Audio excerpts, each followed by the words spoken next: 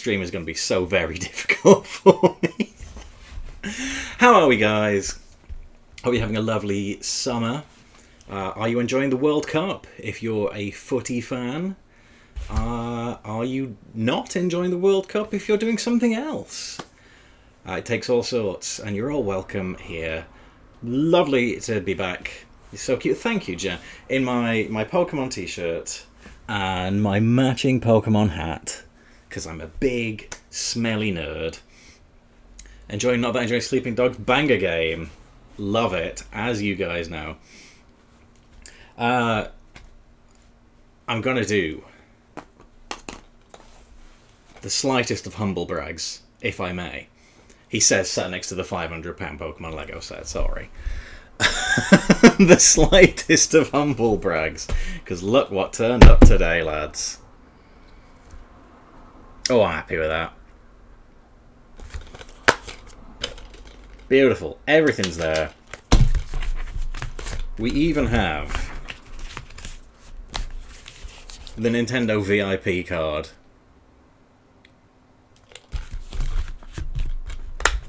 Back of the disc, unscathed. Very happy with this. Mwah. Love it. Fully drawn into the World Cup. Who are you rooting for, aside from America, I assume? Heard LT throws beans on Pokemon. Don't let everyone know my secret. It's a lot more misogynistic than I remembered from the stream. Good time, very, very good time. Extremely minty fresh. So I have to point out the $650 Lego set. Consider getting to my wallet cried. I got quite lucky with these, I'm not going to lie. This is not me being like, oh, look at all the money I have. Oh, it's really not like that. I did get lucky with these.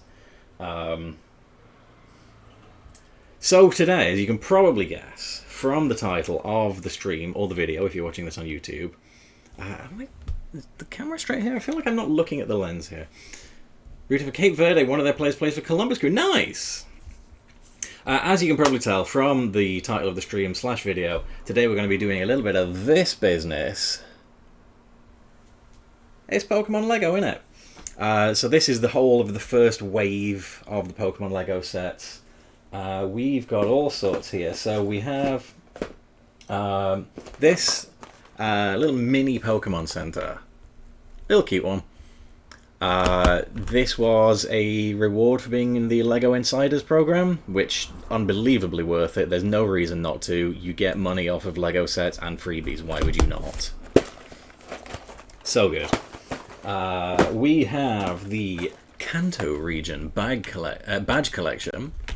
That's all your Gen 1 Pokemon badges there in a lovely display case. That was your that was the gift with purchase for buying these early sets. Screw football, it's tennis season. That too, I forgot about that. Want England to lose so it can never come home. That's mean-spirited, but you are right. Going to ignore Cape Verde's round of 32 games against Argentina. Oh no! I don't even know much about football, but I know that means they don't have much of a shot. Hey, Scribble, how you doing today, buddy? Good to see you. We have Eevee. Little cute fella. Or girl. We don't know. We have, slightly larger than that, we've got Pikachu. And yes, I know he has a flat face in this build. And people are a little bit mad about that. It is Fifi. We have all the Fifis, Jan. Not too bad, had a hospital appointment earlier. Well, I hope that went okay. Lego! Hey, how you doing, man? And then at the back, and I'm not even going to attempt to move this, we have the big boy. 6,838 pieces. We've got Venusaur, Blastoise, and Charizard on this awesome display. So cool. Very happy to have got that. I have a display box for that as well. Eventually we're going to get that all constructed and built, and ooh, it's going to be good. Apparently that is like dozens of bags of Lego inside. It's bigger than I imagined. It's enormous. It's gigantic. Very excited for the Rayquaza set that's coming as well. That's probably going to be huge too. Can't wait for you to shut up, big rod of his sauce. One thing I know about the Eevee set is the hidden blocks that symbolise the evolutions. Yeah, it's a cool little Little hidden Easter egg, I guess. Ordered loads of tests. Well, hopefully they go through smoothly. Nothing serious, I hope. Is he the guy on Reddit who made a pincer out of the EVC? I did, and someone made a Cubone as well, and now, of course, we're getting an actual Cubone set. So, like, the ingenuity of Lego builders is insane to me. So today we're going to try and make as many of these as we can. I think, realistically, we are probably not getting onto this today. I think certainly we'll be able to get the 3 little ones done. With a bit of luck, we should be able to get Pikachu done. I imagine this is going to be its own thing. Like, I found a guy on Instagram who's kind of like an expert Lego builder, and this took him like 17 hours. So we're probably not getting onto that today. But, you know, that could be another stream. Yeah, it's nice to be back here on stream, on camera, just chilling out with you guys. It's been a while since I've had the camera on. I may not keep the hat on, admittedly. It's very warm. Just make the Charizard, that's all you need. I mean, I'm a Blastoise boy. Kanto badge set should be Gary's badges, the ones that aren't even in the games. Yes. How is my mic level, by the way? Do I need turning up, turning down? I'm going to play a little bit of music as well. Just some nice chill Pokemon music, so it's not 8 hours of weird brick sorting noises. We'll stick that on. DS noise. So yeah, just let me know. Do I need to turn the music up, the music down? Do I need to turn my mic up or down? Hey Alex, you're not allowed to leave because I'm a Blastoise boy. One of the knockoff sets a couple of years ago for the Sign the Lego deal, the Charizard one. I've seen those doing the rounds. They're not too bad. Blastoise is best. He's a full member of the Squirtle Squad. You are right. If Mike can be closer, the better levels are good. Okay, I'll move it a smidgety closer. Is it your birthday tomorrow in a week's 8? It's my birthday tomorrow. Thank you very much for asking, and thank you for remembering. Why am I pointing at the microphone? The camera is what I should be pointing at. I'm bad at this. Anyway. Lads, let's start with a little dinky one. So this is the mini Pokemon Center. As I said, this is from the Lego Insiders program. 233 pieces. Now what I'm going to do here is I'm going to... Whoop! Oh my! Angle the table likety so. But also... I'm hoping that this is going to work properly.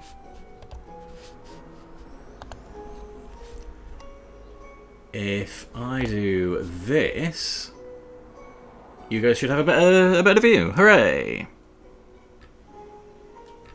Oh, bottom bit of my camera standing shot there. Why is there a carrot? Ah, it's my Lego brick separators, just in case we need them. Birthday's close to America. Yeah, close to America, close to Canada.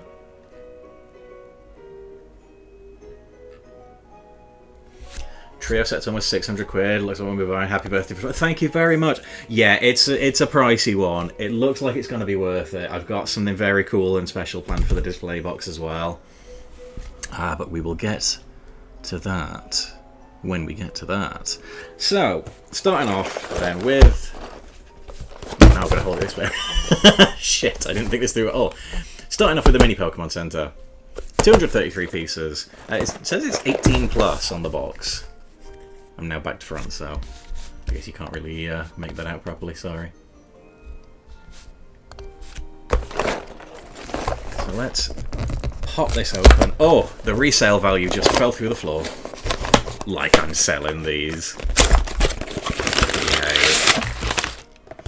Alright, put the box down there. So we have... Okay, we got a little sticker sheet. 4 bags, 2 black plates, and an instruction manual, which is already creased. No resale value. Ruined. Building Lego on his ceiling. Okay. So, logically then, we must start with bag number 1. Oh god, it's already going on the floor, lads. Good job that landed right on my laptop.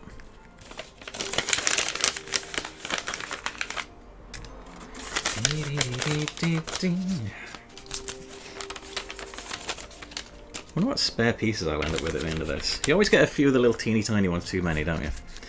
Alrighty. Oh, appropriately enough then, the two pieces that we need to begin this are right here.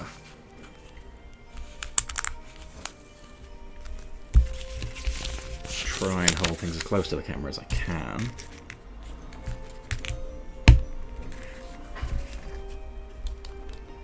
Oh, look at that. They call me the Pokémon Master Builder. They don't do that, that's not true. But they could if they respected me. Which they never will. LT D'Angelo Sisti Poker Chapel. Speaking of the 4th, all the 250 merch they're selling everywhere stupidly put this year's date was 1776. Like America's dying this year. Well, you guys had a good run. You know, a lot of countries don't get 250 years. You did alright. Alright, we got one of these. 1, 2, 3 of these. And then one of these. Lovely. I have seen some of the footage on social media of the big party, and all I can say is I'm kind of glad I didn't get an invite because I've saved myself the awkwardness. Foreshadowing for all. Oh, can you imagine? I did, yeah, valid.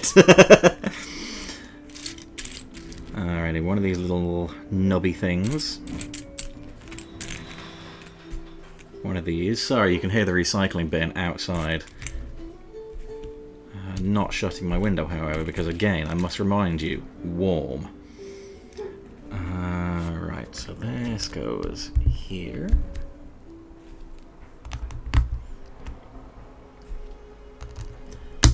Little circly bits there. I bet that's part of a Pokeball, you know. 2 flat little wands and a semicircle, which we have to apply a sticker to. I'm always terrified when I do the stickers. Like if my hand slips, I've ruined the entire thing. I've not ruined it. There we go. It blummin' was a Pokeball, you know. I recognise this series as iconography. What's the temperature there? That's a good question. Let's find out. It is 21 degrees thanks to cloud cover and lack of wind. It feels like 24, it says. That is about 70 Fahrenheit. So it's pretty warm. Not as warm as it has been, I will grant you, but it do be warm though. Okay, so now we got grey, then a blue here, and then we got to put this sticker on here. It's even smaller than the last one.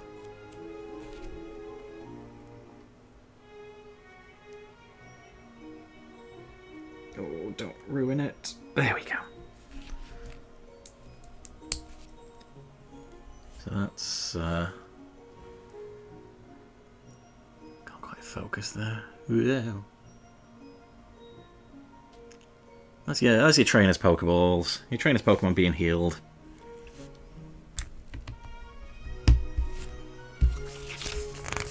$75 here, and I've forecasted high as 94. Flippin' heck. Please stay safe and stay hydrated, guys.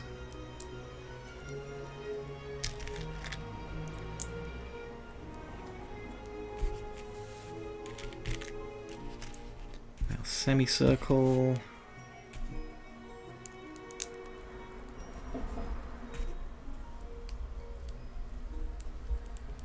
That goes on there.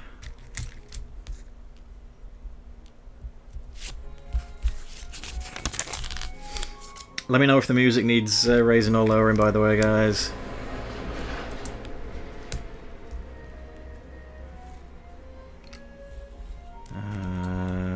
Oh, okay. Oh, what a confusing Lego piece.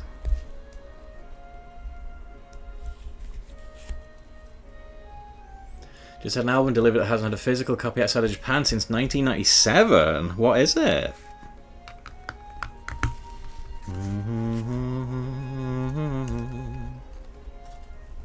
Okay. So that's...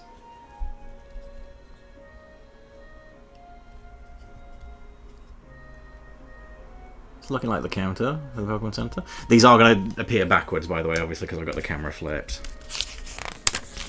So I apologise for that, guys. Couple of little plants in the corner here. Cute. Today's one of the funniest days in American sports. The Mets gave a contract to a player stopped playing in 2001. Because of the terms, they're required to pay him $1.193 million a year until 2035. What on earth for? Del the Funky Homo Sapiens' third album, the one before the one that had the song on Tony Hawk's 3. Ah, okay. That's a name you don't hear very often these days, isn't it? Del the Funky Homo Sapien.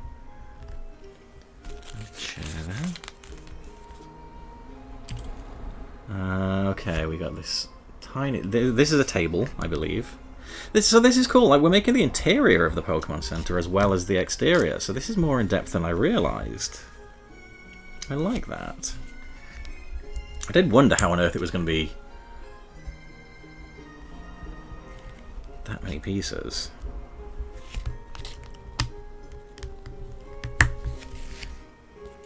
Tony Hawk, not to be confused with Tony Hawk's.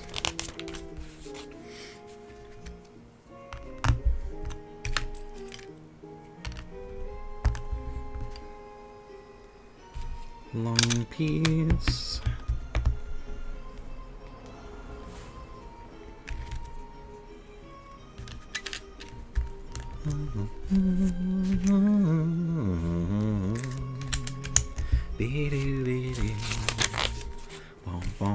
And that one goes there. Oh, it's all coming together now.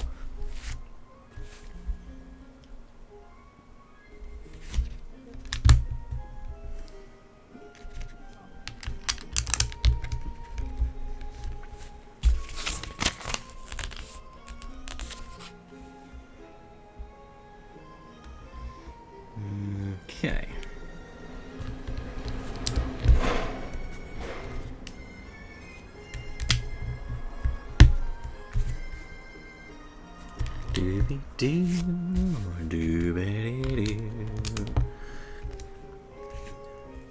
Lurking while I watch X-Men. Oh, I forgot X-Men was out today.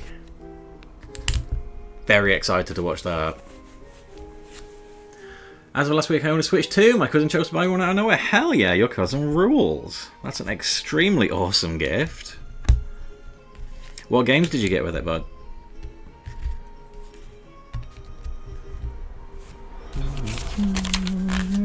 We've finished bag one. That's going to get confusing. Let me temporarily turn the camera the right way round again.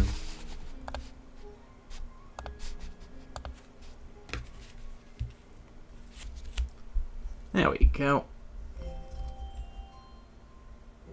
So this is the desk where Nurse Joy and Chansey would usually stand. This is where we're at currently. A little seating area.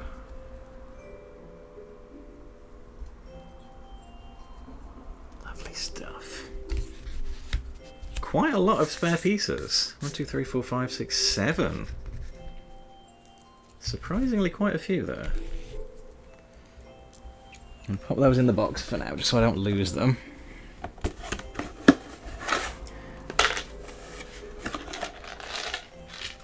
Been very good so far. Storm being badass. Storm is fantastic. We love Storm. I'm a rogue guy myself. I think she's awesome. Nothing new compared to my Switch library. Currently working on the Legends. Nice! Yes, play Switch one game, not counting Breath of the Wild. Number 2.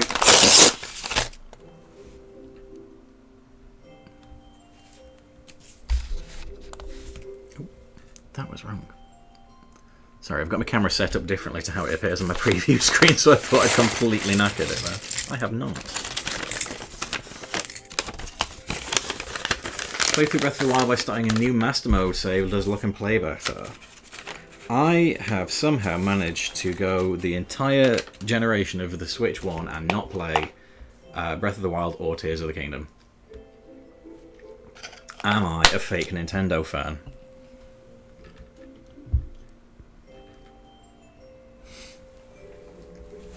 Cool thing happened. Good.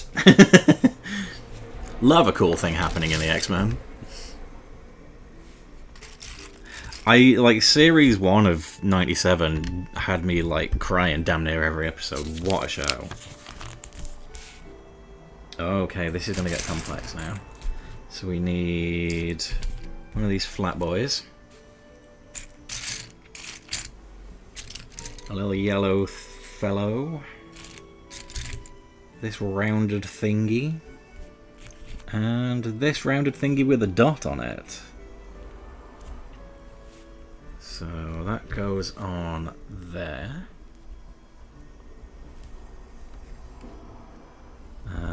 That goes on the front of there. And this one goes here. Okay. Not 100% sure what this is. Oh, it's the PC! Of course it is. Cute.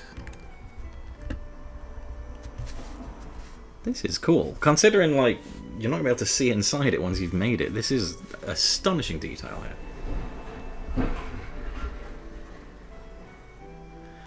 Trying to give myself the near possible task of completing the Trial of the Sword on Master Mode. Do I want to know what the Trial of the Sword entails? It sounds difficult, and I'm a bad gamer man.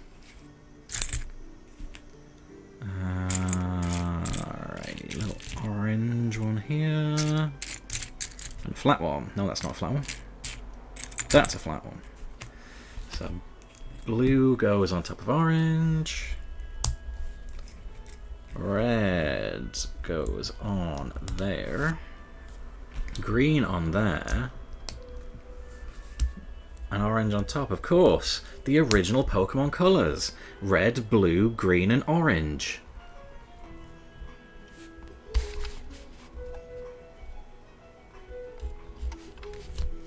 Where did that go?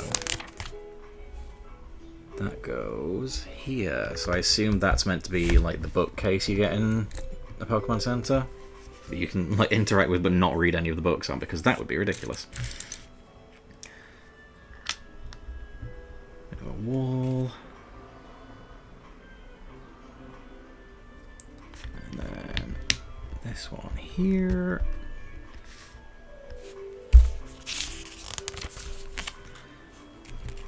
A 1, a 2, a 3.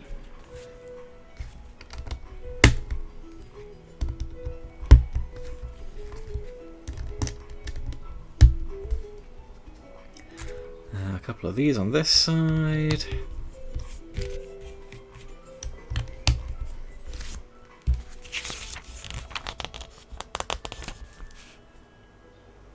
Achievements in a Nintendo game. Really is a new era, isn't it?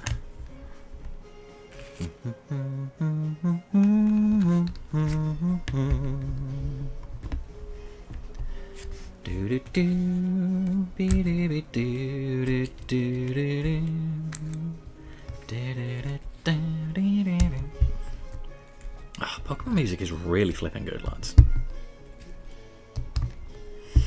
I'm sure I've mentioned this on stream before, but Pokemon is very much my comfort series. I can just jump in and feel very good and nice and happy while playing it.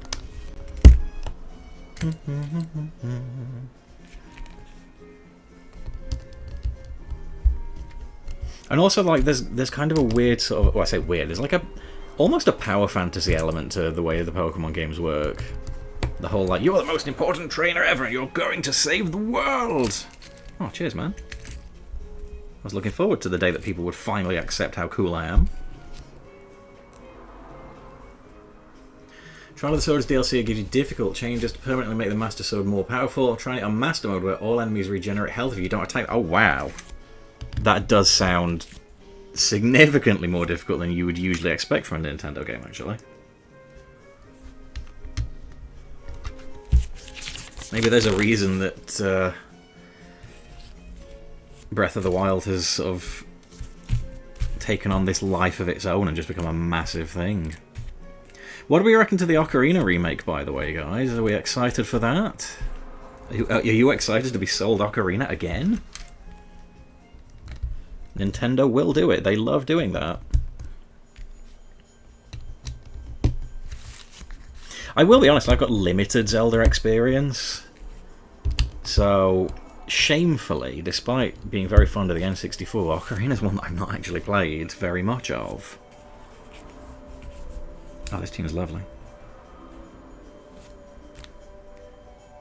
Right, so we've got a couple of these, and this nice little arch here.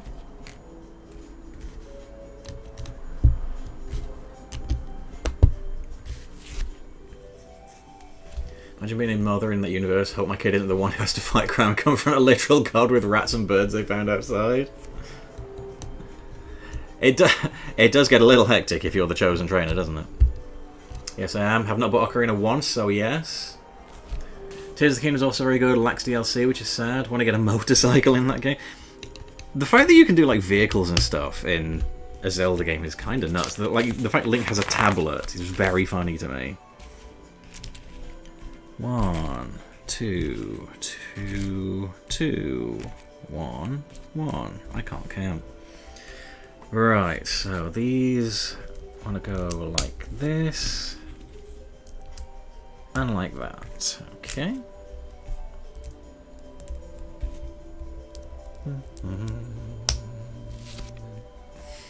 Thing that put me off Tears of the Kingdom was how much it reminded me of Nuts and Bolts. Ooh. I can, yeah.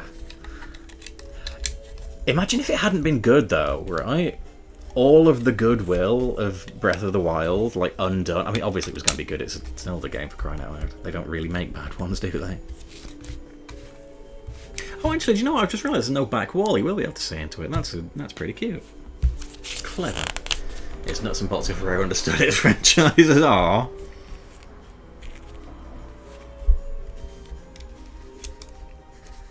Well, Rare aren't the same Rare anymore, of course.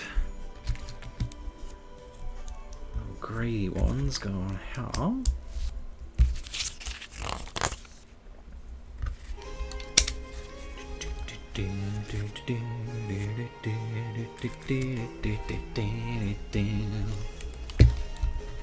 It's quite level. There we go. On the other side, same again looks like.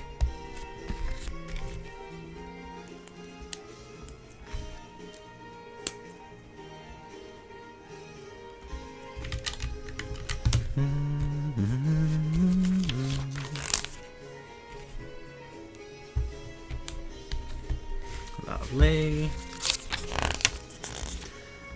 You have to wash a CD with second hand is not being cleaned. Oh, dude. How does one even wash a CD? Not with wire wool brush, I'm guessing.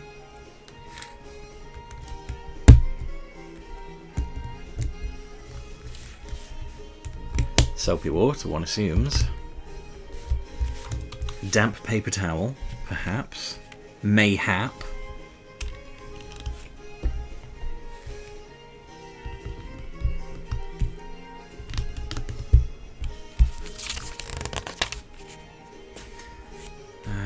Two of them, two of them.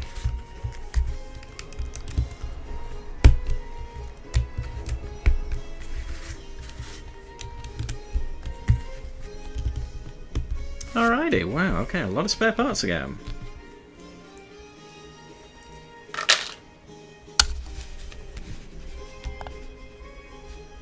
So here is where we're at after bag 2.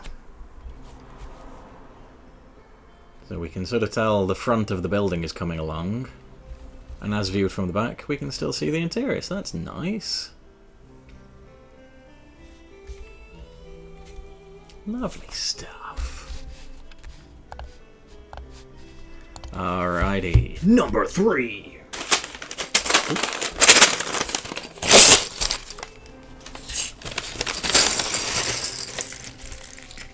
Ooh. A lot of red, white and black here in this franchise. Imagine that. Alright, we want a 6. We want a right angle.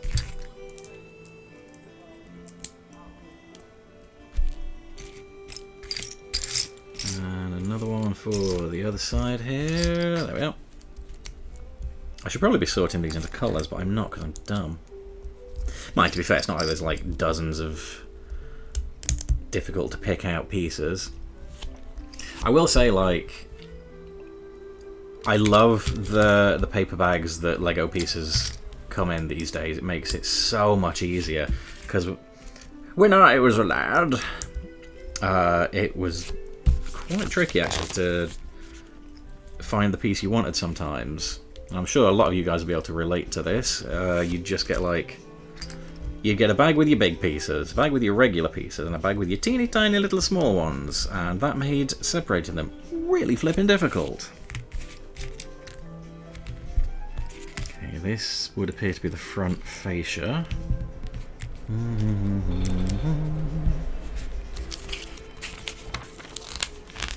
Oh boy, okay. Right, we need... The thing with Music Magpie, they have good stuff, they don't care. So is it like they test it to make sure it works, and beyond that, that's somebody else's problem? 2 of these little curved bits, and these tiny little bumps. Makes sense to bag them in section. I'm surprised it took them that long to get good at it. Seriously, like, I don't remember the first one I got. It was probably one of the Sonic sets, and I opened it up and I was like, oh, this makes unbelievably more sense. Why has this not always been the way? And they're recyclable. Hey, Jay, look, how you doing, bud? It's Poke Lego season, and Happy July. Happy July to you, buddy.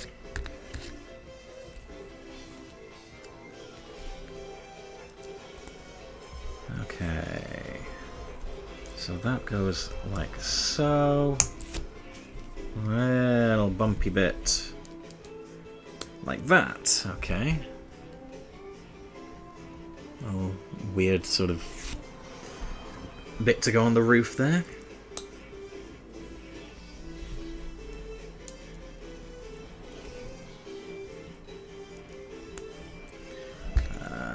Right.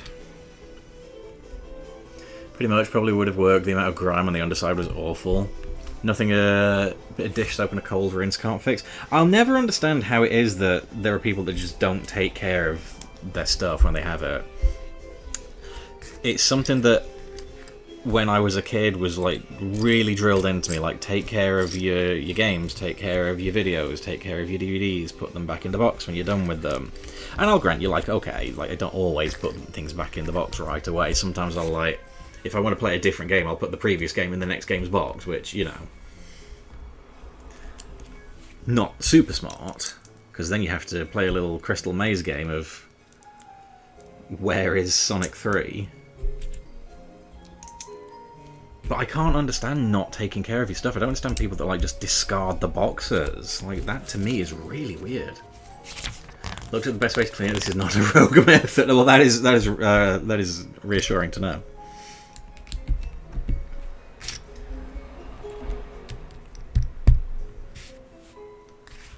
Little arch bits here. Get it with well-used games and kids. Didn't like it. Was always careful. Even taking games out of the PS1, the spinny bit was so fragile. I mean, yeah, kids are often just very, like, lackadaisical. It does make collecting Nintendo games very difficult, because the vast majority of them were in cardboard boxes, which is probably not the smartest option.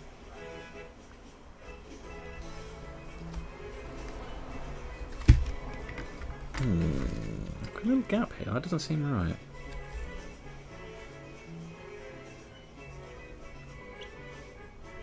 Oh yeah, but apparently it is.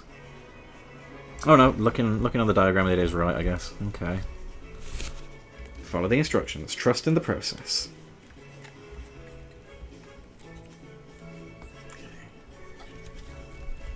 Front bit coming along nicely.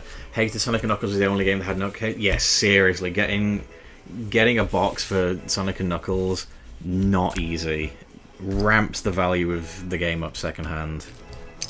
What really peed me off with that when I was a kid, I lent it to a friend. Can you guess what happens to the box? Should have just not given them the box in hindsight. Should have just not let them borrow the game, frankly. But obviously, you guys that know my Sonic collection know that I've since reacquired a replacement box. We got these two corner bits. Is that one of the right ones? Oh, it's these ones with the square bits here. Oh, okay. So they blend in nicely. Lovely stuff. But yeah, not cheap. You want a manual with that? That'll be another 20 quid.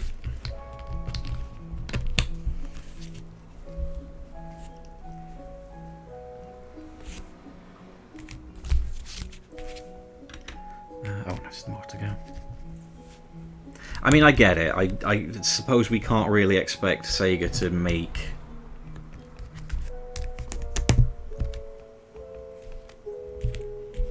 a unique shaped game box for that unique shaped game cart. Just something plastic would have been nice though, guys. But then I suppose we shouldn't really be mad that they didn't go plastic.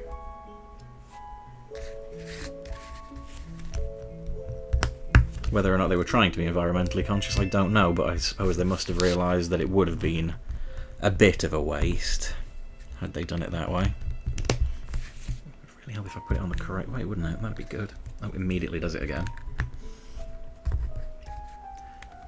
Weirdly shaped box.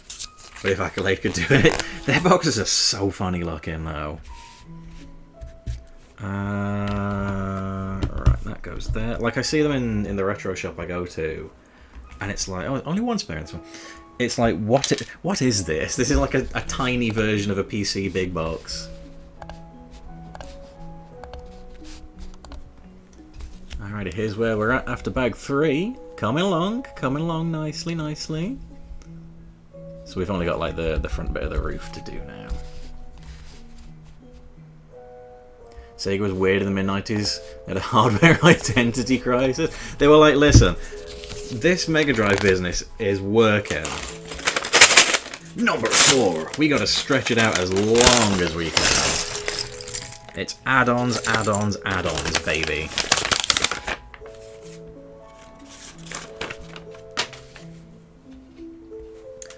Alrighty, last bag of the mini Pokemon Center. This is very cute, by the way.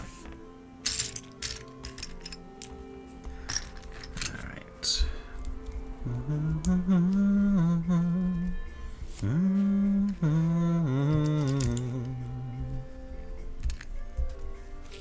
I should probably have got my pieces to one side here. It's got like a huge laundry list of stuff I need to get. Let's be sensible, let's do that first. So one of those. We've got the blue bit, we've got that bit, we've got that bit. One of these. One of these. One of them. And this very strange white piece here. How are those giant cells just going to fit in the Pokemon Center? They're going to have to shrink. This doesn't have Nurse Joy and Chansey, throw it away. Well, it's not looking good, since we are on the last bag and I don't see them.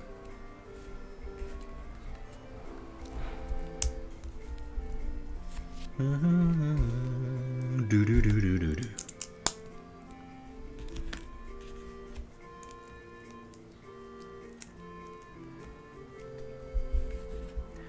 Dee da dee doo ba doo be doo doo doo doo dee doo da doo da doo, and that goes on there apparently. What is this? Oh, of course, that's why there's the gap. Of course, Pokemon Centers have sliding doors. Silly me.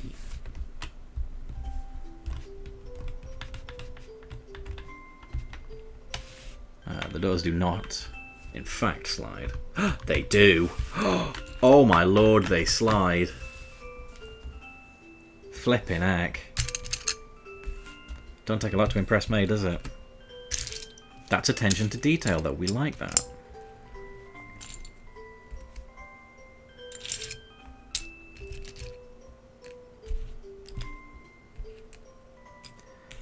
Not one of them. And one of them. Marvellous. Next joy could be that green leaf. Technology is incredible. You can slide doors on your Lego now. Every time you go to the supermarket, oh, wow, a door. Flipping heck, lads, there's sliding doors here. When I were a lad, we didn't have these fancy slide-in doors.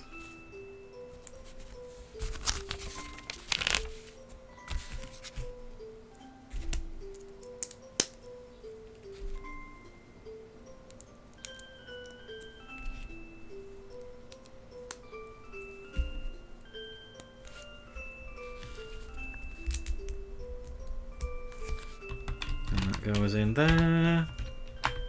Oh, beautiful. Beautiful. Obviously, I'll give you guys a better look at that momentarily when we've finished the rest of it. Doors at the store aren't made of Lego, it's less impressive.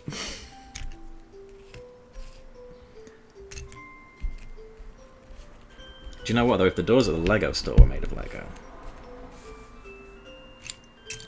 We recently got a massively updated and expanded Lego store at Meadow Hall in Sheffield. It's a bit flippin' good, lads.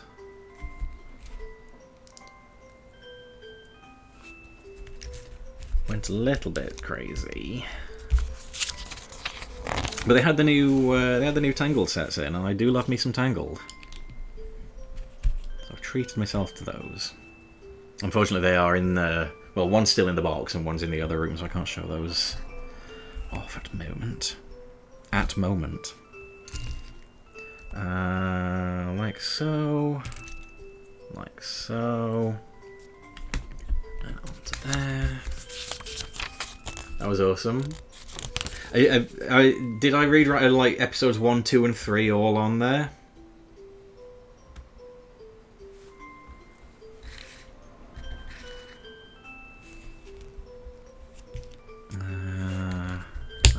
There. Oop, there it does if you press it down properly, you silly man. And there, lovely. Next. These weird little tactile bricks.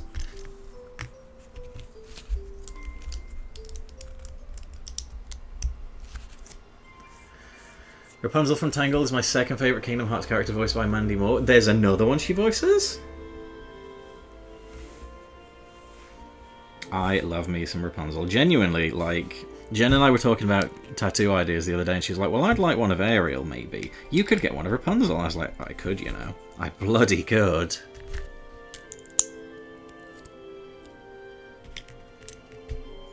I'll do it. Came up with quite a fun idea as well for her. She's Aerith. Oh, nice! That's cool. That's a pretty important character.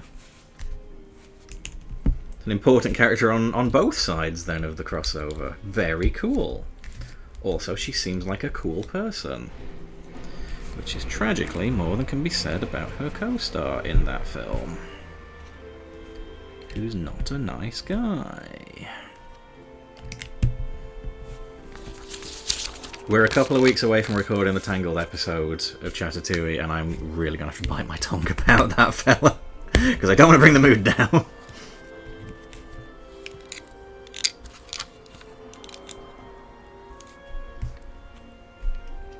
Watched it again the other day for the first time. Well, that's not the first time. It was the first time Jen had ever seen Tangled. And, it is every bit as good as it has ever been. What is this, a Pokemon Center for Durants? Hey, do you know what? It's coming together nicely, this. There we are. So we have slidey door action. Oh, I pulled the handle off. It's not very good of me, is it?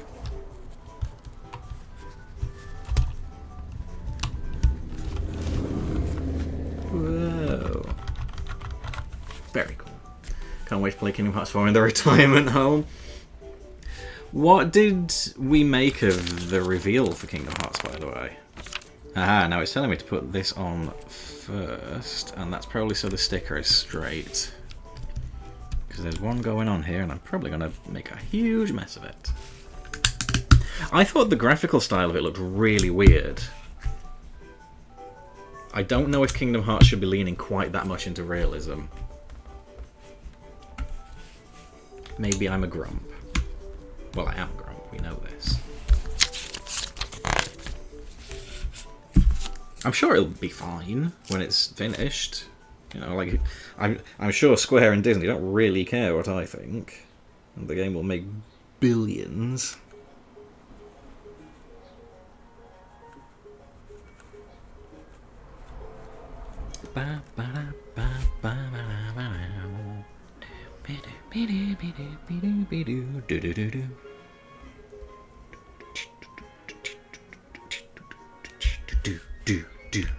That one goes there, and that one goes here. Then there's these green things. They're sort of like grass or ferns or something, I guess. I'm not a botanist. I couldn't really tell you. Oh, well, I think we've done it. Oh, we've flipping done it, we have. Put these bits in the box out of the way.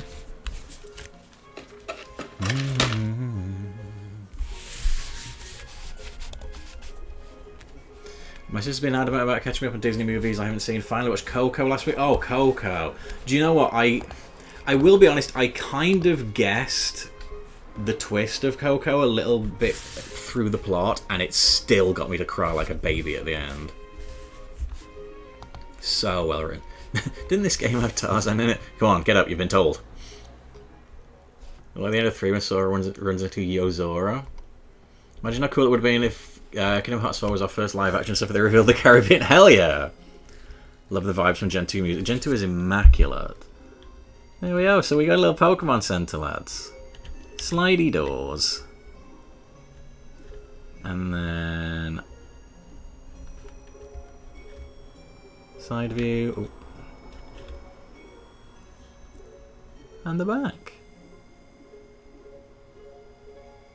This is very cute. I like this a lot. A lot of love went into that. Danish Snufkin, hello, hello! Brit building my country's most famous export that isn't bacon. Danish bacon, Danish bacon. Yummy, yummy, yummy, yummy, yummy, yummy, yum. How are you doing today? Lovely stuff, very happy with that. Right then, shall we move on to the second one? The Kanto Region Badge Collection. I don't know why I said it in that voice. 312 pieces. So that's not massively more than the one we just made. Decent, glad to see you survived the heatwave. Yeah, it was a warm one. I've had to put stuff in the fridge that does not usually go in the fridge.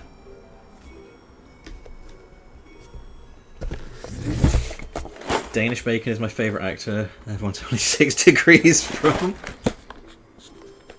Alright, so as you can see, we have the full Kanto badge collection here.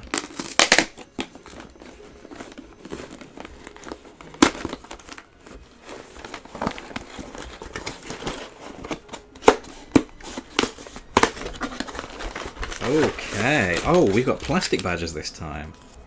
We got stickers. Plastic badges, plastic bags, I should say. We got this plastic bag. We got the instruction book. And we have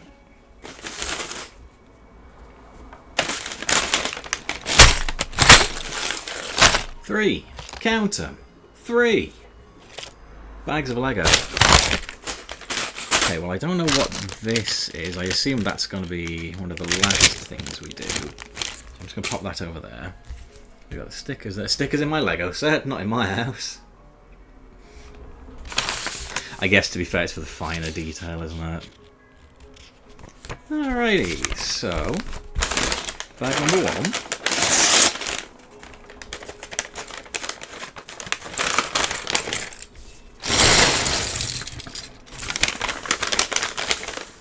Oh my.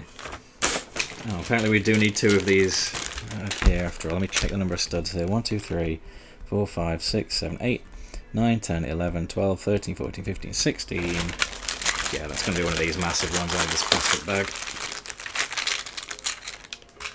One of these fellas.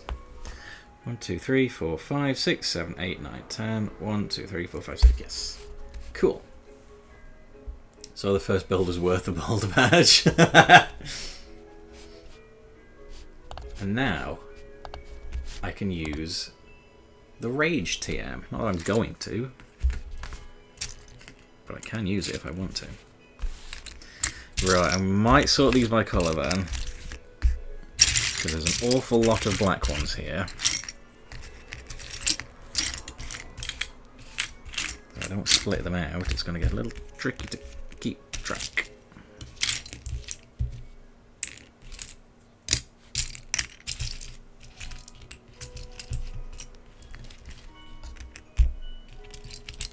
We all love the friends from Generation 6, don't we?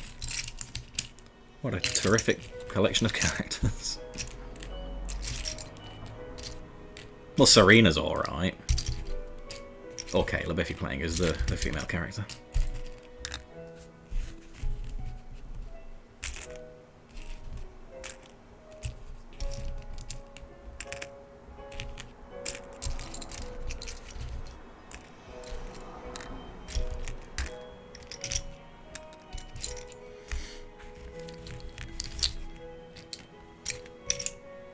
Heartfelt remix of their theme tune.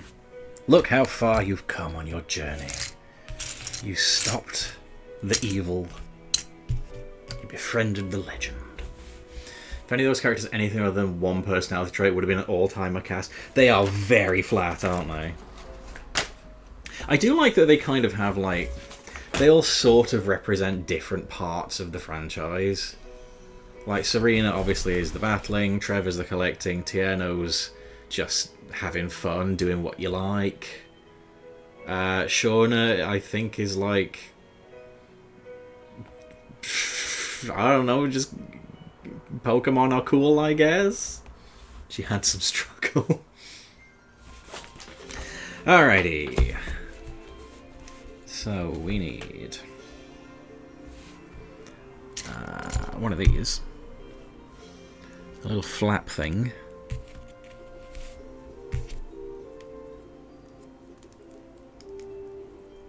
Shauna's thing was she didn't know what she wanted out of life. Everyone had their niche, she was just tagging along. Wasting my damn time. Tieno just vibing. I guess that's fair, because like when the characters are like, even if they don't have much in the way of a character beyond their one trait. Oh no, that's not the right one at all, silly me. Like, when their trait is their thing, like, if you don't have a trait, then I guess, yeah, that would feel... You would feel a little bit left out, wouldn't you? 3, 4, 5, 6, 7, 8, 9, 10. Yes, there we go. I like his t-shirt with the ice cream. Vanillish. Going on the Pokemon adventure with a group of pals is a great idea. It would have been good if like you could fully realise that in Scarlet and Violet. Like, the promise, I don't think quite lived up to it. Although, admittedly, at the same time, leave me alone. I want to play the story mode. I don't have time for this. Another 10. 1, 2, 3, 4, 5, 6, 7, 8, 9, 10. I want to be annoyed by this gaggle of annoying-ass characters. What's that, Ramona? You want a battle? There's a shocker.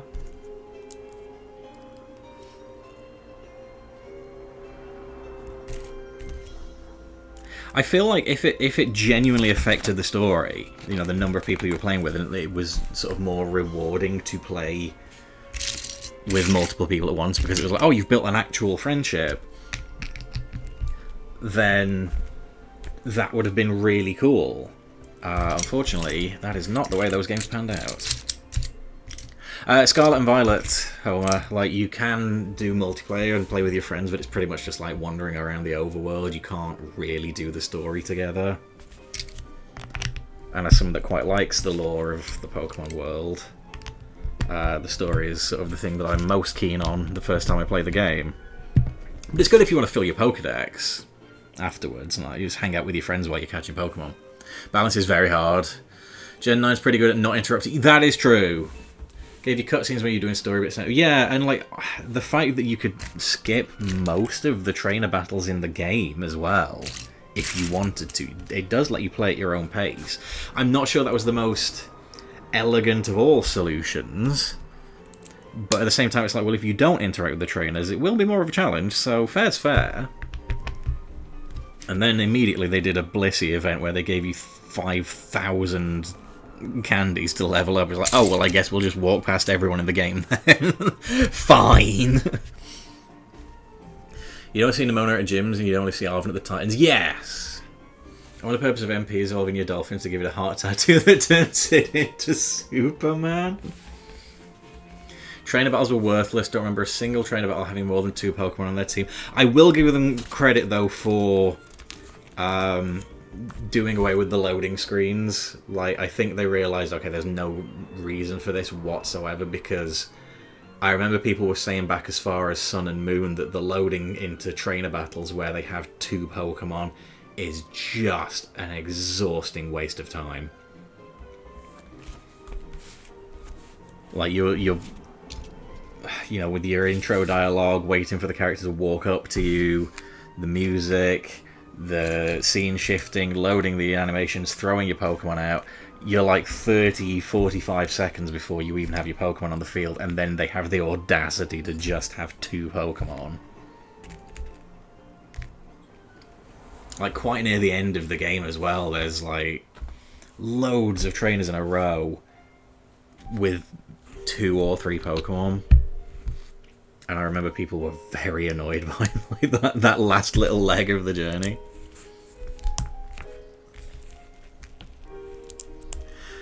Played multiplayer a few times with a big group. We made sandwiches and it was... the sandwiches and the curries and stuff is very fun.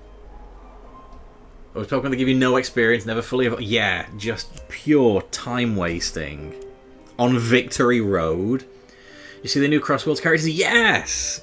I got Classic Sonic, because that's my boy. Did the festival. Very, very happy with that. What a lovely little surprise. I mean, in a way, we probably should have guessed it was coming, but like because they've so fully committed to the modern Sonic cast with Crossworlds, I don't think any of us really expected it. So it was like, oh, Classic Sonic, and then they're like, haha, surprise, it's out today. Like, that was really nice. It is good to know that Sega do care about their fans. And I care about giving them my money. Like, I say that, the cool thing about the Crossworlds DLC they announced was, like, they're all free characters. Like, you're not telling me there's not a single Sonic fan that wouldn't have paid for Classic Sonic. And they were like, no, you can have him for free. He's on the house. It's his birthday.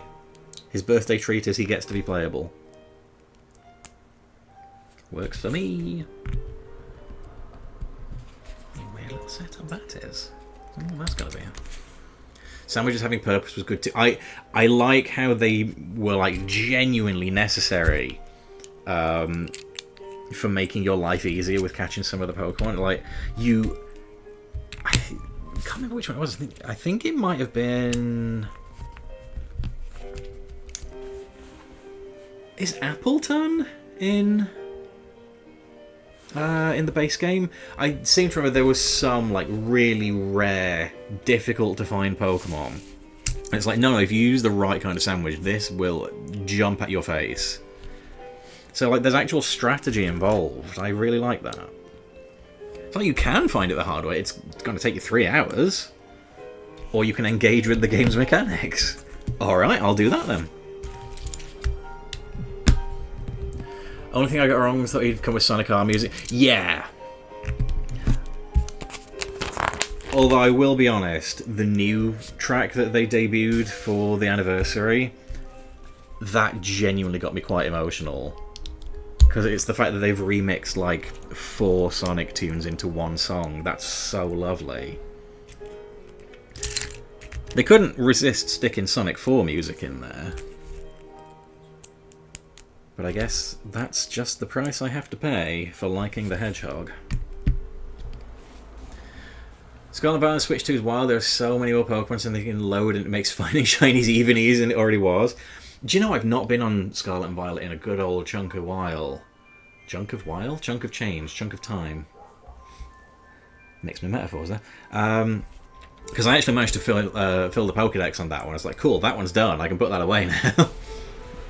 I should go back and do the Pokédex on Sword and Shield, because that one is a nightmare.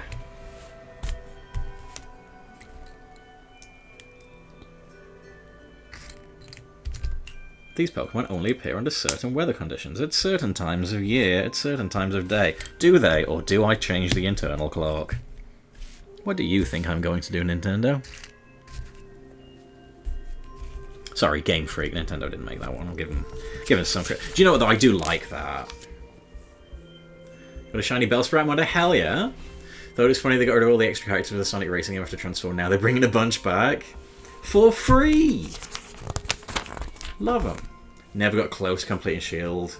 Yeah, like some of them are so flipping difficult to find. I need to, at some point, just make a day of doing nothing but Shield Pokédex. Because, like, obviously, if you have the National Pokédex already in Pokemon Home, you're sort of inclined to think, oh, well, that doesn't matter. If you want the regional Pokédexes filling, yes, it does. If you want to finish all the challenges on the mobile version, yes, it does matter. And then the game becomes, oh no, how will I fit all of these Pokemon in Pokemon Home? Because it has been desperately in need of an expansion for the last 5 years and has not received one. Never even found an Applin in Shield or a Dreepy. Dreepy's really tricky to find. Certain time of year, certain time of day, certain weather condition, localized entirely within your kitchen. May I catch it? No.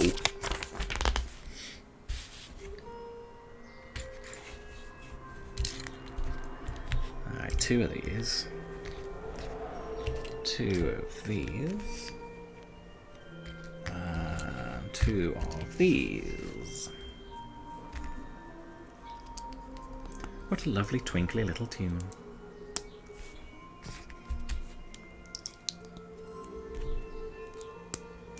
This is... Am I imagining right? This is Kitakami, right? Genuinely very fun DLC. Scarlet and Violet's DLC is extremely fun, and I like it. Especially how the last chapter with Pecharunt is just, hey, remember Thriller? Well, good news.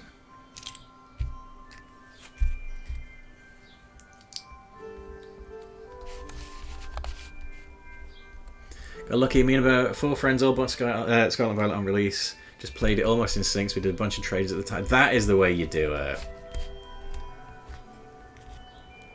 Well, Seymour, you are an odd trainer, but I must say, you battle with good Pokemon.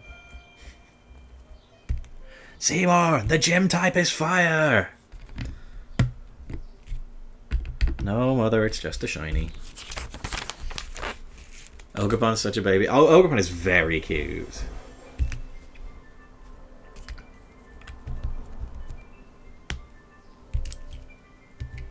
She's just a little girly. Don't think I would have enjoyed it nearly as much without that experience. It's weird as well, because, like, with the DLC in Sword and Shield, I can't help but wonder, like, if that had been base game, would my experience have felt different? Because, like, obviously you'd be leveled differently, whereas by the time I came to do it, I just kind of dog-walked everyone because I was level 100 on everything. Whereas in the Blueberry Academy in Scarlet and Violet, if you're level 100, that's not going to help you. You're still going to get your face smashed in. However, Sword has a huge advantage in that it has my favourite character in it. So I will never, ever be mad. Well, Seymour, I made it to the gym, despite the evil team getting in the way. Oh, Gym Leader Chalmers. Hope you're ready for an unforgettable 6-on-6 full battle. Yeah. You never go back and play Sword and Shield from the beginning with the DLC? I didn't, but I think I'm going to have to, because it does bug me that my Kubfu has another trainer's name on it in my living decks. I'm not resetting Sword though. No way. That's where the cool trainers were. I get to hang out with Clara whenever I like in Sword. She's simply not in Shield, so who gives a rat's ass about Avery? Avery's fine. He's just, like, unfortunately not Clara. And he never will be. Who's your starter in Shield? In Sword, I had Sobble. So in Shield, I started with Grookey. And my logic for that was, I do not care about no football. Chasey, thank you so much for the 7-month sub, buddy. I don't know why I didn't play the alert there.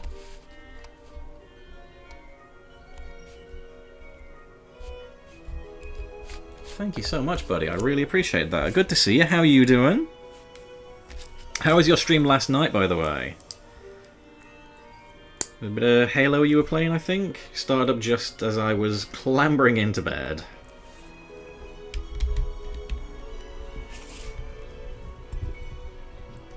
Start with Sobble was going in completely blind. Much prefer Rillaboom.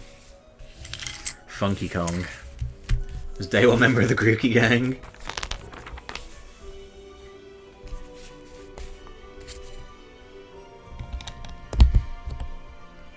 Couple of these little right angles. One of them. Another one of them. And a quick little two-piece in the middle there. Doing well beginning to speedrun it. Personal best at hell yeah. What was your time in the end? And for context, what is the world record? I need another super duper long piece here. Score Bunny. See, I like rabbits. Rabbits I think are my favourite animal, but I was like, it's football though, lads. I really don't care. I do tend to go for the water Pokemon starters, to be fair. 213.44, nice!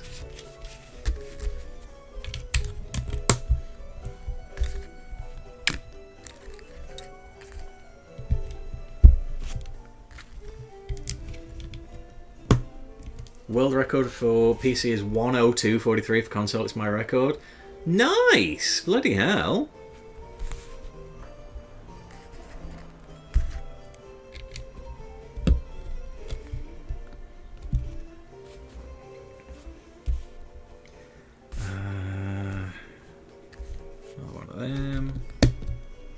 I've thought what game could, like, if I let's open it up to the chat. If you could speedrun any game that you haven't already done a speedrun on, what do you think you'd like to play? Without realizing it till I pick Grookey, I mostly pick grass starters. It's a damn good type. All right, so this is where we're at so far here. So obviously, like, the badges are going to stick onto these bits. And you just plain won't see the stuff on the bottom here, I guess. I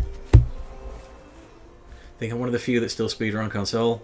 At least on site I submit, it's mainly PC. Is that for, like, loading time reasons, or just a general consistency thing? Betsy and Banjo have thoroughly destroyed their new wooden toy. Rabbits will be doing that.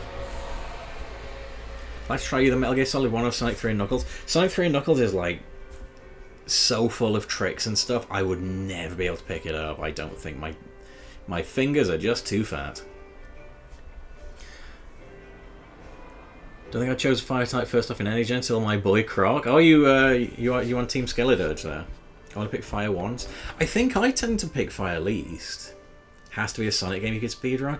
I don't know. I mean, Sonic speedruns are insane. Maybe Shadow Gens. Oh yeah, you're pretty good at Shadow. You're pretty well optimized there. Did beat Far Cry 4 in 20 minutes. I remember that stream. That was extremely impressive. My hot take is I don't think speedrunning counts if you glitch the game to get credits like Pokemon speedruns. I do like how there are different categories for speedruns. So like you can be sort of like a purist, I guess, or you can do glitches. For general tricks and stuff, it's borderline impossible to do with someone console. I see. Grass fan myself. Never thinking myself as good at you. Well, you always seem to pull it off when I'm watching. I guess frogs would be like water and grass, so that makes perfect sense to me. All right, bag number 2.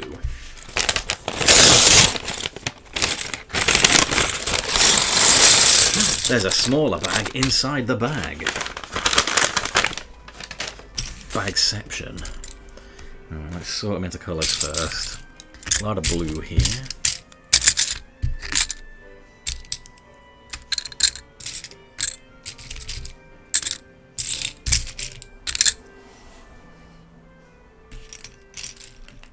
I think if I were to do a speedrun at a video game, I would give consideration to doing it on No Mercy. And that might sound a little odd, but it's not a super like massive community of speedrunners as far as I can tell. I think you could very probably reasonably well optimize the championship routes. I'd love to know what a 100% path would look like on that game, because it would be enormous. You probably have to segment it, because it's such a big game. 100% and win survival mode. Because there's like No Mercy is like an astoundingly deep wrestling game. Like there's lots of tips and tricks they just don't bother explaining to you in the manual. Figure it out for yourself, you big idiot. Which is a little bit like 2K these days, where they just don't tell you half the controls because they can't be bothered.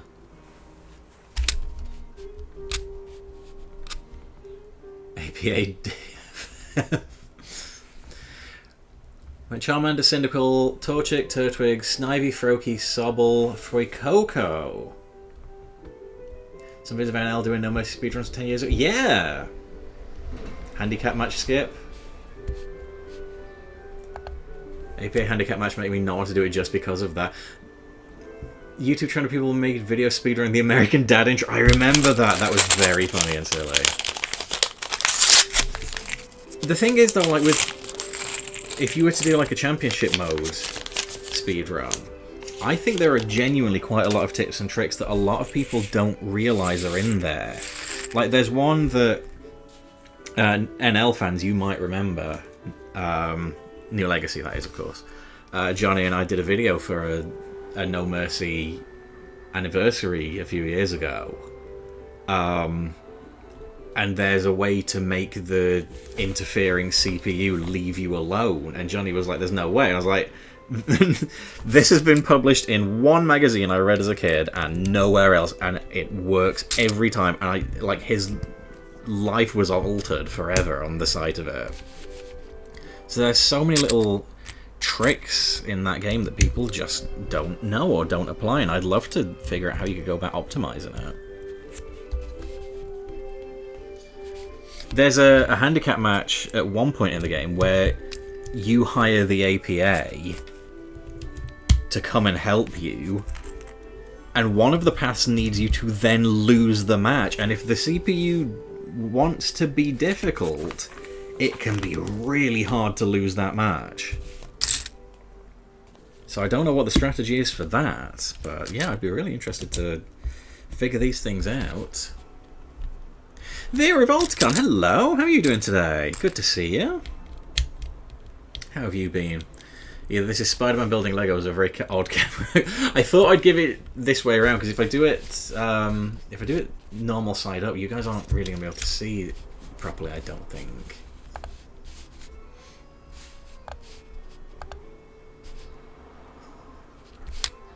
Now, what do we think? Is that better? Is that better or worse? What do we think, guys? I'm happy to leave it this way if you guys think this looks better.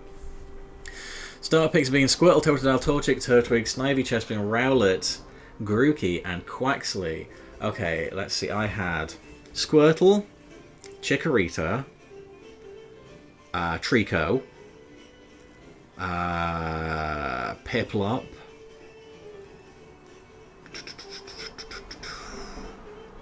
Snivy, Chespin, Rowlet, Sobble, and Quaxley. So yeah, a lot of overlap we've got there, Homer. Different ways to do it. You don't have to 100% the game. You can win all the titles as fast as you can. Yeah! Like, you could like find a super optimized path through the championship mode if you wanted. I feel like game devs did it on purpose then, because word of mouth is so important for secrets. Yeah, that is a good shout, actually. Want to add Sonic 06 to that list? That could be... Oh my god. Alex, please, look after your mental well-being. Don't do this to yourself. Can't do secrets these days, just gets data mined like Floyd. Floyd is such a cool little thing they added in. I genuinely thought it was just going to be Ed Boon like joking again to wind us up. Oh, we've added a pink ninja called Floyd. Pink Floyd, get it? No, he actually meant it. That was real. And then he's really hard to find, particularly if you're not using the tracker. Excited for him to be a playable character in future. It was a night. Hopefully a good night. I'm doing good. I'm feeling pretty okay. I'm desperately behind on the old housework, though, I gotta tell you. I'm off work this week, so that's nice. Mexico faces England in the next round. Like this angle? Maybe we'll leave it like this for a little bit. If England win. Cyndaquil, Mudkip, Squirtle, Piplup, Snivy, Chespin, Poplio, Scorbunny, Rowlet, Fuecoco, Chikorita. Could you speedrun Sonic Frontiers? I've seen that played. I don't know how long it. Right, here is the thing. If you had the Monster Hunter DLC, not only could you speedrun Sonic Frontiers, you could trivialize it. It might genuinely be considered bad form to use that DLC. Because it would be annoying and repetitive, but you could very quickly max out all of the counters on everything, basically. What am I missing here? Oh, I'm being really dumb. So, like, you can just buy all the stuff you need instantly. I would assume that's not in spirit of the speedrun of the game, though, so it's probably like, maybe don't do that. 100% getting Brout. Brout, I am down with the Brout, I gotta tell you.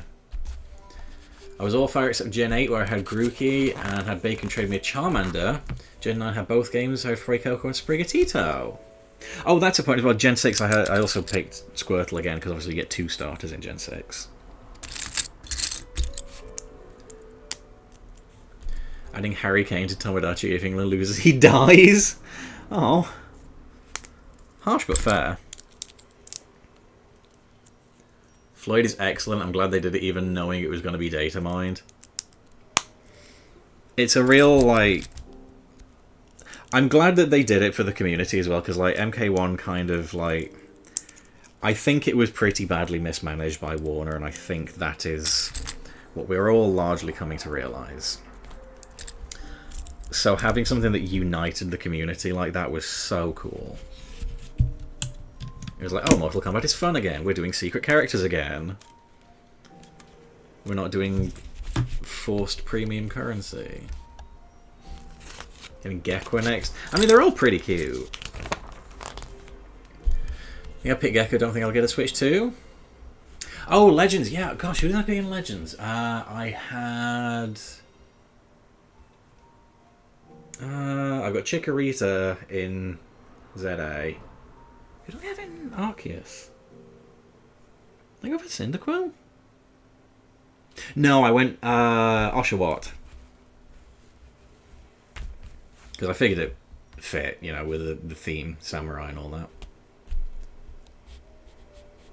Just learned about the Porygon episode of Pokemon. Can't believe that happened. Oh, my lord. Can't believe he was thrown under the bus for Pikachu. I've seen that episode.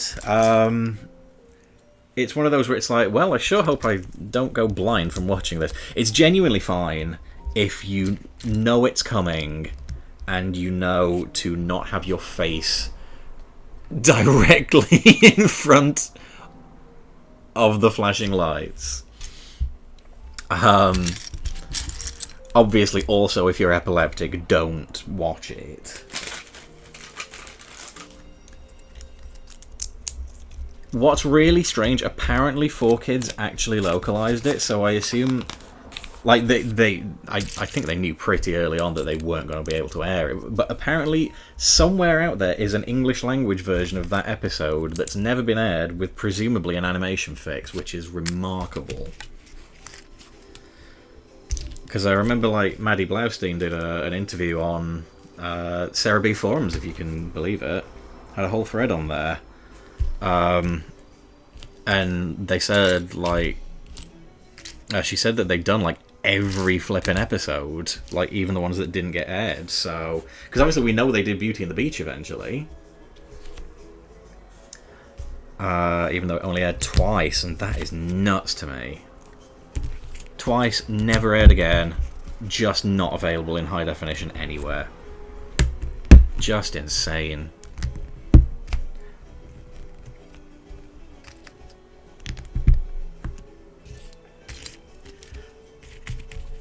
So yeah, apparently all of the banned ones got... Like, I wish we would have had an English version of the Safari Zone episode, because that one actually creates a continuity error by being removed from the rotation. Also picked Squirtle against why I picked Chespin. Do you know what? I quite like Chespin's line.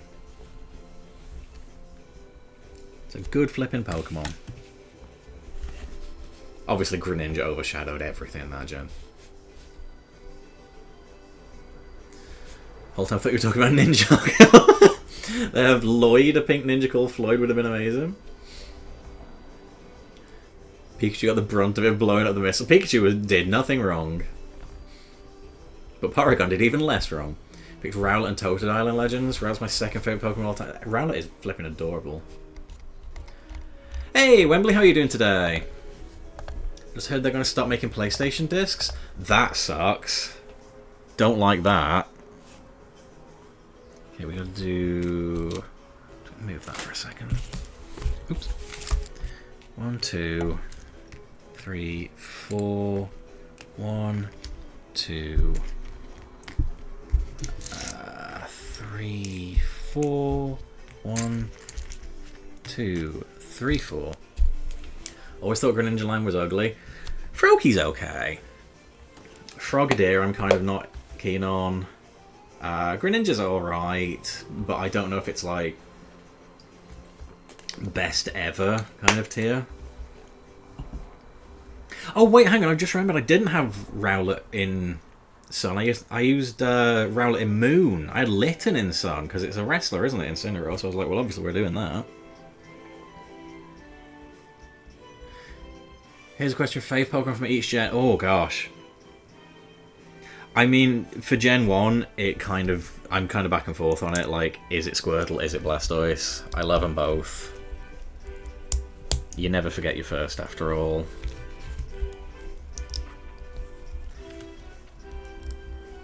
Somewhere I've got one of those big, like, filled-in chart things. Like, favourite Pokemon of each type, each gen.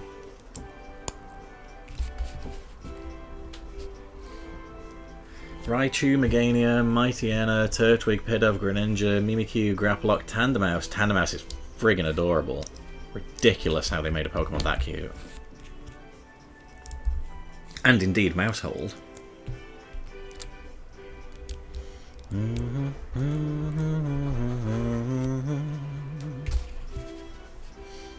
was in London for a Persona game musical on Saturday. It was great. Hell yeah. Except for full evolution lines of... That's absolutely valid. Charizard, Tyranitar, Gardevoir, Leafeon, Excadrill, Pangoro, Mimikyu, Dracloak, Fuecoco.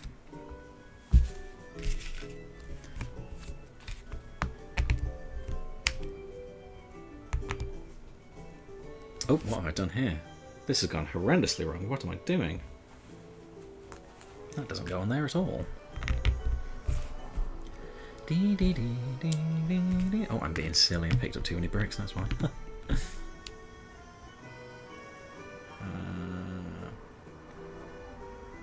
Yes, that is correct. I was like, have I done that right? It doesn't look right. Pangoro is awesome. They're my favourite each gen, just know my top two, which is Snorlax and Rowlet. Very, very excellent picks. Oh, no, Gen 1. Well, that's okay. Gen 1's a good one. Alright, we need two of these little see-through boys here.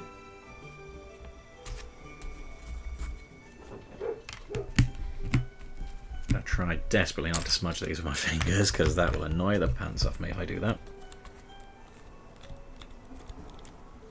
Oh, by the way, heartily recommend, if you're a Lego enthusiast, getting yourself one of these little Lego brushes. The level of clean I've got on my Lego since getting that, just insane. Because it's difficult to dust them, isn't it? You can't use a cloth.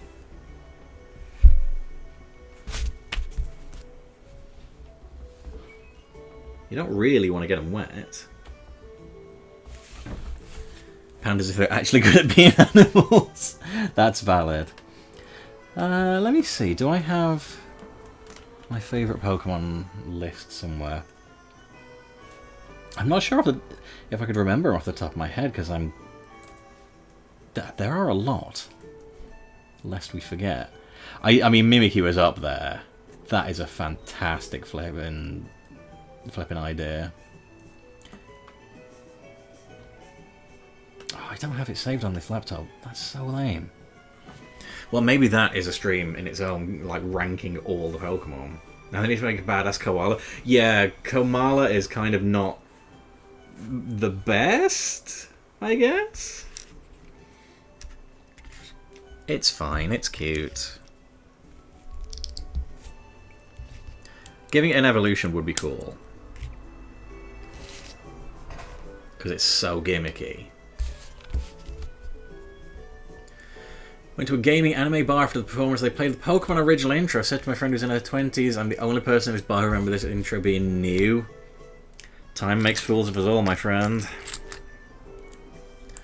Poliwhirl, Pineco, Chimecho, Hippopotas, Cofagrigus, Horlucha, Shinotic, Palisand, Colossal and Earthworm. Excellent choices there. I had a Colossal on my team in Sword. I named him Dennis. She said, yeah, I was born after this. Oh! Ouch. No need to rub it in, is there? I mean, really? It's just rude, that, isn't it?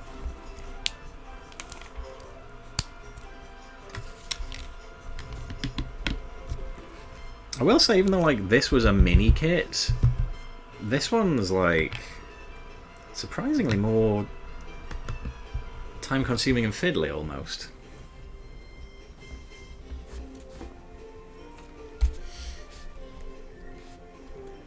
Struggle to pick between Colossal, Stonjourner, Rillaboom, and Copperaja. I'm very fond of Ice Cube as well.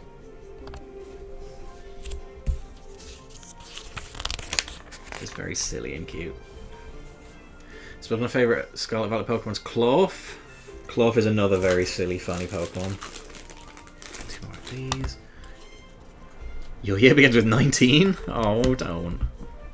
So old. You're not allowed to say that the day before my birthday. What's wrong with you? I'm so old. I've only got 1 year left where my age begins with a 3.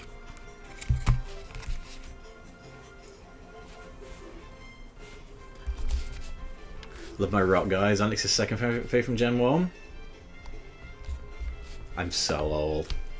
At least it's not as bad as the time watching the Royal Rumble when Jeff Jarrett returned. Told my friend he's not been in the WWE since 1998. And I'm like, wow, I was not born. I turn 29 next month.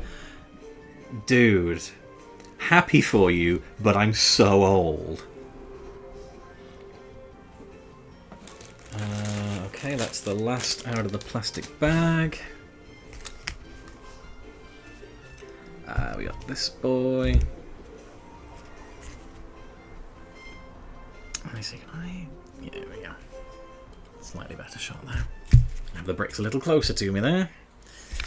So you're not staring into the distance. Favourite Pokemon is Alakazam. Banger choice. Try being mid-30s. Done it! Done it, thanks. You're not making me feel better, damn it.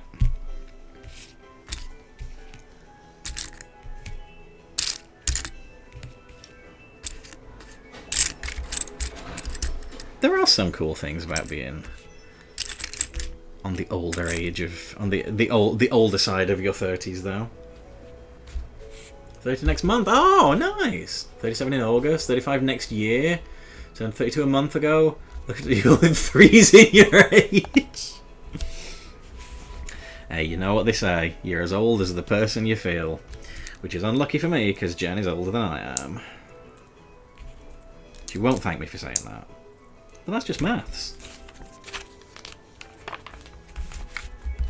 Just gonna briefly move that.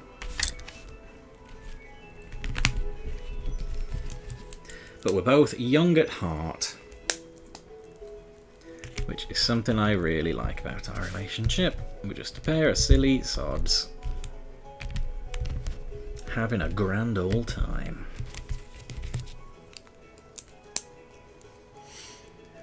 Reveal that info, get you in a ditch somewhere.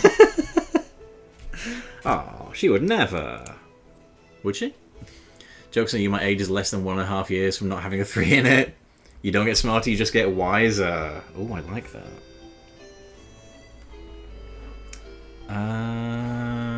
Right. Oh, I've missed a bit off. That was silly of me, wasn't it? So these need to go on here. I was looking at it thinking, how's that going to fit? Well, it's not if you do it wrong. Okay, and then over the top. Gently, gently click it on. Alrighty, so that is the front pane. Lovely. Why is things real? All you learn is you never knew what you thought you did.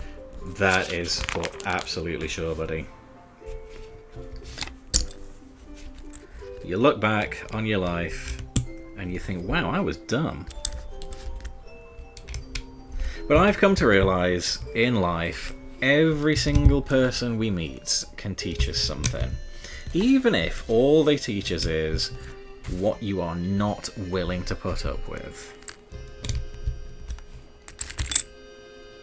And when you're young, you don't always know these things, you don't always appreciate them. If life had a new game plus mode, an awful lot less time wasted in my life, I tell you what. But that's why we've got to make every day count now. Who's got time for regrets, eh? Not me. If you want to do something, don't waste your precious time. Do it right away. A wise hedgehog said that. That's why they call it window pane.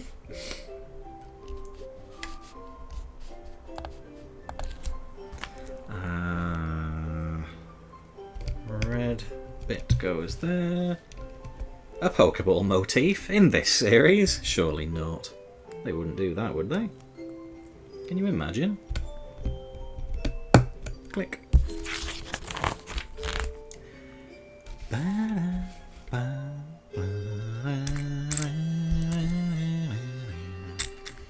You don't get another shot. Life is no Nintendo game. That is very true. To the best of our knowledge.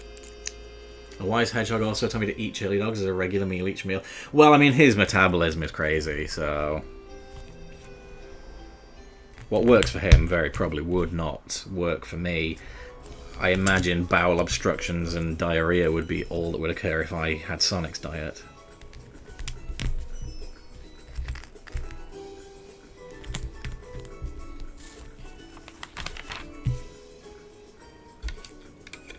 It's a summery little tune, isn't it?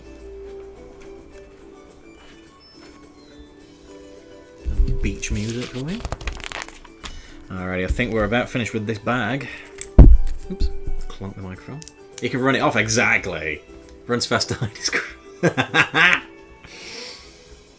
I wish it was a game we restarted a long time ago. Restart for shiny odds. Got bad RNG this life run. Aww. I'm sure it's not as bad as that. Do you know what though? I gotta say, like, for a good while there was having a pretty bad run of things. And I'm very pleased to say that the last 2 years of my life, 2.5 years, things have just fallen very well into place. I'm extremely grateful for that. I am very lucky in that regard. I've got a little hingy piece here. Well, that's the only reason that hedgehogs run in real life, you know. It's science.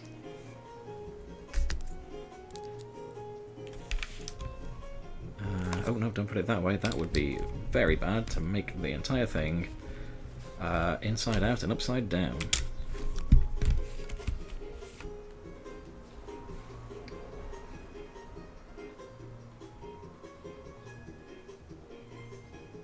Okay, let me think here. Okay, so it wants us to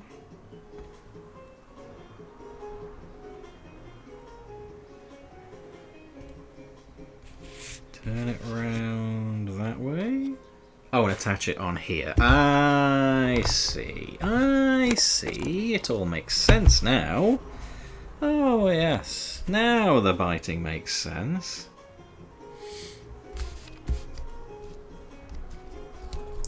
Sonic runs fast, he freelines uncut white girl.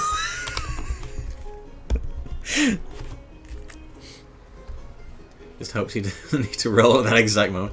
Been looking good too, motivated me to get back in the gym. Thank you! Thank you very much, that's really kind. I have been feeling a lot better as well.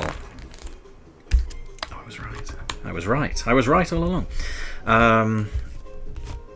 Yeah, I'm nearly 50 pounds down from my starting weight, so that's nice. That's exciting, isn't it? Feeling a hell of a lot better. Got a lot more discipline. That's the end of that bag. Beautiful. We've got a little hinge. Talk to Jessie's voice actor. She streams onto... Oh, that's cool as hell. Tell her that she's the best character. She probably already knows. Well, one of the best. Team Rocket. Equal, joint best. Alright, so we got the front, side, back, bottom, and the top. And a little hinge. Wonderful stuff. Recall one of my LT moments, the one from you mode, when fabric meets flesh, the fabric always wins. Rumours where you got confused with Test at the last WWE live show. I did wonder why they beckoned me into the ring. Thinking at the start you're looking slimmer. Thank you. I'm very much, yeah, a lot better than I was doing a year ago. When we did the live show in Cheltenham in May, Eddie kind of quipped to one of his friends, last year I took a photo of LT that was so bad he joined a gym, and it's like, well, truth in comedy, because that it's kind of part of it, yeah. In Initland, being 50 pounds down means your wallet is lighter. Very good. Alrighty, bag 3. Oh, there's not much in this one. This one assumes is largely just going to be the badges there. Move the case itself.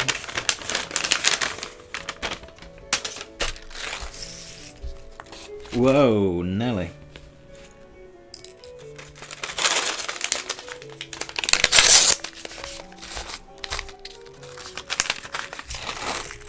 Oh, lots of tiny pieces. Now it gets scary. Whatever motivates you, you got to take a bad picture of him. But he's so lovely.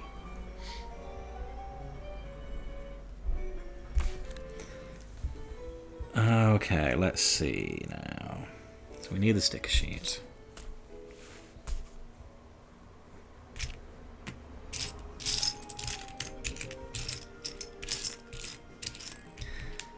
Alrighty. Boulder badge.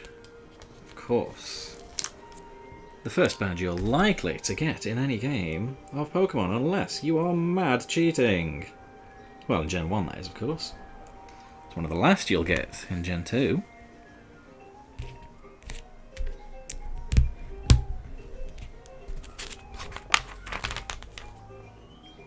Oh, this is going to get tricky. So, let's see. 1, 2. A lot of choking. It's very much not for kids. Went down a rabbit hole at WWE in India. Test had a match against Kane in a stadium for the main event. Hell yeah! I want to see that. Don't know what the attendance number is. It could hold over 60,000. That's a main event on any continent, buddy. Alright, so we got 1, 2, 3, and 4. Okay.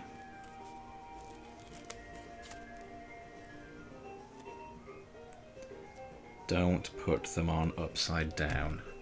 Don't put them on upside down. If I ruin this, I'm screwed.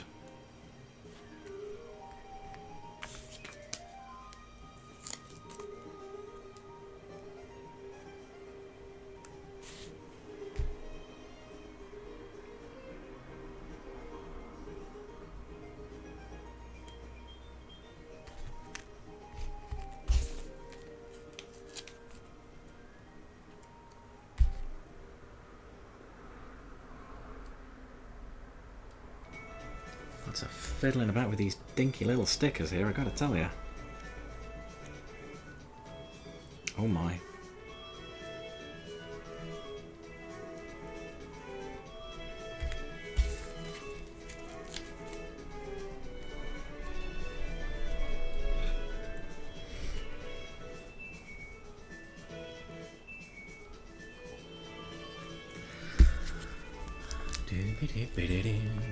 Put in the wrong audio, Pokemon are repossessed. Now they respect you less than they did previously.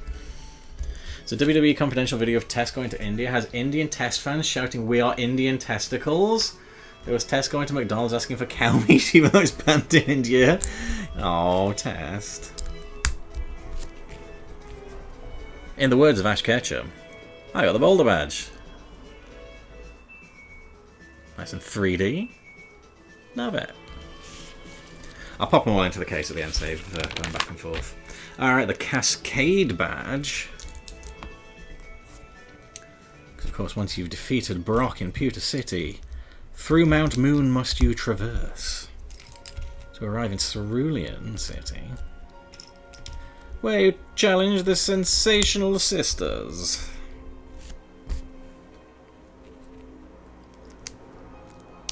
Led of course by Mister. Am I doing this right? I am not. There we go. That was a nice easy one. Hey, there's a canon episode that shows how Cascade badges are made, so I've just done it easier than that, so there we go. Watched a video on YouTube the other day of beta versions of all wrestling games, and here comes the pain. Stacey had an I Love Testicles shirt. I would love to get hold of one of those shirts. They're not easy to track down. And then, of course, as you head into Vermilion City, next you must challenge Lieutenant Surge, if you want to be British about it. Lieutenant Surge, who will give you the Thunder Badge. Oh, this one's complex. Look at that. Okay. I'm going to snap some stuff on here.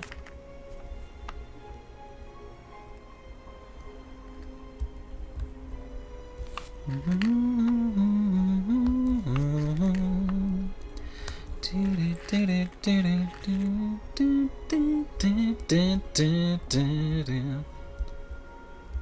What's that? This music was from Gen 6.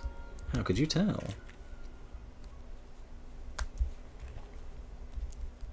This is not technically following the instructions. I'm slightly getting ahead of myself here.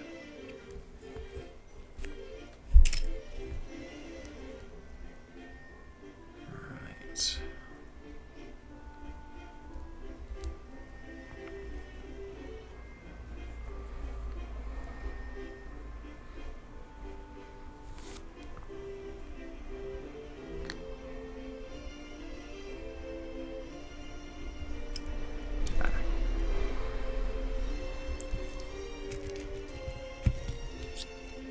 Sorry, I just found that a little tricky to visualise unless I leapt ahead ever so slightly there.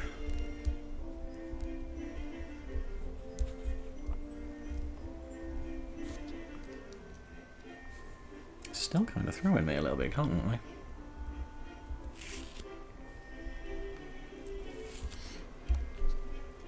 we? LT Surge. That's right, Lieutenant LT Surge. We watched that episode the other day with LT Smash on The Simpsons, and Jen was like, "Ah, that's you." It's LT. What do you think of Cody losing the title? Very happy that Sammy is finally getting his shot. He's a good lad. Oh, do you know what? I have complicated this. Let's be sensible and do as the instructions tell us. How are we getting on? Pretty good so far. We're very nearly finished with the second one. Just gonna make the badges themselves. I can't make the Thunder Badge. What a baby trainer. Right. Okay. So, holding it like this. The diagram is slightly at an angle, and it's really messing with my brain.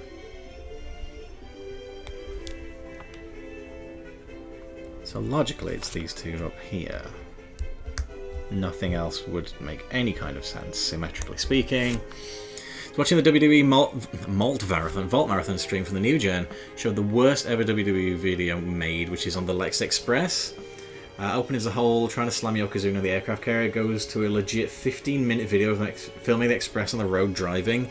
You know, Lex doing interviews, it's the most cringe thing ever. I remember when they originally dropped that video and everyone was like, oh, this is why Vince lost faith in him. Because Lex just did not get it.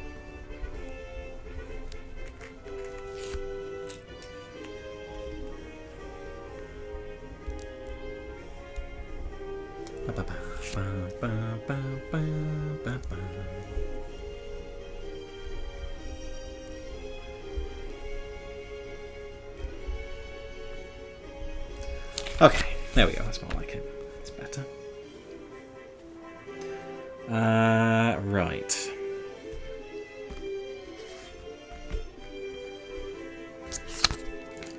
Being very careful not to screw this one up because it's on a circle, so it's really got to be right.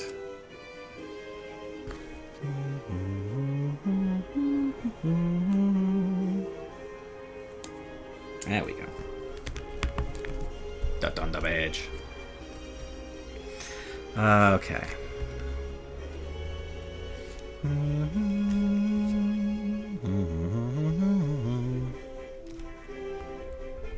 Lex Express stuff was pretty dull anyway. The payoff being he wins by count, that was pathetic.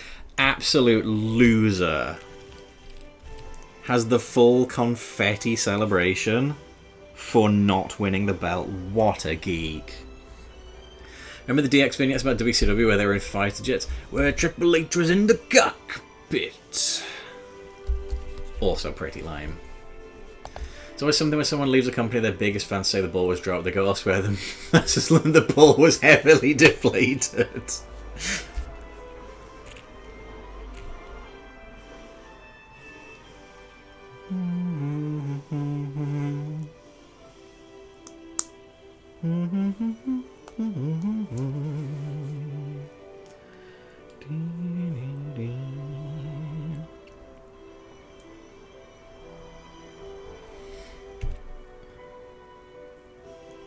This is slightly trickier.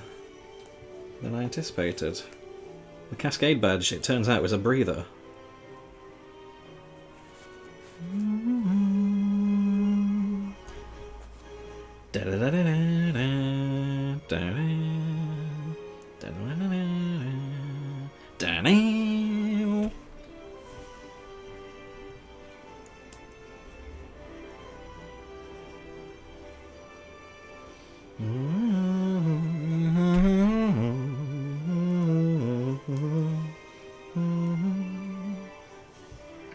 There we go. Gosh, that was tricky.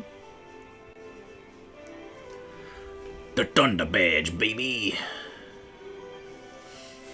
Don't know much about Lex's WCW Championship runs. Were they good? I know he submitted Hogan at one point. I will admit I have kind of a blind spot for WCW, but like, it feels like Lex was one of the also-rans of that company. Rainbow badge next. Okay.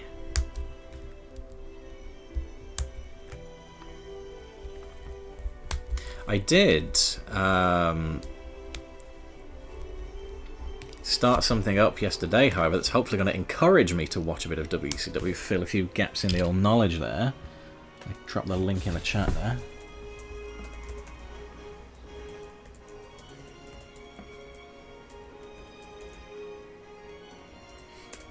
Started a blog, haven't I? Review Can't See Me. There aren't any actual reviews on there presently, there's just like intro stuff. But yeah, I want to watch some old wrestling, fill in the gaps in my knowledge, become a better fan. Remember his late run, not enjoying it as a child, the older I am, I respect it now. Still haven't watched wrestling in months. I think Sammy when music is cool. It is cool. There are things he's done like that kind of infuriate me, like, Sammy, why do you put up with this? But I think he's a good guy on the whole. We should encourage good guys in wrestling. Okay. Red. Orange. Yellow. Light green. Emerald green. Blue. Purple.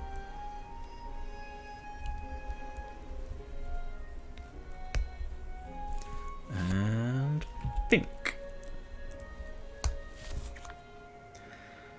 And the middle bit. No, that's not right. That's the one we're after.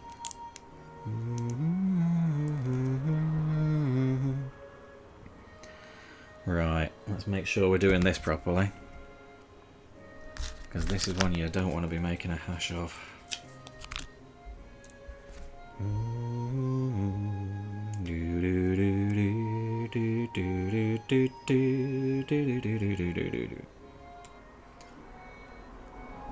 It's the Rainbow Badge. Fun fact for those of you that don't know, in the original Japanese version, they were all named after the colours. So it was the grey badge, the blue badge, yellow badge. Rainbow badge is therefore the only one that retained its Japanese name. Which is weird, because you'd think Rainbow were the last one then, wouldn't you? Emerald Pokemon. Something that Pokemon and Sonic has in common. My friend and I have a wrestling meme page. We're on TikTok. I watch the old pay-per-views for WCW. Sometimes there's a cage match between Hogan and Piper where Macho Man interferes and legitimately tries to hit an axe handle off the top of the cage. He would have exploded his legs. Alrighty, now we have...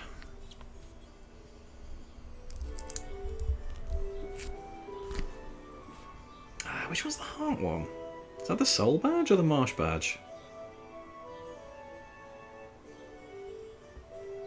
I'm going to have to Google that now. Fake fan. Soul Badge. This is Koga's badge.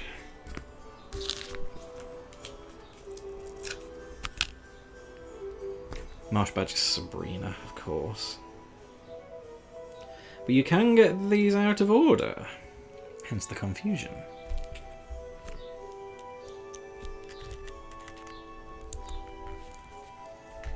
It's nice to have one that's relatively simple after the last couple.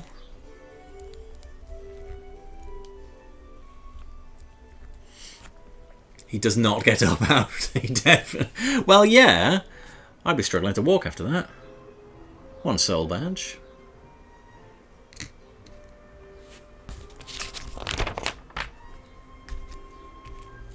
It's not even the funniest Macho Man WCW injury story, though. Like, he did his arm in, and I think it was the Observer reported that he'd got an injury, and he was like, "Oh yeah, sounds like the dirt sheets are making stuff up again. My arm's totally not. No, it's fine, it's not hurt at all." And then he was like, "Oh, I'm gonna prove it. Look, if my arm was hurt, could I do this?" And then he hurt his arm further.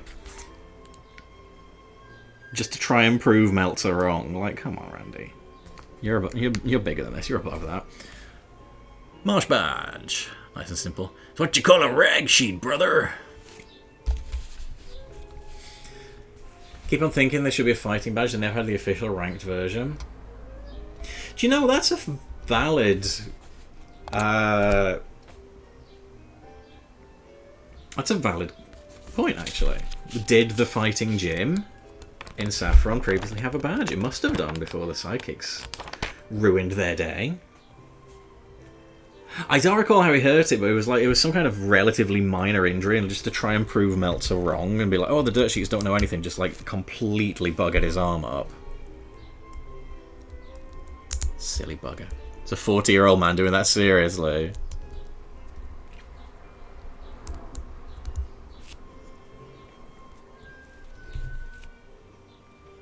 Right. Let's not get this back to front, or it will just look silly. We can't have that now, can we? There we go, that's right. Sticker. Doing the badges, play Pokemon Stadium as a kid, are these the same ones we went? Yeah, these are the Kanto badges. The original 8 gym badges. Was it ever actually a gym? I think the implication is that it was, until the Psychic trainers, like, absolutely ruined them and, like, took away their gym status.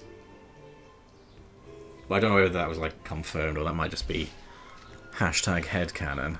Sorry, I don't like that word. Why did I say that? The Volcano badge. Awarded, of course, by Blaine. That riddling trickster that he is. Known in the cartoon for his phrase, "You've probably guessed that my Pokemon is going to be Magmar." Maybe they forgot to file the permit, they're only ever officially a dojo. That's extremely likely, given how silly Pokemon can get. Never understood how people won the Earth badge. It doesn't seem logical, does it? LT silly, never. Only on a day ending in the letter Y. Oh, in anime? Yeah, to be fair, in the anime, Giovanni is at least present. Sorry, spoilers for a 35-year-old game. 30-year-old game. We do see him defending the gym. There is actually an episode later on in season, I want to say 9, where like Ash meets Agatha. She's like visiting from the Elite Four, and she's like, "Yeah, the gym leader of Viridian City has like mysteriously disappeared, so we're finding a new gym leader for it." So it's like, oh, okay, there's canon for that. That's explained. That's good. Speaking of the Earth badge, let's round this one off, and then we've finished this lovely little set.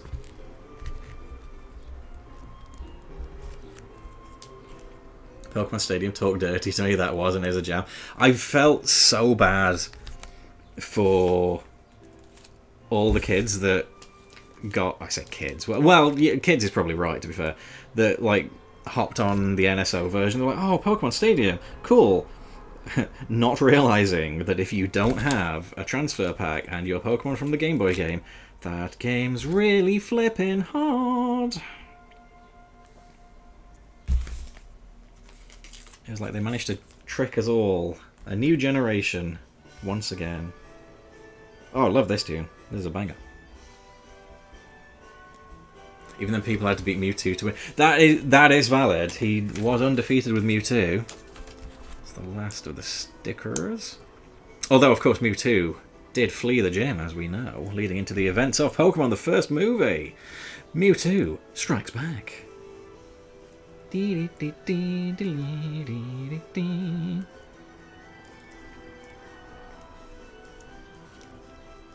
feels like a Christmas song. It's the bells, isn't it? There we go. One Earth badge. Beautiful. Alright, lots of spare pieces on that one. They wanted to make sure you didn't make a hash of the rainbow badge.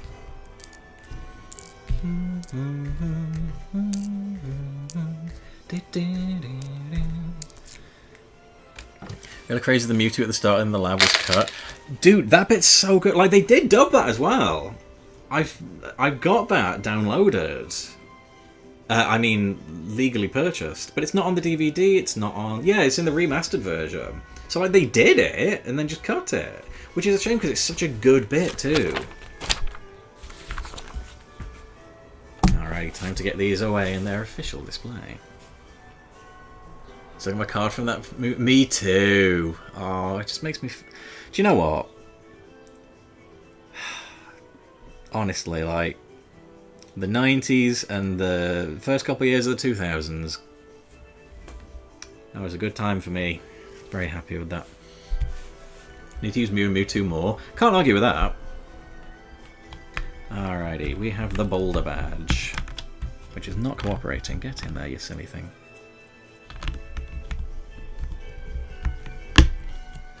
We have the Cascade Badge. We have the Thunder Badge. We have the Rainbow Badge.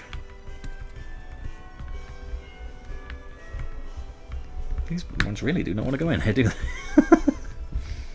Why are you being such a pain right in my bum? Am I missing something now?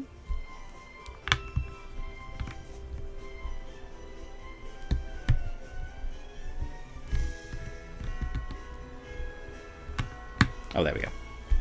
Just a positioning issue. We have the Soul Badge. We have the Marsh Badge. We have the Volcano Badge. And we have the Earth Badge. And with that, folks, I'm off to the Pokémon League. Beautiful. What a lovely little set. That's going to look really nice on display. Really happy with that. Right, give me 2 ticks, guys. We are going to do the next one. I just need to get a quickie little snack. I'll be right back with you.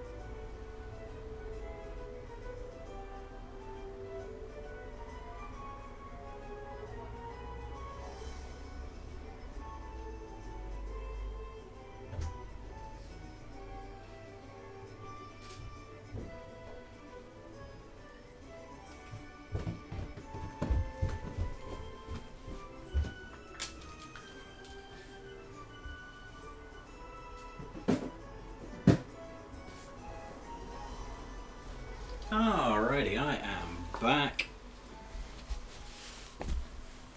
Slide into the table here. Oh, a spare brick.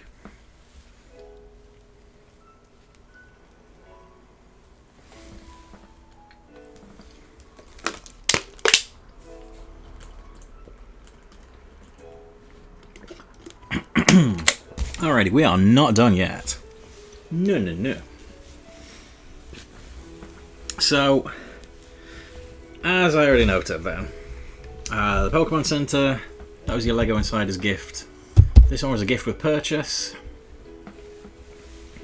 So, let's have a look then at the first of these sets that are still available for purchasing now. I'm going to move these to make a little space.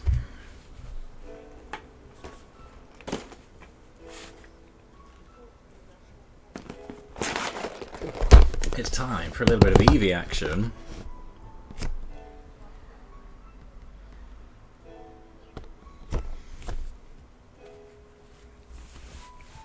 So, these ones, like the sets that are coming out next month, are more geared towards kids. All the ones that they released in the first wave are for adult collectors. They're a little bit tricky, a little bit more in depth. So this one, I mean, they all say 18 plus on them. But again, like, there's nothing that says kids couldn't build these. They're just like not suitable for play. They are very much display models. This one's proper cute. So let's pop them open. Let's see what we got in here.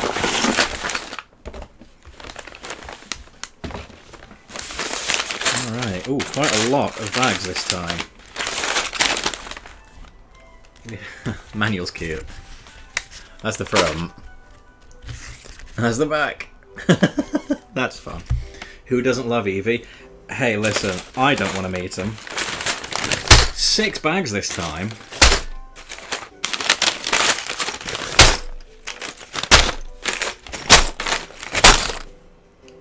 Which I suppose we probably should have expected, given there's 587 pieces.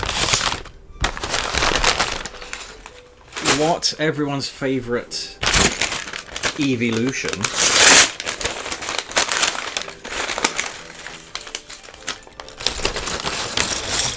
I mean, a lot of brown and light brown in this, I'm guessing.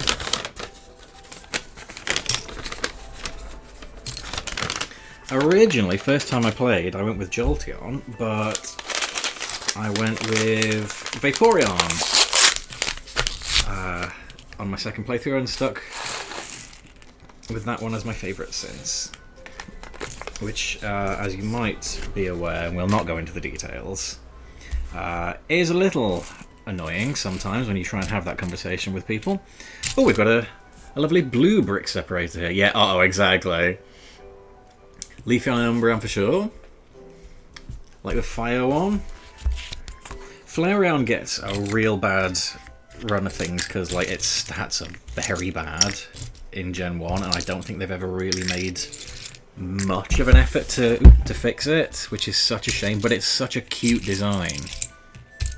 Like, let's be absolutely fair, there's not a single bad one among them. They're all fabulous designs.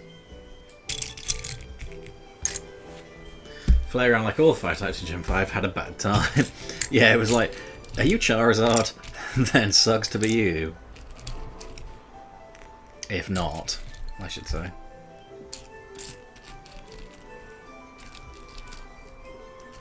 And even Charizard's got a little bit of weirdness in Gen 1 as well. Lest we forget they changed its typing. When somebody pointed out it has wings.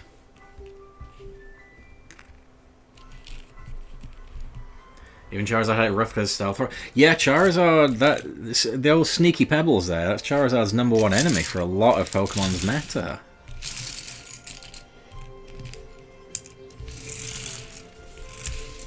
Very strong counter to it. As I understand, I'm not much of a competitive battler guy myself, I will be honest. Oh, this is cute. We've got like little profile pages for Eevee here. That's cool. So we have a screenshot of the Pokemon Yellow Eevee there. Lest we forget, Eevee technically a starter Pokemon in Pokemon Yellow, even though you can't pick it as the player.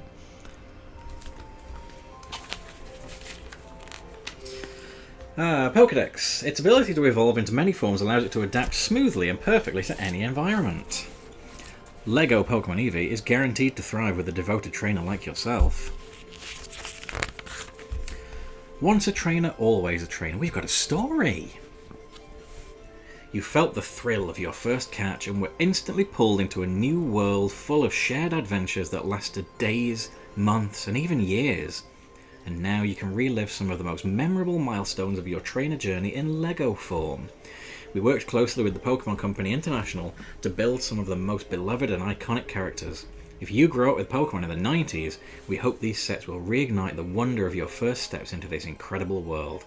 If you're just discovering your journey, you can train, bond, build, and grow alongside your chosen Pokemon. Experience epic battles with your Pokemon. They're just waiting to burst out of their boxes and embark on this journey with you.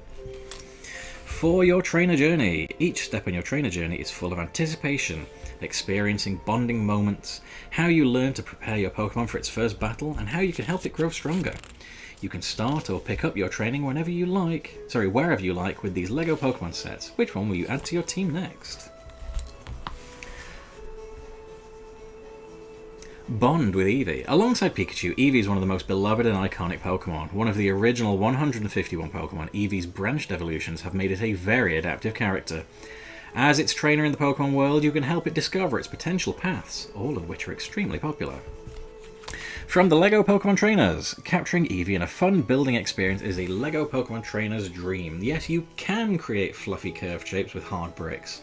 From paw pads to ear tips, we've captured the personality of this adorable little Pokemon, with characteristic poses and authentic details.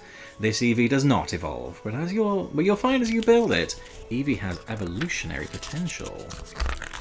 Alrighty, let's start then with bag number one. Might keep the instructions off the table here just to keep things, give me as much space as possible. Gen 1 especially, why is there one water move that's 90 base power, 100% accurate, all water types can learn, whereas Fire only had 4 moves, all special, because they were Fire. Flareon has stats buffing attack. Flareon, also the only fully evolved Pokemon in Gen 1 that cannot learn Hyper Beam. Making Ghost physical was also strange because the Gen 1 Ghost was special boosted, the only direct damaging move was Lick. Ghost is a messed up type in Gen 1. Like, it should have been a counter to Psychic. That's how it's presented in the anime, and then it's like, whoops, we forgot that all the Ghosts are also Poison type. So all the Psychics just absolutely dog walk them. Not very clever. How it was presented in... Yeah, doesn't know how bleeding worked. Legacy games have swapped around Ghost and Dark types.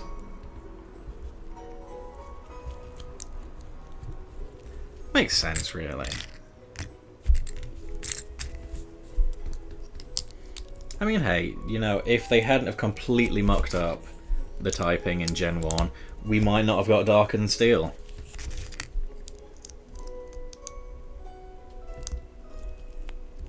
It's like it was given immunity because Gen 1 coding was a mess. It certainly flippin' was. Game is held together with sticky tape. Good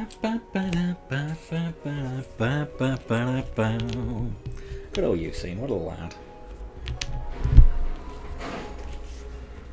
I never give up because he never gave up.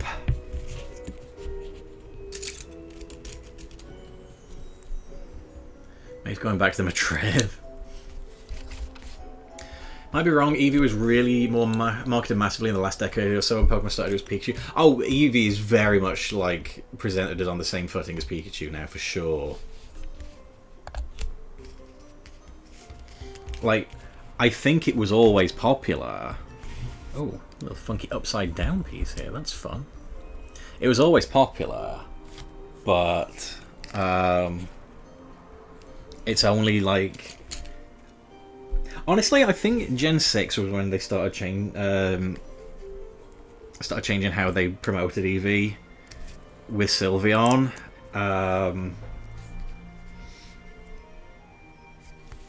Like, now they very much have it on equal footing with Pikachu, because obviously with Gen 5 it was like, there aren't any Pokemon from the original games here, and that was kind of a mistake. So Eevee comes back Gen 6, new type that it can evolve into, and it's like, oh okay, everybody loves this. And then just hasn't gone away. And of course we got Let's Go as well, which makes it Pikachu's counterpart, which, again, one supposes in Pokemon Yellow it is meant to be.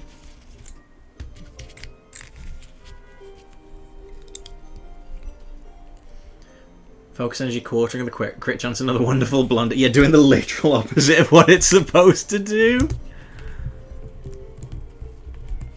When you're a kid, you don't notice these things. It must have been infuriating to any of the older players, though. Why can I not hit anything? Psychic good immunity, just like test, damn right.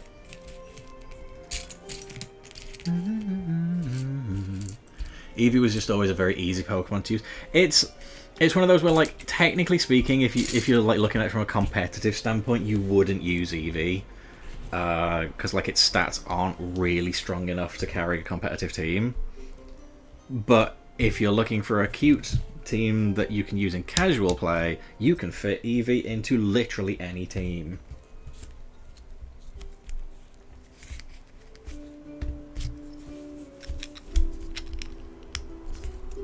And it's really good for type coverage as well, and it only gets better at that role as the series goes on. I do feel like we're due another one, though. I feel like we're due for another type of Eevee at this point. Or two. It's been a while. A good decade. Like, I don't need a brand new type like Fairy type was.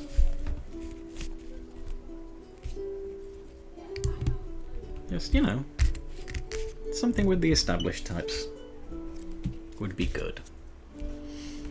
Also, I think Grass gets a bad rep because it's supposed to be the mage support type. In the game of single player doesn't lend itself to that kind of gameplay. No, not at all. Obviously, with like doubles being the official format for the video game championships, support Pokemon are so much more useful.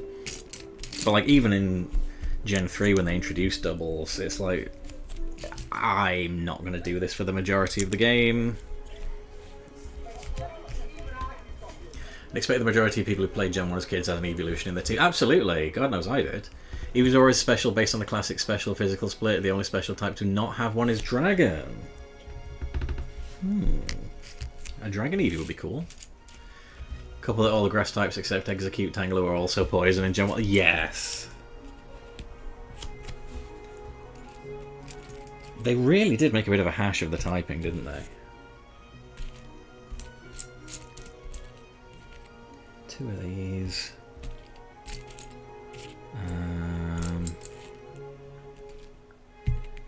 And two of those, if I can find another one.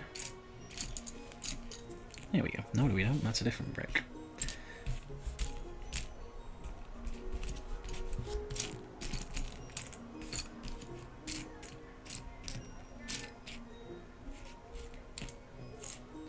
Sorted by collar, still can't find what I'm after.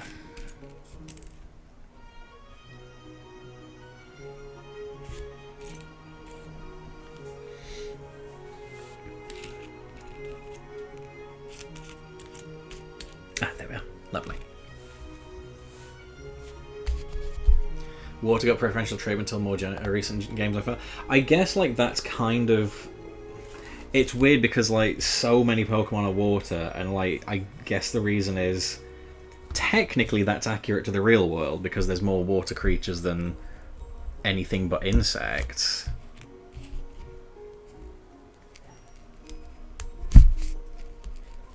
But I don't know if they have to be quite so rigidly slavishly married to the concept of being one-to-one with the real world. I wonder how much it would change Pokemon was made 10 years later. Special evolution like Slowpoke into Slowbro. Would you need a Shelder in your squad like Mantike into Mantike? That would be a cute way of doing it, I think, yeah. Wouldn't be opposed to them changing how to evolve Pokemon like Slowpoke and Magnemite. Would Parasect be a ghost type as it should? That's a really good shout, actually.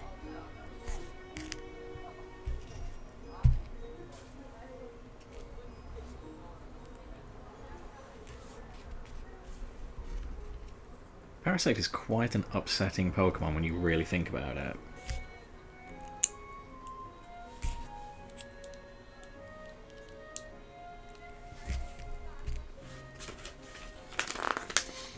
A Shelder variant that looked like the Spike Shell, yeah. Again, that's something they explained in the cartoon, but it's like, probably should have just covered that in the games, lads, you know? Would Gyarados be a dragon if they weren't so rigid, only having one dragon type in Gen 1?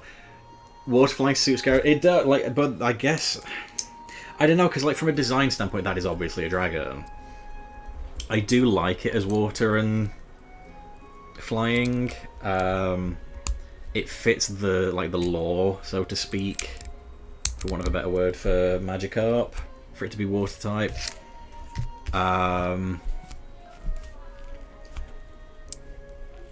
I guess like the cool thing with Gyarados is like it has a built-in check against itself by being 4 times weak to electric, so you can, like, it's super duper strong, but you can blitz it if your team's prepared. Yeah, based off the lore, exactly. Like Magikarp, like jumping over the waterfall. Cause, I mean, again, it's based on like a Japanese myth.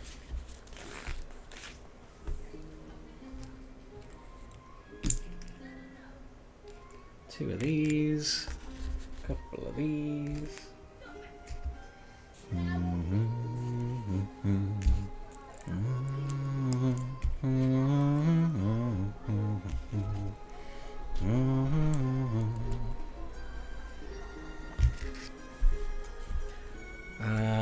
Right.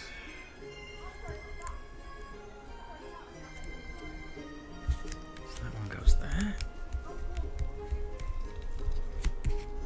This one goes here. We got little orange bits here. Calling the dragon type dragon was the mistake. It's one of those unfortunate things where, like, probably the localization leads to different connotations. It's like with the dark type, that some of those Pokemon make a lot more sense when you realise the Japanese one is, like, evil type.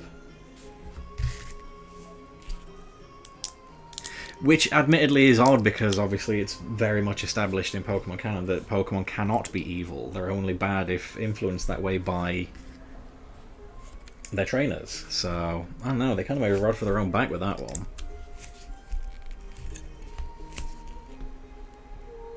If it was something more like Titan to make it ambiguous, it would, but that would actually be pretty cool, yeah.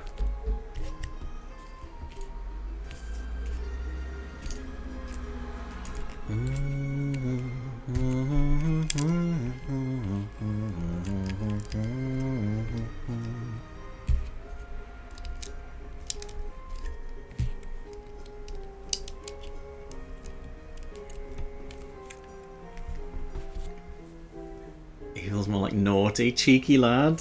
Aww.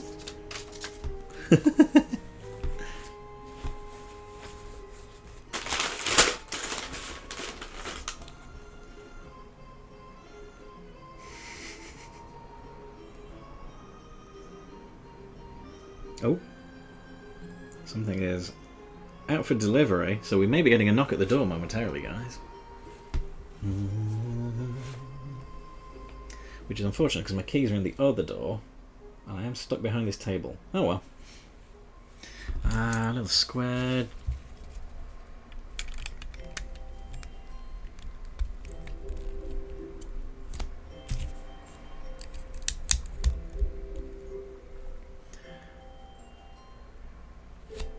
Like there's not the meaning of evil Pokemon if you want to stuff like play SMT. Yeah.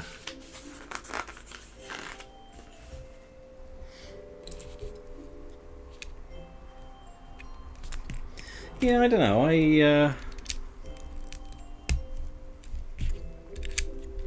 Like I said, it doesn't quite sit right with me, the idea that a Pokemon can be evil without guidance from its trainer. Because I think also, unfortunately, that sort of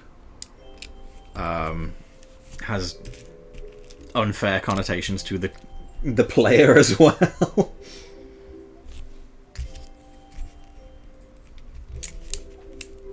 Like, you, child playing this game, you're evil. You're a bad child.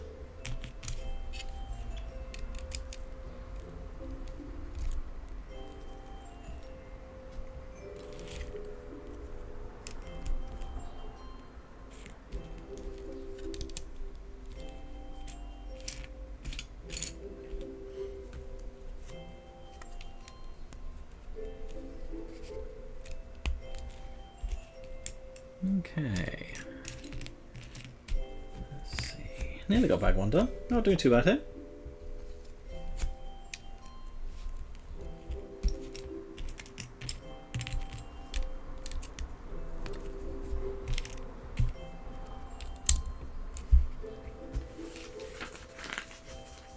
We have the largest chunk of a torso, at least. Slightly move that there. See my hands a little better, perhaps.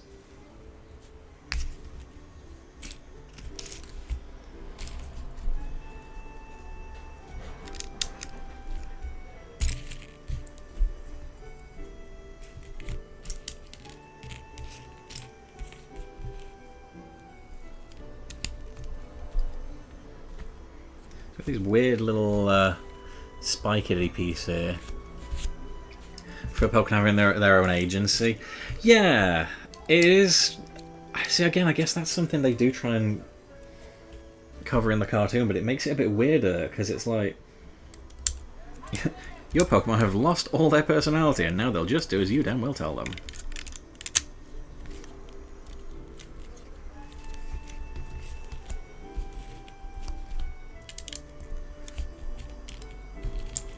Smooth bits.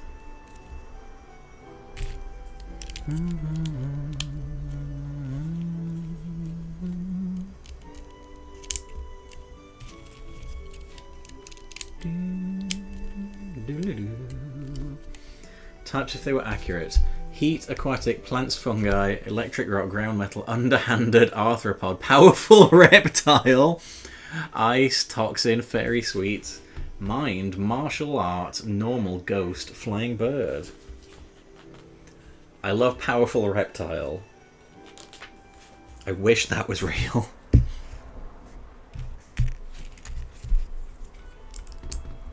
Someone please make a ROM hack with powerful reptile type.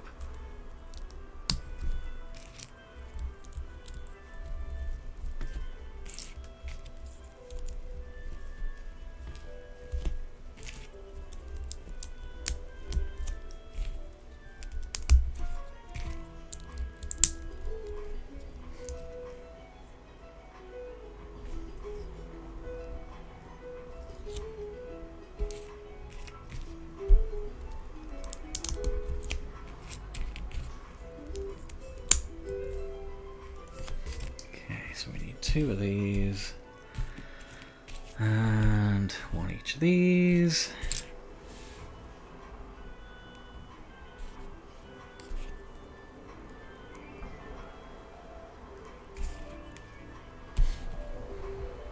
Because there's no sub. Oh yeah, it's better. There's no alien type. No. No, BM and LGM, they're psychic types. Clefairy's, well, fairy, obviously. Fighting is a nonsense type when you think about it. There's characteristics that fit into an animal with the others. Like, technically they should all be fighting, right?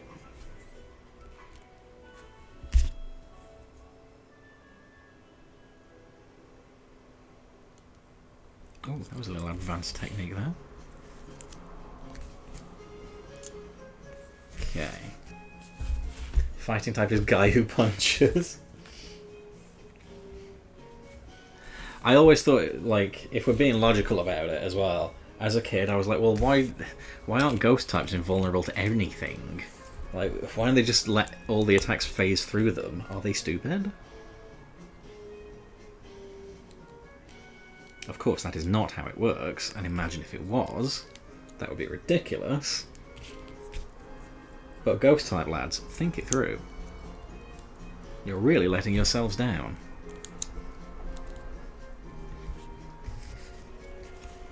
Okay,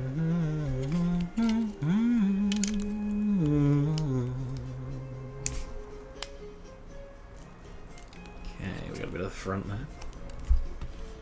Still think there should be a light and sound type.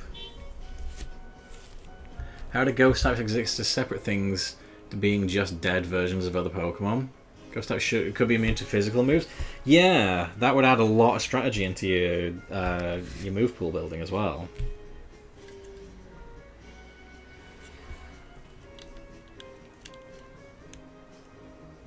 This is... I can't get this to make sense.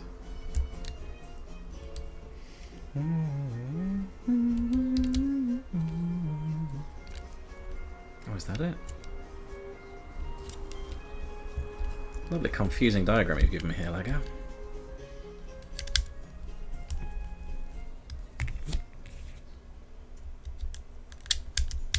Ah, there we go. Let's go. Dark types would be immune to special. Sounding seems ingrained to a lot of different Pokemon's characteristics. I don't think they could... Yeah, like at this point it's too far now. You'd have to retype so many Pokemon. If they were going to do it, they should have done it in Gen 3 when they introduced Loudred and Exploud.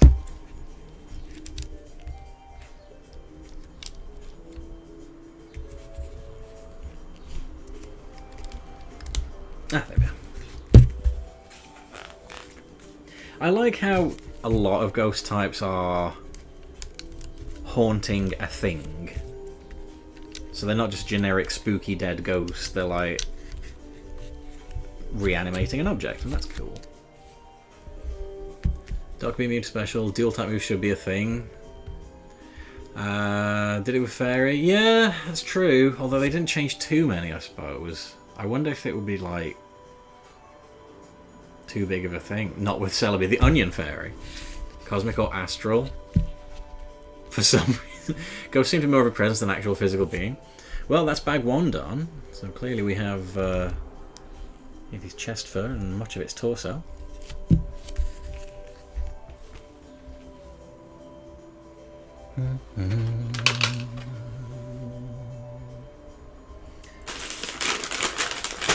Bag number 2.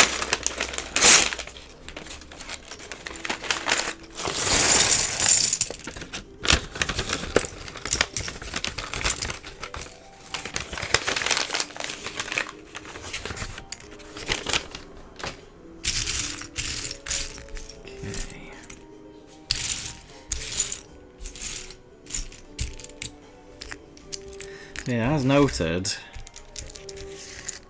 we have had bricks of different colours. We've had blue, there's a couple of yellow in this pack.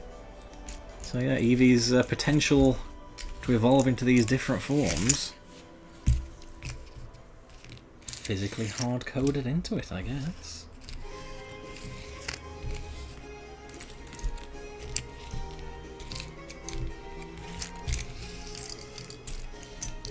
Pretty cool.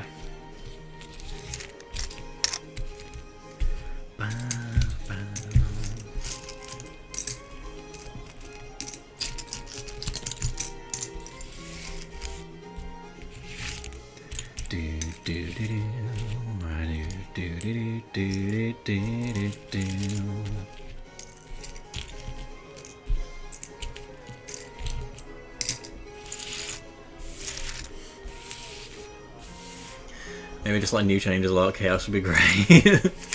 So much potential Pokemon makes me sad they keep doing a low budget on purpose. To be fair, I would say low budget is...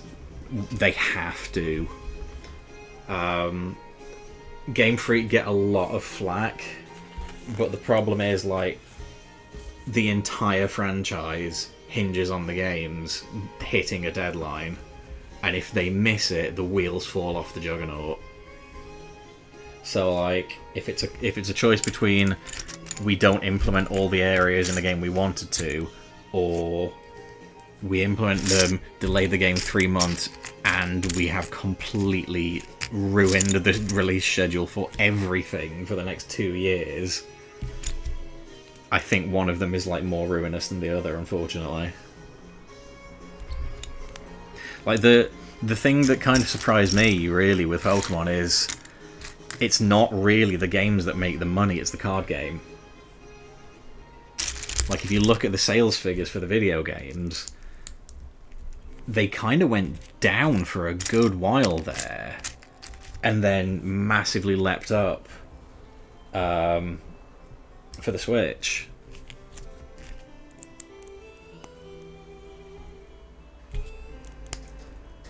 Whereas like they consistently make money with the cards, and like I think that's why they're so like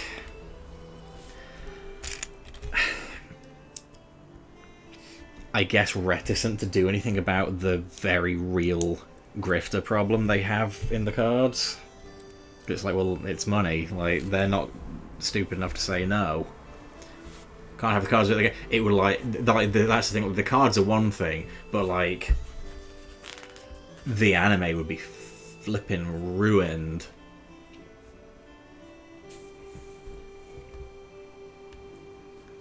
Interesting they took an extra year. Yeah, I'm glad that they took a little while longer to work on Legends, because that was announced and then sort of disappeared for a while. But obviously, like with it being a spin-off game, that one was okay to get delayed, but to a point. Because then, like, all the DLC was revealed, and it was like, this feels like it should be in the base game. And yep, it very much does.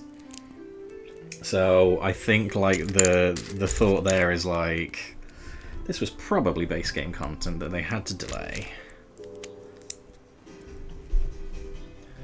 Taking a risk with the anime with a new cast. Yeah, I think like Ikoue Otane is the only one who's still in the voice cast as a regular that was in episode 1. That's got to be the best job in the world, being Pikachu's voice. Going into a voice acting studio, saying Pika Pika 50 times, and getting paid a tremendous amount of money for it. That's awesome. I'm very envious of her, frankly. Main series with 3 a gap since Gen 5. Been an extra unit for Gen 10. Oh, that's my parcel. One moment.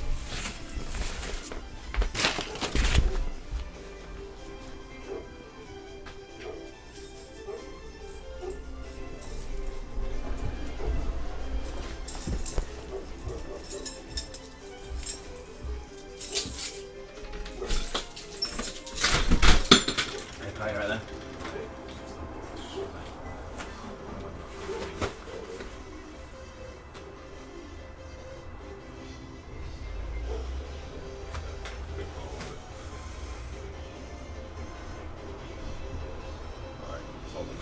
Cheers, mate, thank you.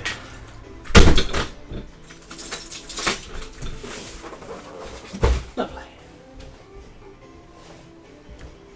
Ooh, casually trips over the table. Ugh. Getting a gig like that is the dream, you're damn right. Which Pokemon needs a deep jaw? They should all have comedy accents, really. Alright, where were we?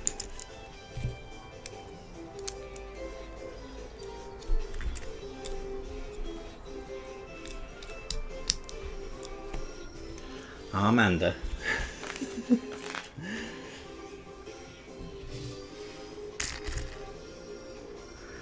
Right, let's see.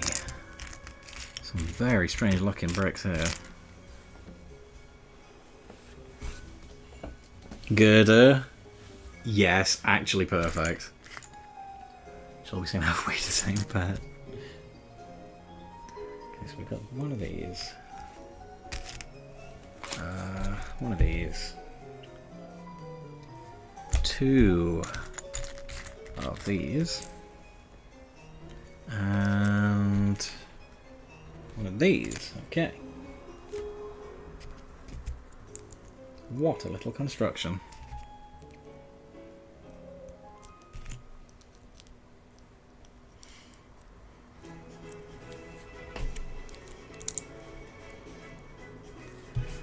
That clips on there. A little articulation action there.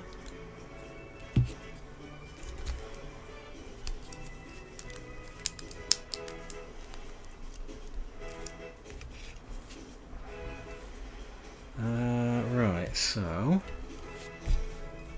this goes here.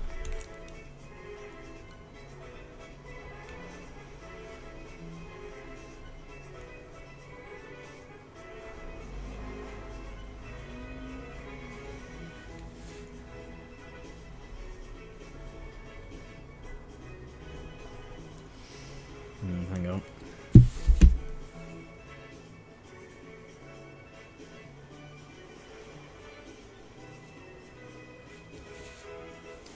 Not 100% confident I've done that correctly. Let me just double check.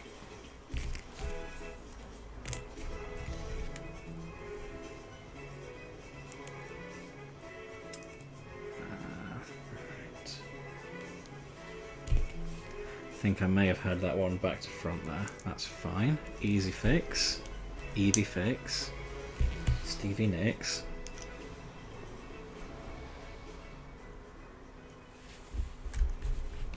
Lovely. It's a lag, innit? Just pop in shop to get good. That wasn't Newcastle.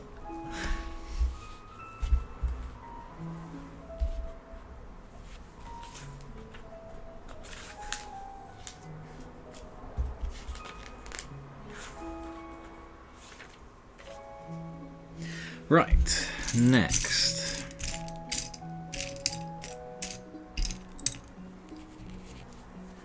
Two of these little domey things. Is that right? No, not that one. That's right. So have a rounded corner piece. Flat two. One of these. And this disc.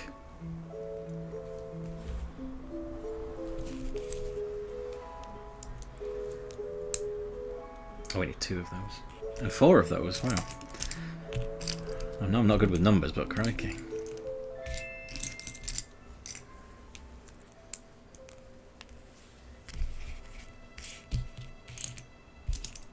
Oh, one of them as well. Right, so that goes there. No, that goes there. Making silly mistakes now. And then, like so. Lovely.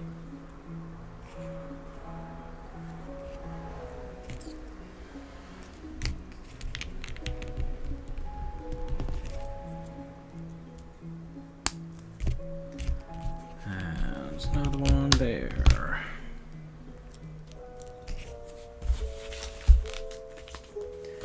And on the corners.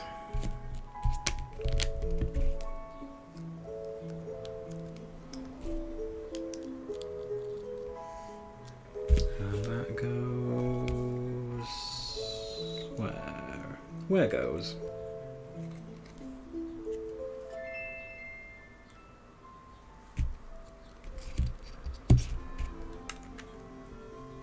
There goes. Ooh. Problem with Geordie is we pronounce or re as ah, so I can only voice a Pokemon ending with A. Guess I'm being Tramper. Tramper is a very strange Pokemon. It's a dragon. It's a grandpa. Why? Explain. I demand.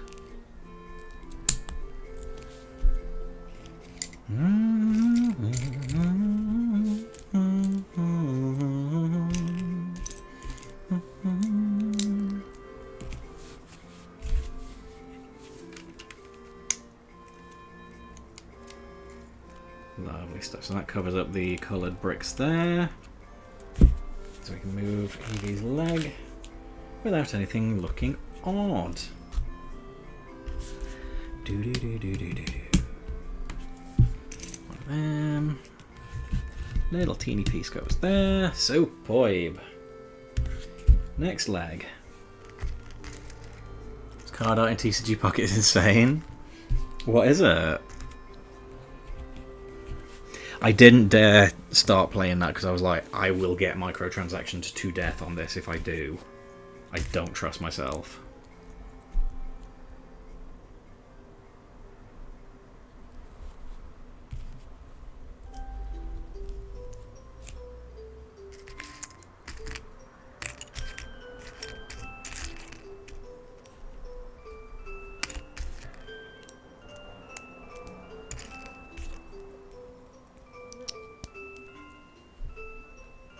TCG Pocket's okay. I hear it's fun. I just know I'd bankrupt myself with it, that's the problem. Best to stay away. Don't do online, the meta's broken to hell. That sounds about right. In the server, let's have a look.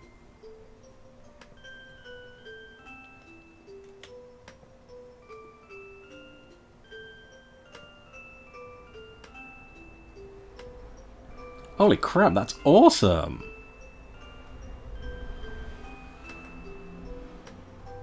That's a really good picture. And an insanely, like... insanely good attack as well.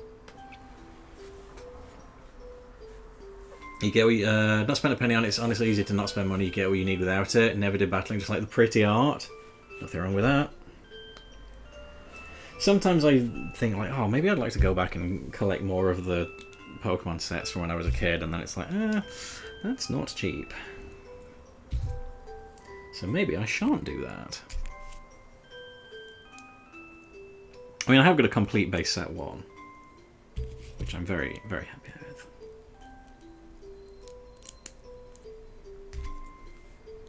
I don't know, in a way I'd kind of like to get the Gen 1 and Gen 2 ones.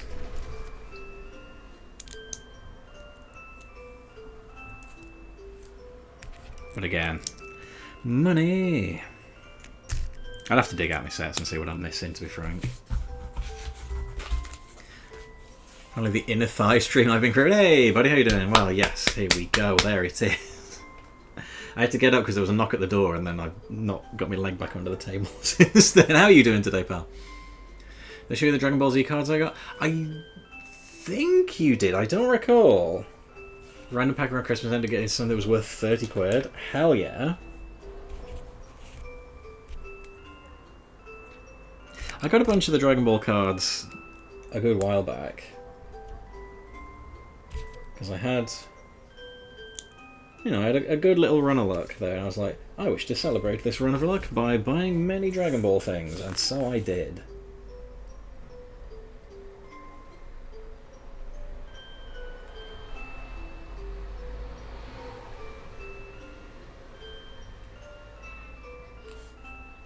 I missed a bit off. I may have, you know. So yeah, got a couple of sets based on one that was sort of like primarily based on GT, and one that was based on original Dragon Ball, which is very much my jam. What am I missing here? What have I done wrong? What have I been? Where have I gone wrong here?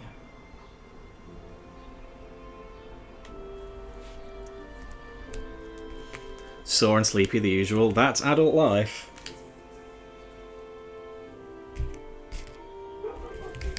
Oh, I know what I've done.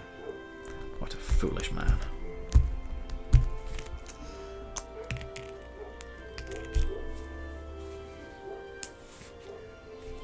Putting Hercules to work in the mine. Well, to be fair, if you're going to put anyone to work in the mine, it might as well be him, right? It's not like he's going to tire him out.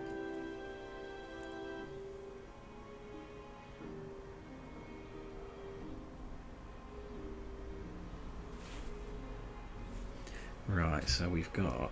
see, what happened there? There were two very similar instructions, and I misread them. That's why you've got to read the instructions, guys. or it all goes horribly wrong. Reminds me of my town. There's a card game shop opening. I want to go and get some Uma Musume Weiss Schwarz cards. I hope I got that right. Try the new Champions game. So lost. I don't understand anything about Pokemon over the last 25-ish years. To be fair, Champions is very much geared towards like competitive players. So I booted it up and I was like, hey, this is not for me, and I think that's probably fine. I played a few games and I was like, do you know what? I'm not going to be good at this, so never mind. I do like how it's like it does kind of offer you, if you're more of a casual player, it's like, hey, this is kind of a fun little gateway to learning how to be good at competitive battling. That's cool. But it's just...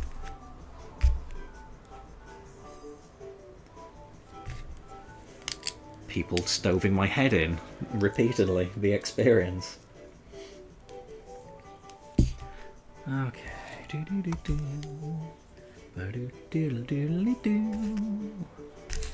Boop.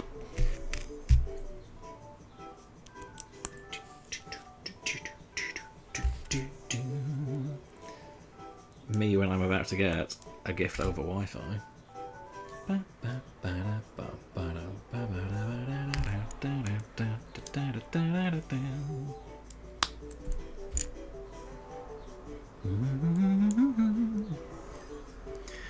It's a card game made by Bushiroad. They have a lot of different game and anime versions, like Magic is. Yeah, I got the Sonic Magic cards, but I just have them in a little binder just sort of over there because I'm like, I don't understand how this works, and I never will.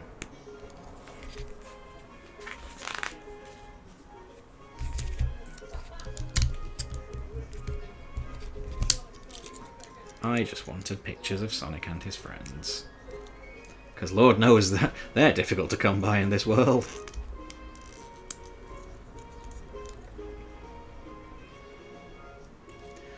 Alrighty, leg number 2.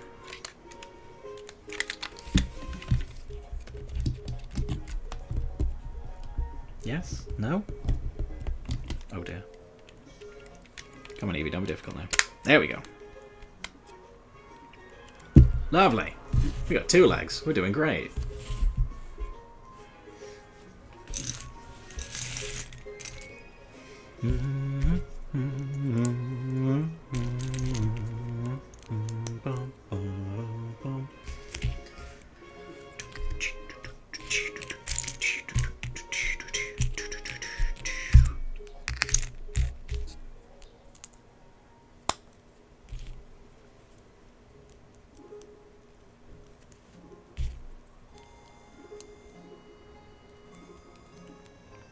I feel like, as trading card games go, there are very few where I could like reliably understand the mechanics, because I'm pretty dumb. Pokemon is fortunately up there. It's a very expensive habit.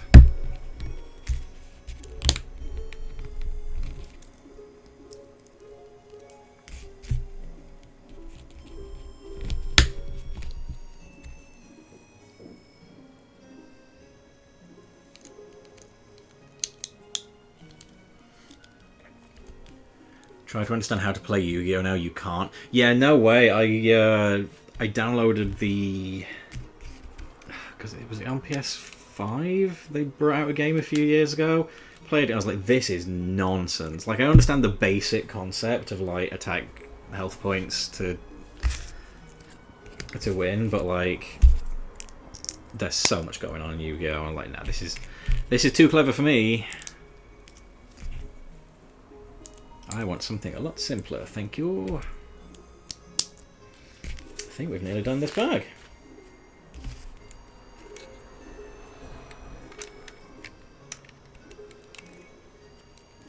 Lovely stuff.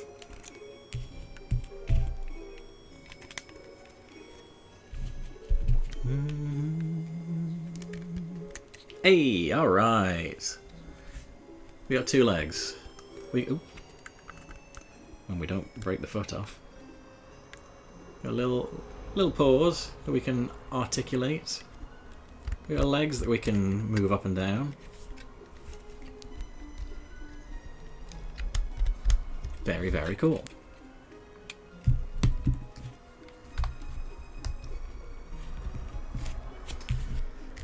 Couple of spare bits, pop them in the box. Play with the thread.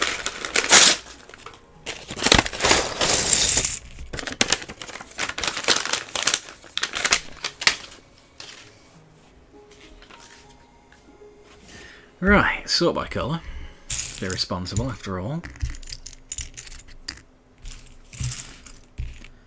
This bag mostly brown. So actually quite easy to sort by colour.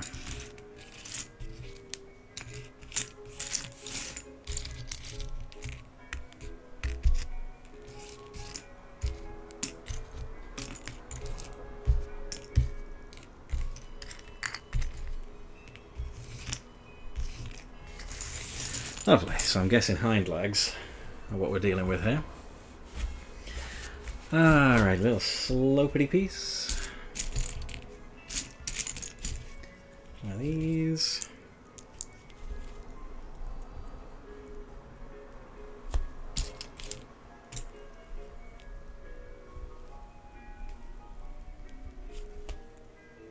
Ooh, it would really help if I put it on properly. That'd be cool. Imagine how good it would look if I did that.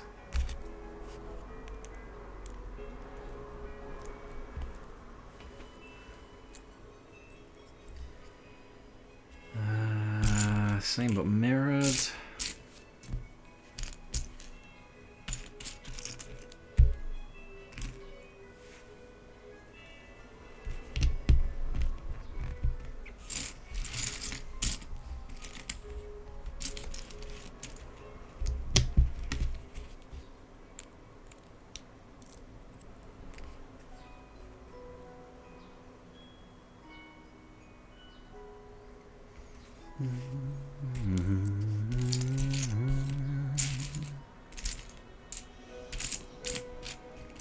Definitely looping on the music, but that's okay. They're nice tunes, so we don't mind, I'm sure.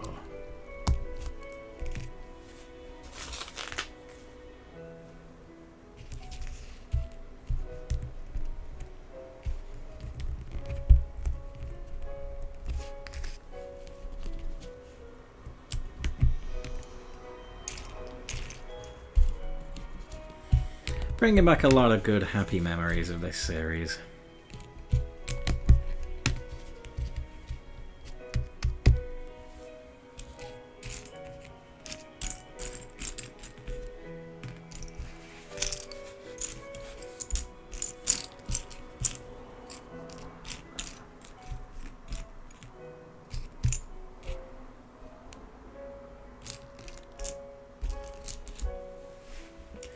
So I'm looking up anime based on card games or physical objects. Beyblade's still going? That surprises me. I feel like they had a... I might be imagining this. I feel like they had like a revival series a few years ago. I remember getting an advert for it on a mobile game several times, because that's how adverts go on those games. But hey, if you are in the Beyblade community, you're doing alright, I guess. I mean, Spinning Top's just one of those very simple toys, isn't it? You can reintroduce them to the market with relative ease.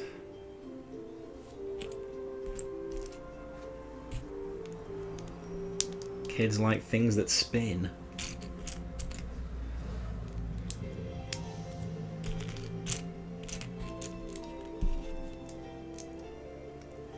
And you do have to spin to win, lest we forget.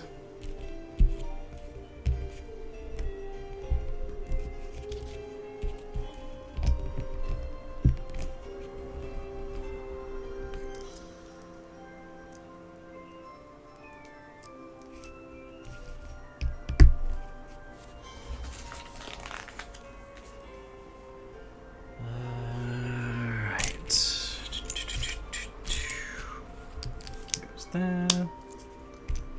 Oh. Oh. A little pink oval thing, I guess. John Cena pitching his world title redesign. Gotta spin to win. He's not wrong. He did spin and he won an awful lot. And it made people laugh.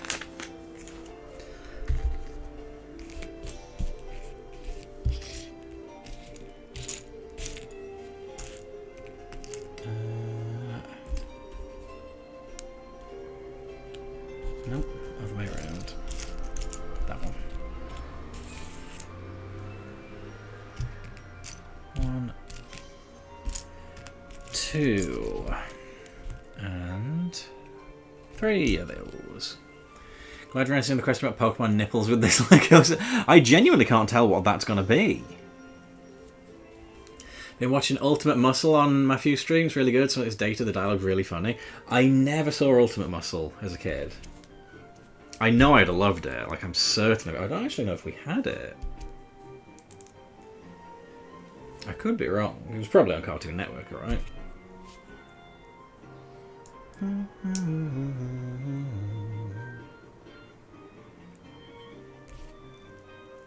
But certainly I have no recollection of it.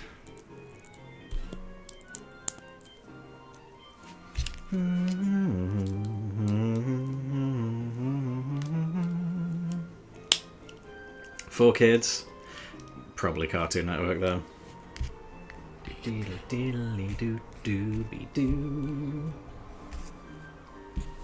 There's a lot of adult terms in it. Hey, I got a lot of time for 4 kids. They got an unreasonable amount of flack in the 90s. They shouldn't have tried the One Piece dub, obviously. That was a misguided move. But no, 4 kids, chances are I ain't sitting here doing this Lego.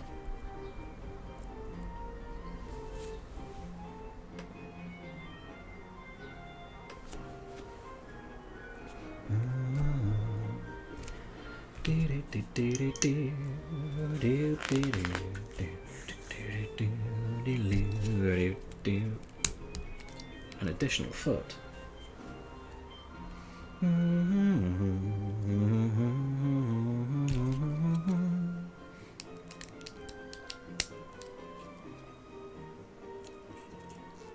Alrighty, back leg, hind leg, if you will. A hind leg, Colonel. What's a Russian Pokemon doing in Alaska?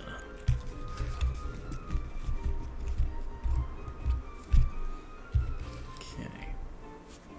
So I was eating the piece of meal. Okay, Cracky, how you doing?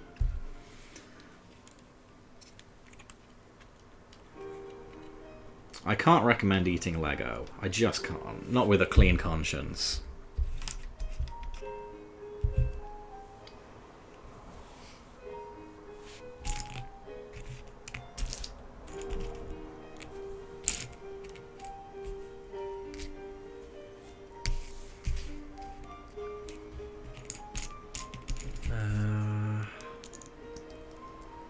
Goes there.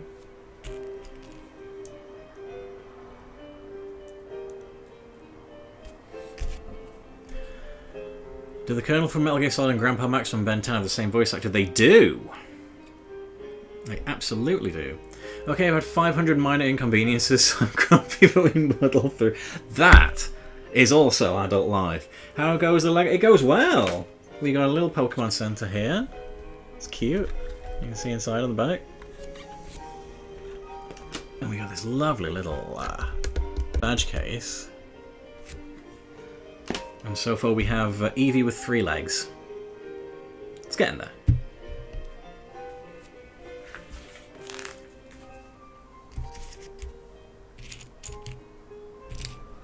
Considering there are like so many more pieces in this one, this is a surprisingly straightforward build.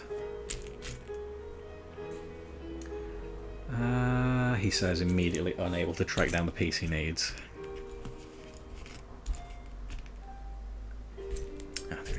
Upside down it was.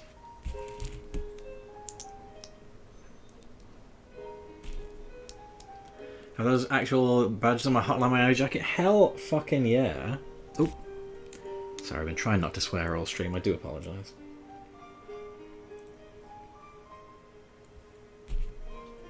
Don't want people thinking I'm uncouth. Too late for that, you may say. Colonel, there's a kid with a weird watch here. Careful, Snake. That's Ben Tennyson. His watch is actually alien tech called the Omnitrix. The Omnitrix. As we know, like 60% of Metal Gear dialogue is just Snake repeating the previous line and adding a question mark on it. Repeating the previous line and adding a question mark on it? Yeah, Cracky, you're a bad influence on me. Even though I'm like 10 years older than you.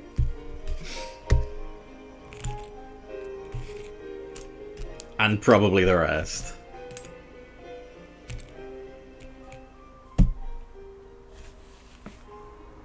Can't find this flipping piece again. It was upside down again. The Lego is teasing me. It's played a funny little joke. The claw pieces. Little single boy. The Omnitrix. The Omnitrix allows him to transform into several alien forms. Wonder what they taste like. In 1945, after World War II, the Nazis who defected to the US invented the Omnitrix.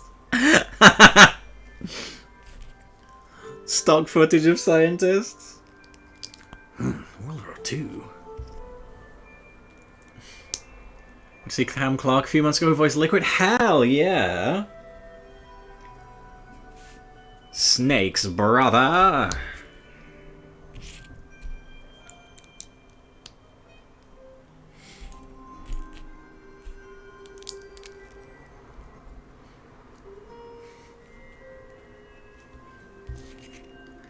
Sea Snake in 1939, Germany invaded Poland. Poland? Sausage. There's also Leonardo, Rocksteady, and Mr. Fantastic. That's quite the resume. I feel like he showed up in a Disney film that I've watched recently as well.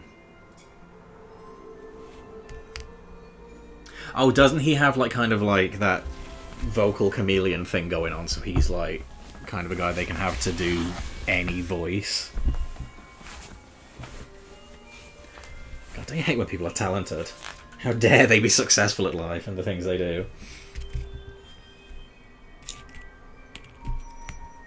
It makes the rest of us look bad, doesn't it? One of these little pinky things here.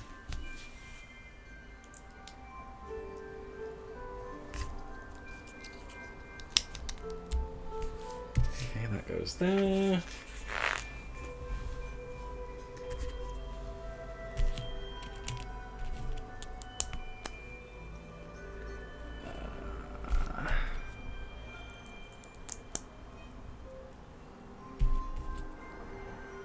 Oh yeah, it's all coming together now.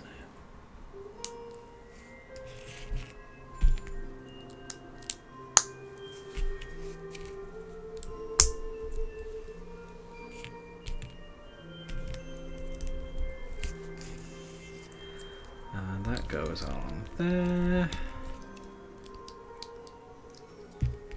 And then a foot.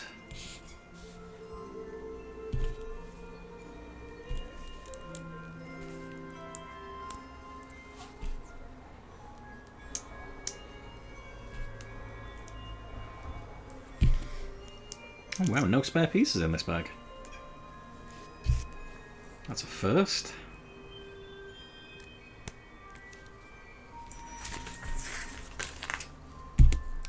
That's on there, like so.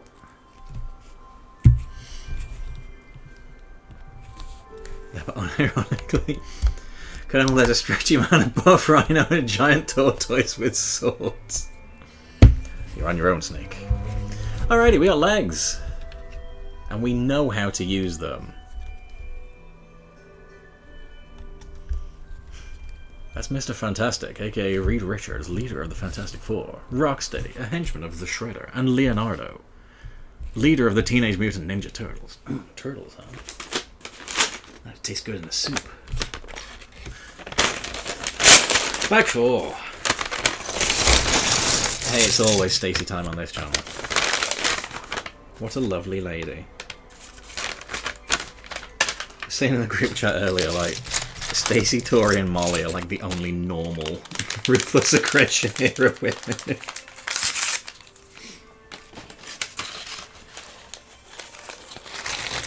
That's not fair, actually.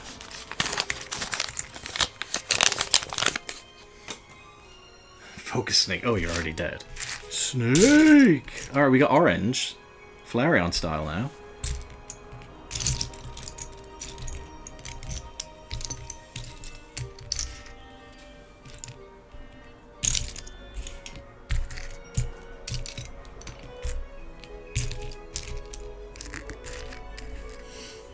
Fortunately, I have to make my way to work. Hope you have a great day. Can't wait to see you when they get ahead. Alright, buddy. Thank you for dropping by. It's been lovely having you here. Hope work goes well and you have a nice all day. And if you don't, then simply beat your boss up. No, don't do that. I can't advise that. That's really bad. You shouldn't do that. But I assume it will be their fault and not yours. So, have a lovely day. Bye-bye.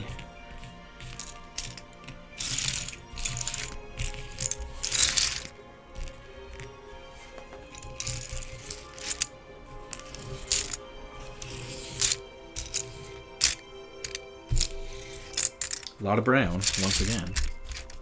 Have enough alcohol in case it's bad, oh no.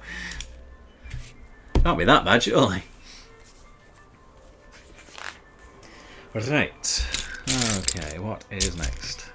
One of these little fellas. One of these.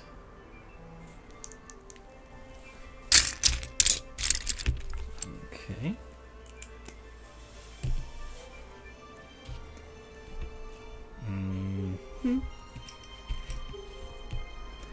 What is clearly going to happen very quickly here is we're going to run out of all the colours that aren't brown, and this is going to start confusing me. Because I'm just a simple man. I don't know much of anything, really. Oh, that's confusing. Okay, no, that's right. That really threw me.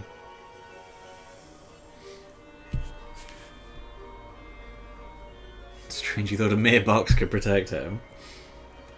That's bogus, there's no pizza in here. He went down an easy way till I tell the boss.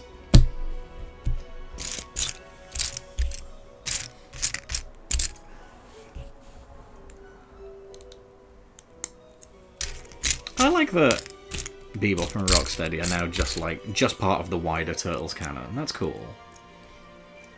I haven't read the IDW stuff yet, because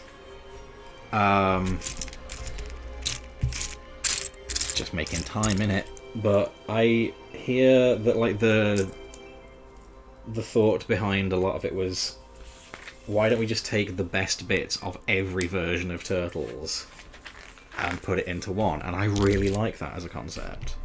So you have like effectively the definitive version of Turtles. That's really flipping cool. We're just normal men. We're just innocent men. As they should be. They're part of how most millennials are introduced to the city. Yeah! There are Harley Quinn. Without the skimpy costumes at Halloween. I think it's right. Like, sometimes you can have like a valuable contribution to canon and continuity outside of the original work. And like, Harley's an excellent example of that. It's difficult to imagine a version of Batman without her now. Just belongs. Got another cool Morph transformation in the new season. Oh, sweet. I'm very glad Morph is back.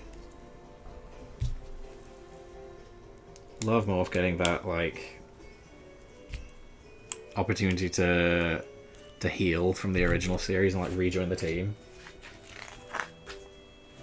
Also like that they decided to make Morph non-binary. That's very cool.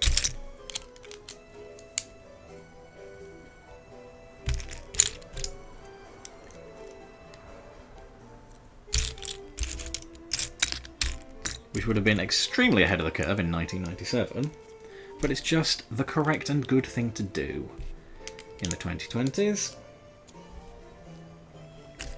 And also it makes a lot of really, really bad people incredibly angry, and that is always worth it. If the creators like it, why not? Lugia was just supposed to be a movie Pokemon. Yeah, Lugia was made up for the film, and they were like, this is good. We're having that. Got alert with dogs got activated. Oh no, send them lots of fusses. 3 episodes so far. Are they dropping them weekly, do we know? All I want is for Croco Mom to be real. Do I want to know?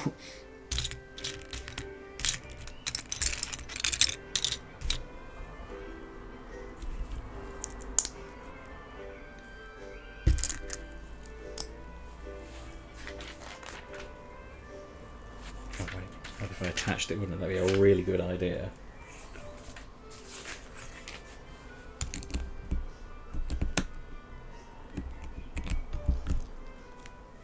There we go.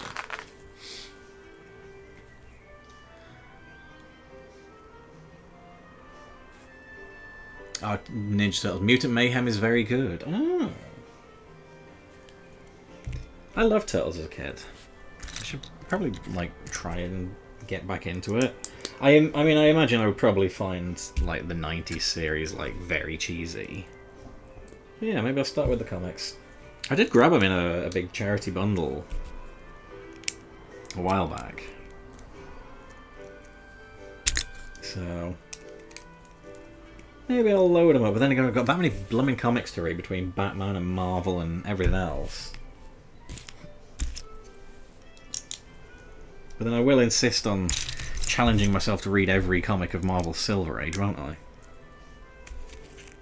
Never have time for anything else. Really slowed on that, fallen massively behind the curve on where I should be.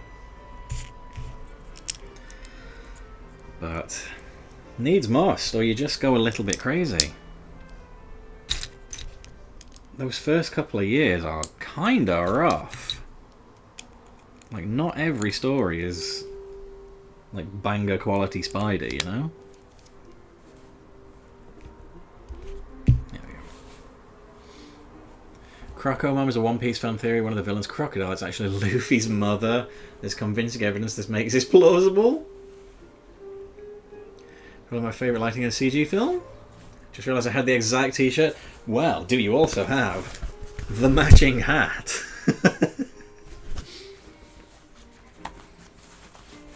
I'm surprised I don't have more Pokemon shirts, really. When Luffy broke in and out of prison, he rescued someone called Ivankov, who can swap genders with themselves, other people, and dialogue with Crocodile, who they also busted out, alluded to them knowing each other and having a secret past. You have 2? Well, that's just showing off. But that's fine, because we approve of showing off on this channel. We like cool things.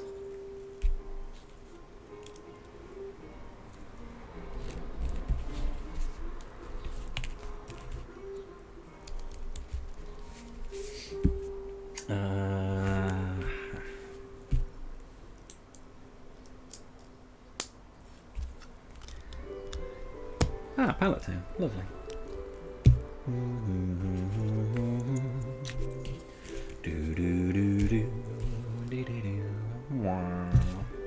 I think this is Eevee's tail. I'm guessing that's what the pointy bit's going to attach to. Have you ever read the WWF Undertaker comics? I haven't. At some point I'm going to have to, aren't I? Maybe that's something I'm going to end up doing on the blog.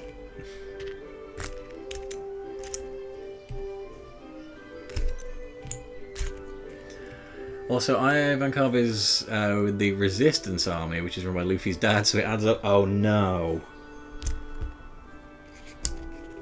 Luffy's mum is a crocodile. Well, I mean, it wouldn't be the weirdest thing to ever happen in a cartoon or manga or anime, I suppose.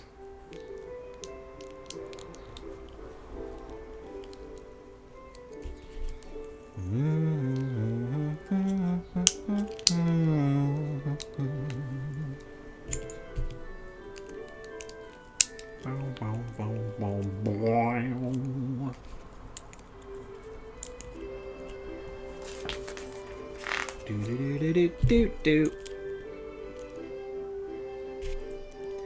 Do do do do do do do.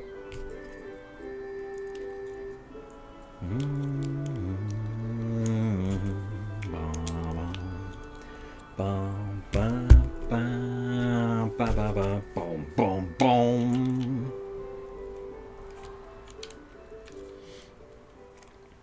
Got another pet booked in? What manner of critter are they? Crocodile kind of looks like John Travolta with stitches on his face. He's got a big old cigar in a hook hand. Much like John Travolta.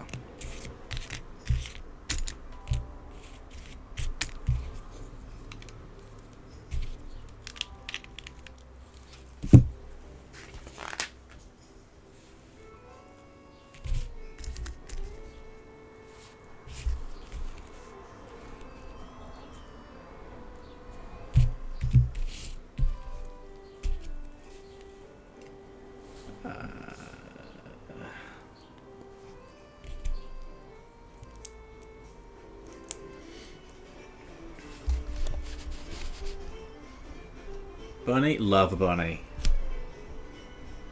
Flippin' cute.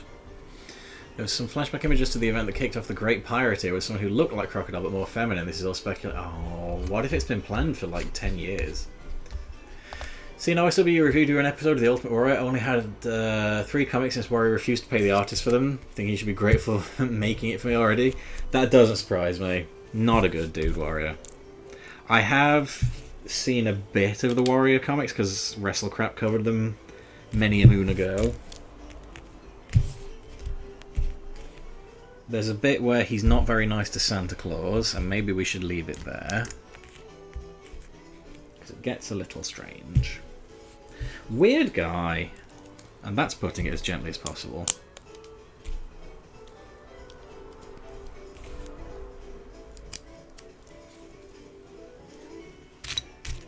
Do you know what? Making right with all his enemies and then immediately dying did amazing PR for Warrior.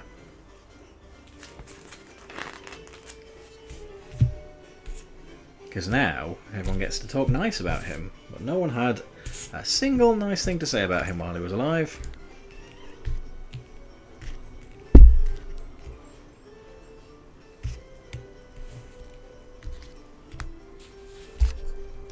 The second one came out, the style was different than the third one, was a Christmas story, just artwork, zero story. Or did it be like that? I love when manga writers are like meticulous in their planning though. It's exciting.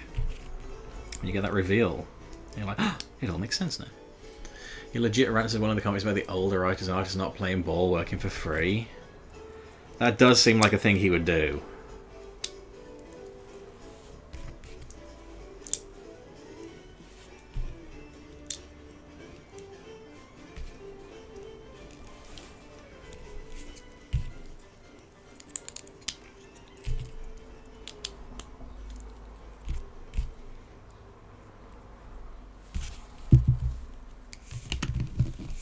Click.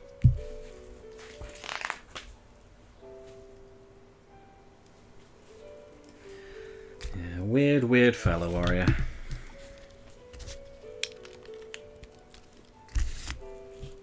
A brutal lesson in why you should never believe your own hype.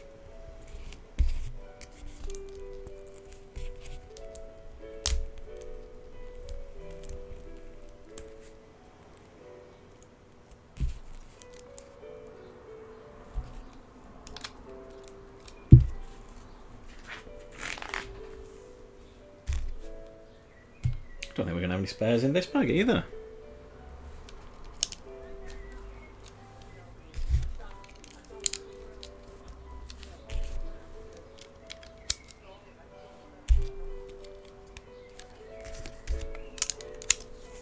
That's a tail. My only theory on One Piece is woven into Shank's hat. I've still seen live action. Click. Oh, we can wiggle the tail. Whoa. Nice.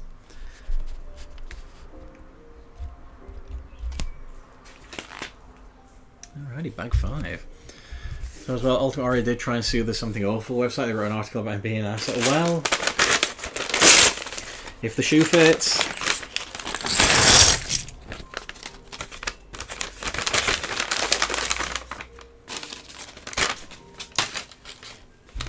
And that shoe definitely fit him.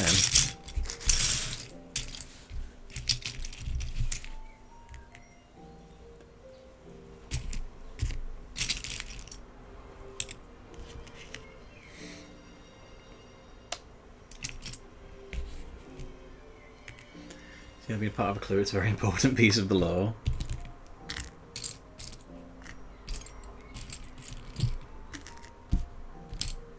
I feel like One Piece might be one of those things where, like, maybe I'll start it once it's finished and just, like, be able to read it all in one go, you know?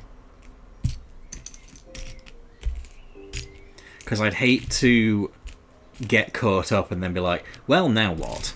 And have to, like, then sort of drip feed it, you know?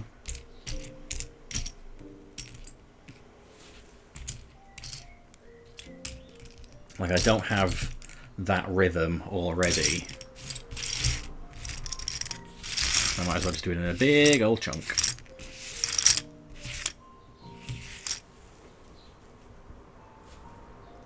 Only heard good things about live action One Piece. Yes, somehow. Wasn't terrible.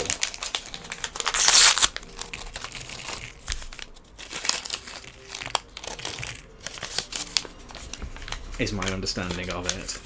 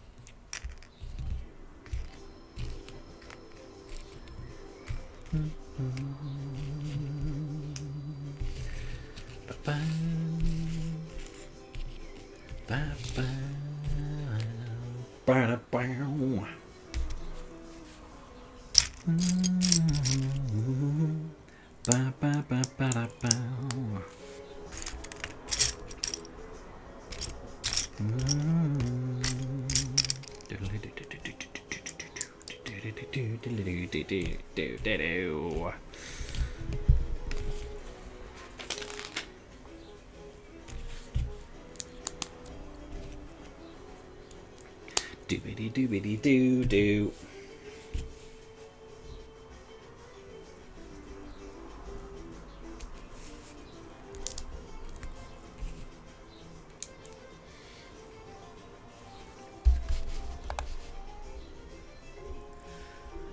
There's going to be a Persona live action on Netflix soon. Not looking forward to it. Did a live action Yakuza since Sega Wants More TV and it didn't do so well. Recommend watching it but pacing it. There's a lot to get through and all, like something like Pokemon. It's not mindless. The filler rate's only like 9%. Doesn't mean the pacing was great, but it's important. Oh, so you've really got to like pay attention then.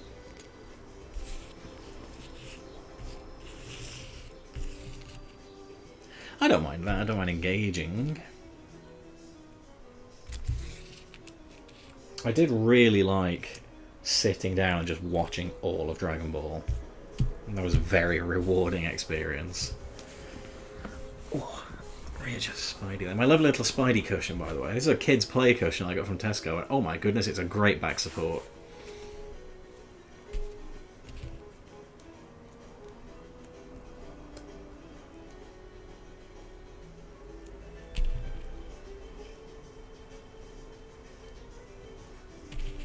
Highly recommend.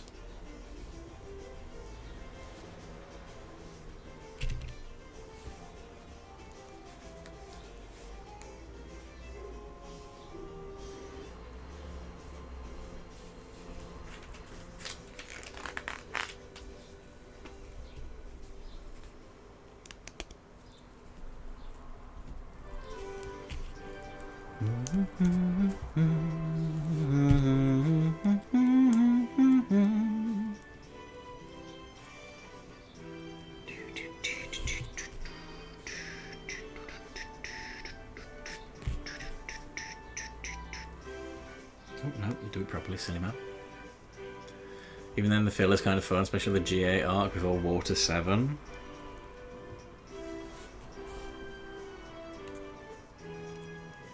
Oh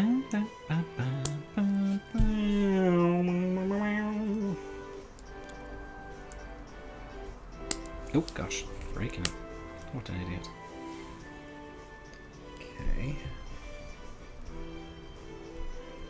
Oh, wait. Oh. So I attach that. Here? Yes. Okay. Lovely.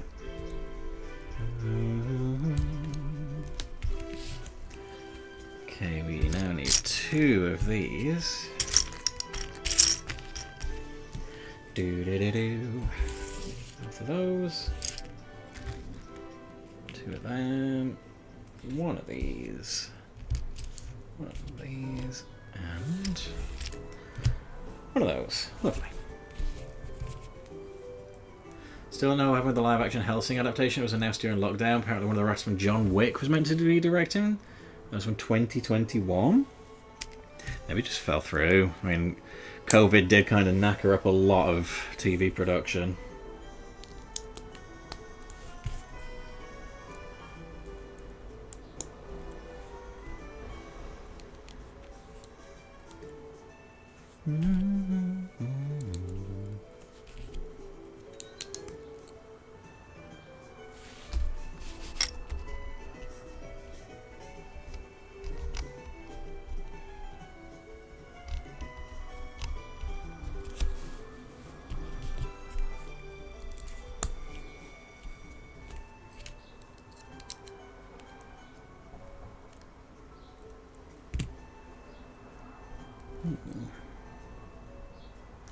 Oop. Push that slightly further back. That should be able to fit. Yes, maybe. Mayhap. Well, now you're just being difficult.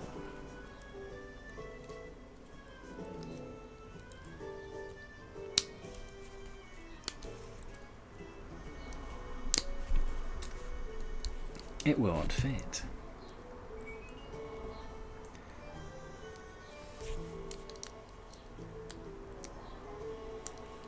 There's got to be something I'm missing here. I've just not pushed in far enough.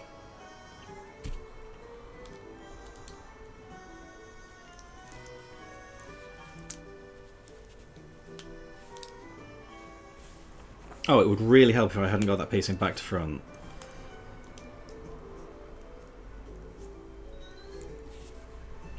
Not clever sometimes, am I?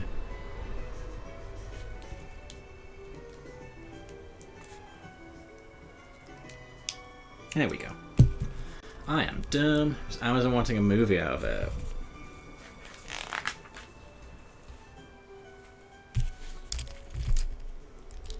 Hey, listen, Amazon had bigger things on their plate. They had bigger fish to fry during lockdown.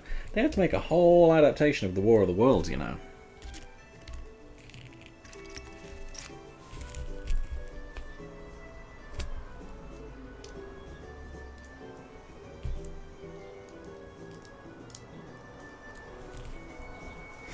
Oh, yes.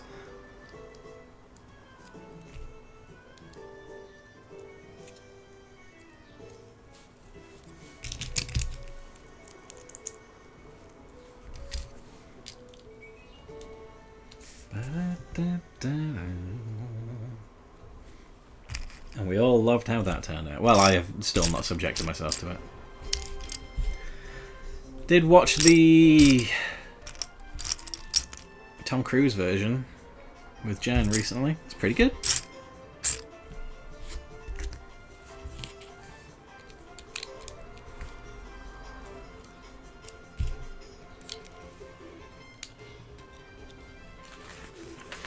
I've never seen clips of it with Ice Cube. Yeah, looks absolutely dire beyond words. I think they knew as they were making it. They must have known it was bad. I mean, that's why it got super delayed and then just quietly released with zero fanfare. They knew they had a dodo on their hands with that one. Just stankin'.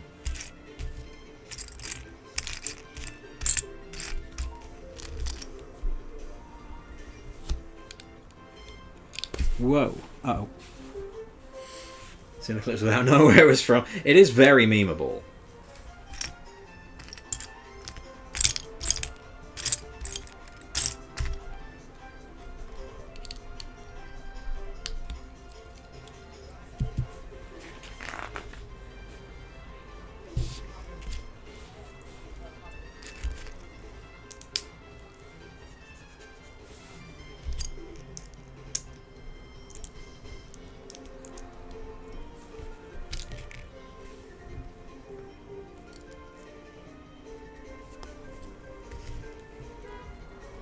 And pal told me it's from War of the Worlds. I was like, you're kidding me.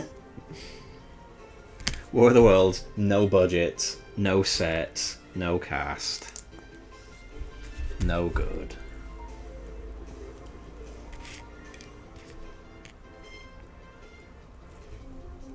I mean, I applaud the ingenuity of many a director during lockdown.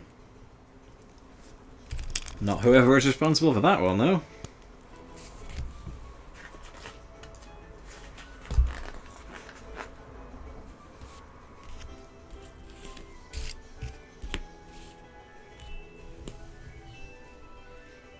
We got a fairly messy series of Doctor Who out of it, and I have a lot of problems with it, but none of them are COVID related, really. Some of the effects are a little shaky, but you're like, do you know what? Can't be out. They had to green screen that. And Doctor Who is very difficult to produce, as we know. So the fact they got a series out, good on them. Wasn't great, wasn't the best, but you know, got it out.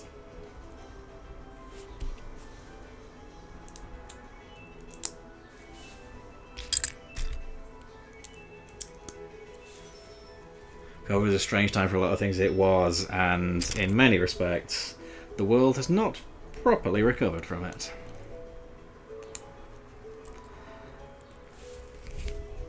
And sadly, it may be some time before it does.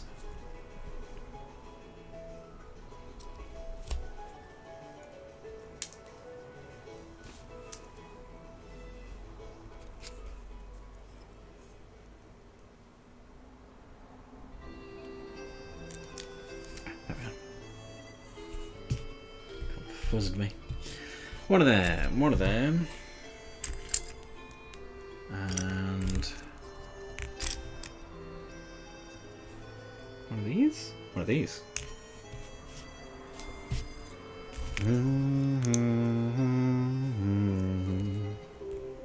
Oh, not that one. This one. Different directions. All important, that. Can tell what's filmed during that since it's not in crisp HD. Yeah.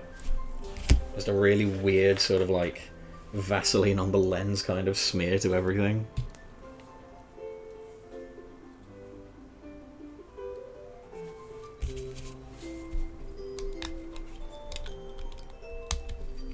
Okay, that's that.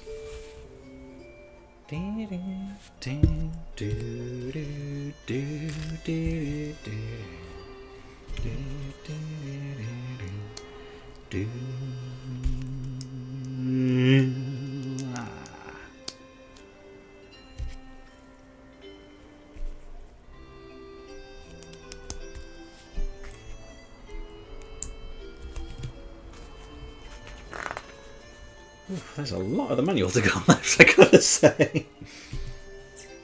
Slightly concerned about the number of pieces that are going to be in bag number 6.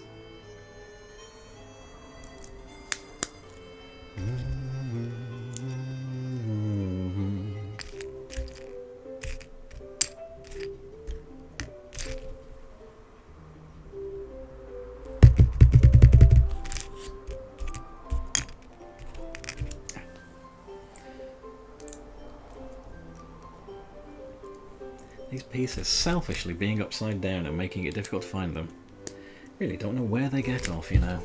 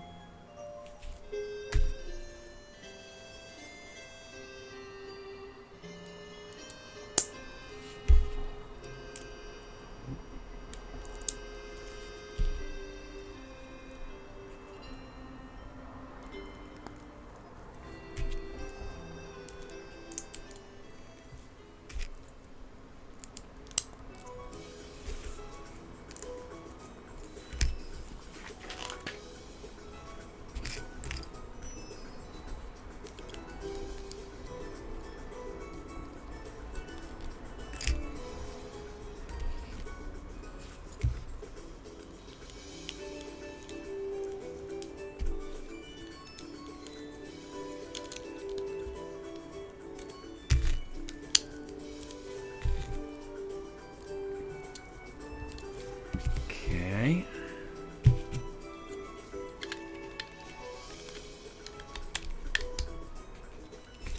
Alrighty, this is looking like a head. Next year we should have the Pokemon episodes made by the people who did Wallace and Gromit, or is it a movie? Oh, Aardman, yeah. I don't know whether it's a film or a series or whatever. Yeah, I'm excited for it. Should be cute.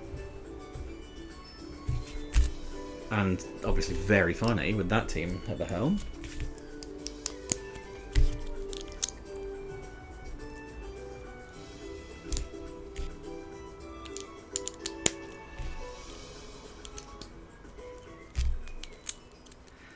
Once again, no spares in this box. Bag, rather.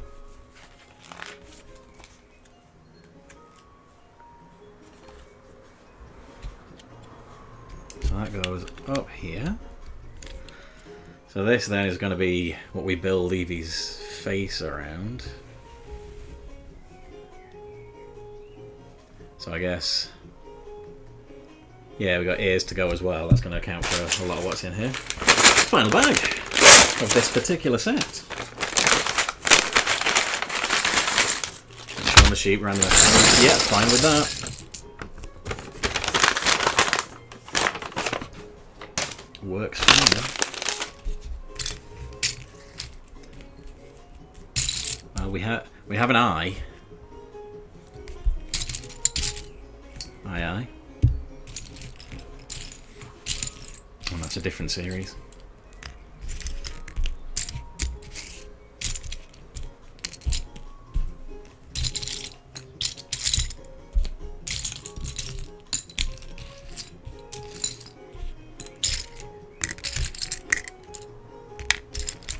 A mouth.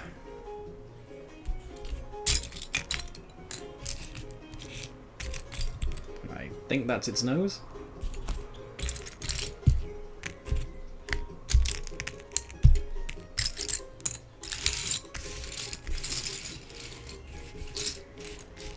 Okay. Small bag. Maybe short series, consistent story. It's about Surfetch'd. Yeah, Surfetch'd and Pikachu. Pichu. I was going to have an Evergrande day out. Beautiful.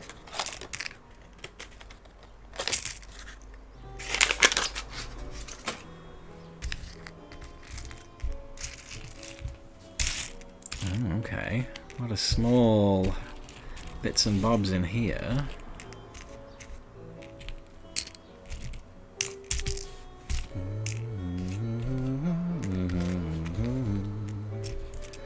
I keep those together, that looks important.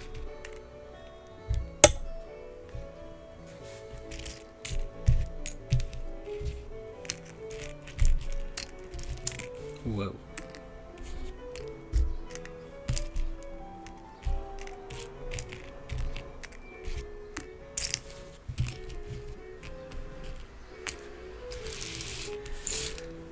Okay. Commence final bag.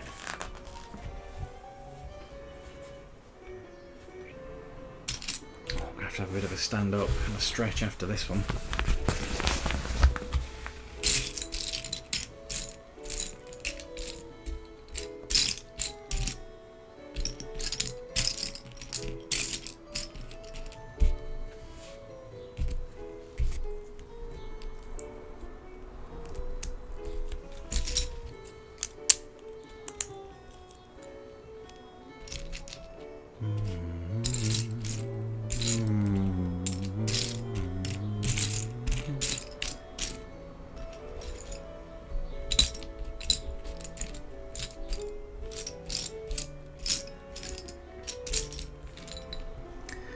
What the heck?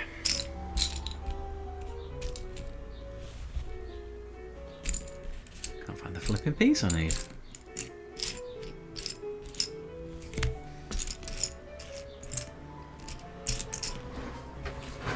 Ah, there we go. Little square. Make the Imperial Superstar Destroyer and put it on the head.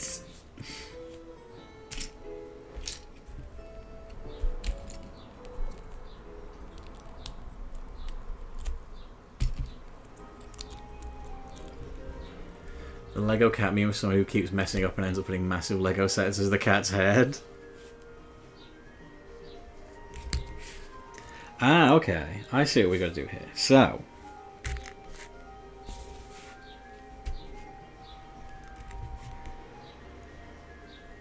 Espeon.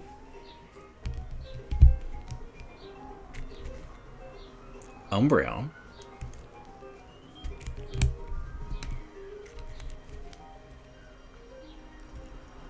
Leafeon.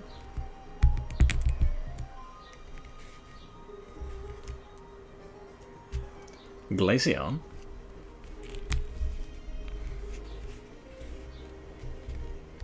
Vaporeon.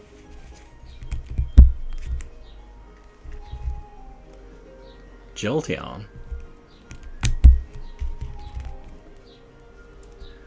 Flareon.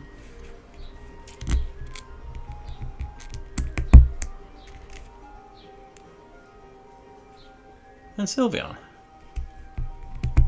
Colour each for each of the evolved forms Eevee can take. Cute, cute.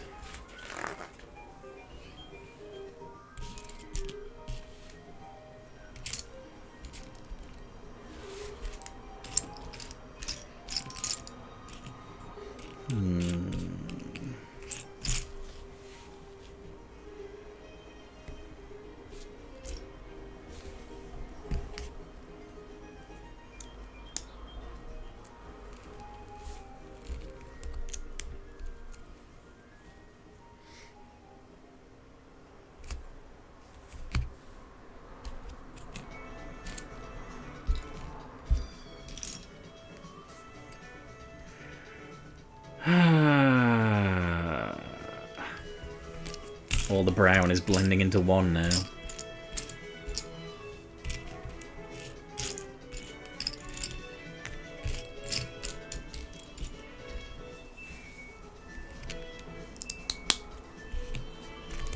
Whoa.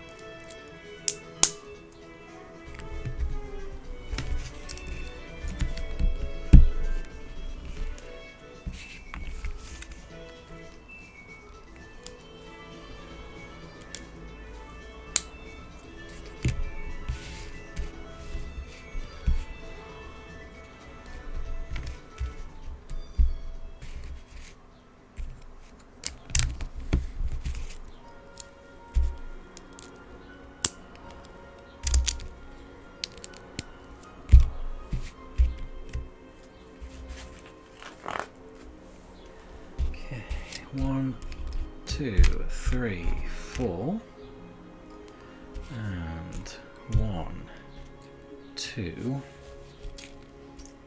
three, four.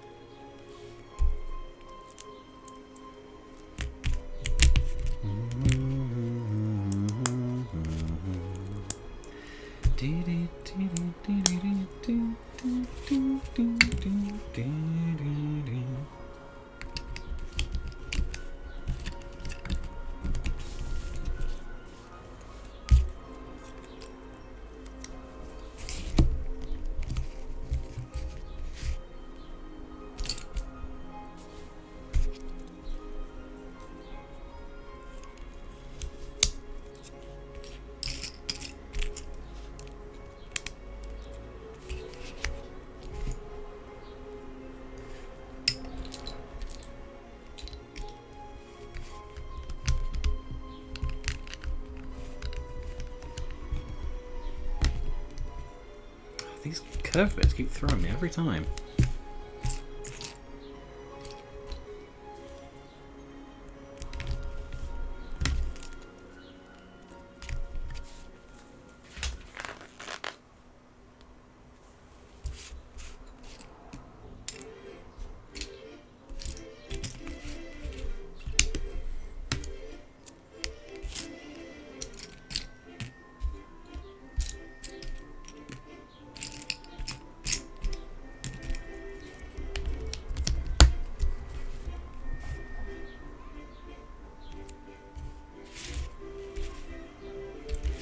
That's the mouth going on there.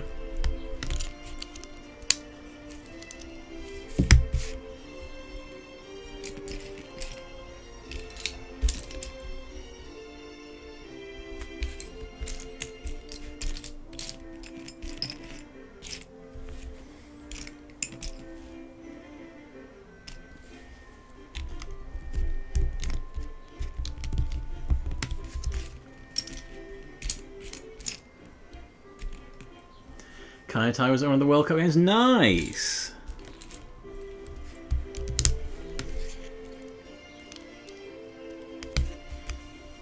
Taka and Funaki?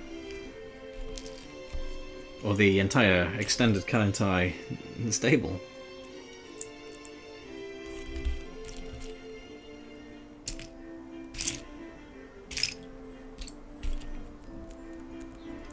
Dick Togo. Dick to go.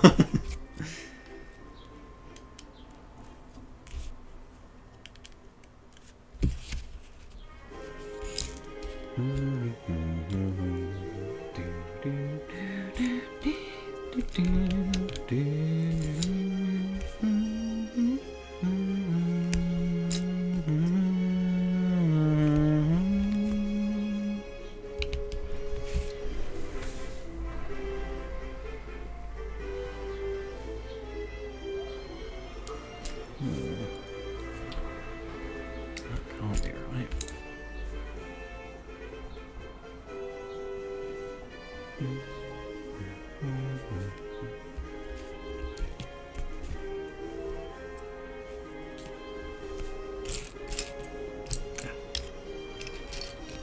Aha, it wasn't right. Indeed. Miss Yamaguchi was there with Val Venus instead. Oh no. Oh, the actress for Miss Yamaguchi was 18 at the time. Yeah. Well, several unfortunate connotations of that.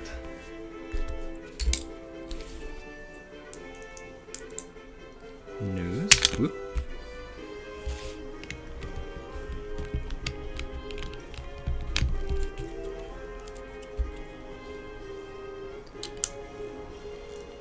We got eyes.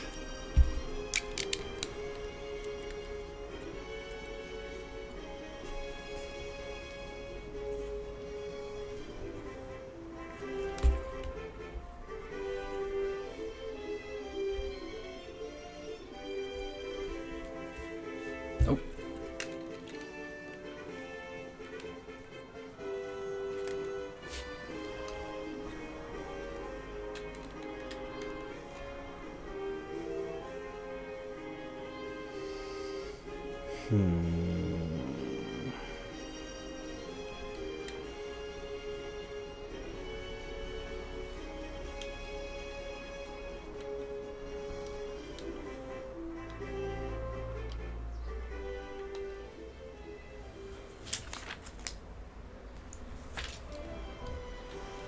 Ah, there we go.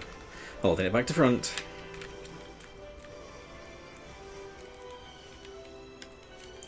Hey!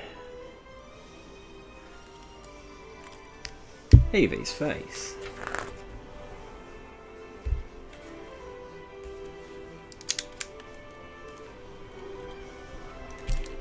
Four of these little tufts of fluff.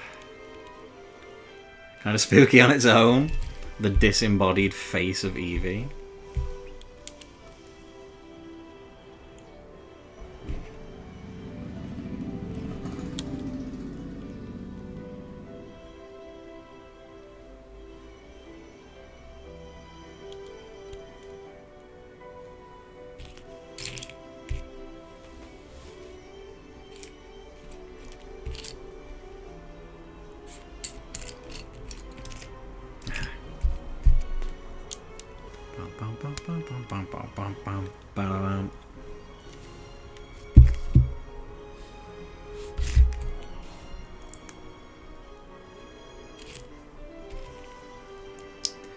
We're definitely getting there now.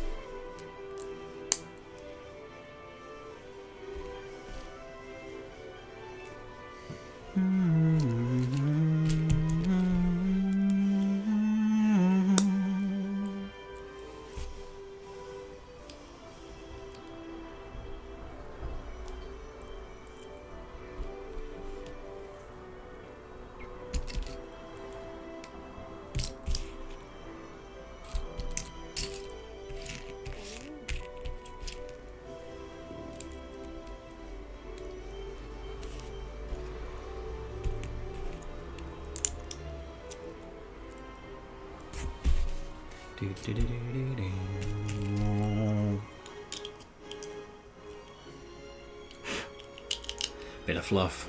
You don't want it. You don't want fluff getting stuck in your Eevee. Nightmare.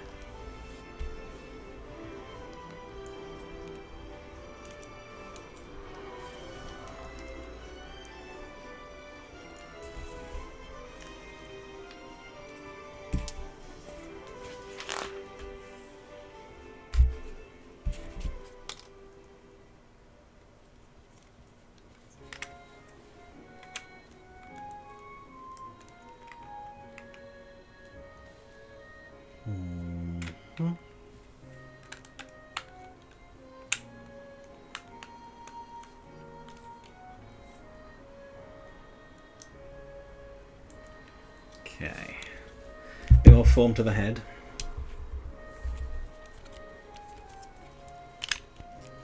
So to speak.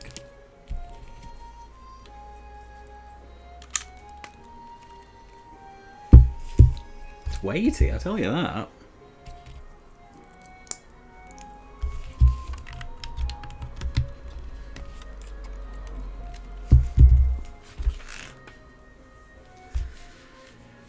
And collect.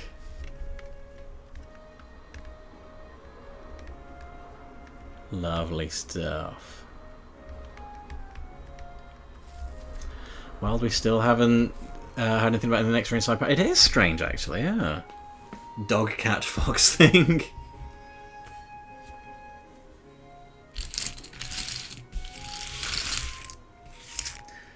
It's the thing with Eevee, like, it's somewhere between the three, really, isn't it? And, like, depending on which form you evolve it into, it can be more or less like those things.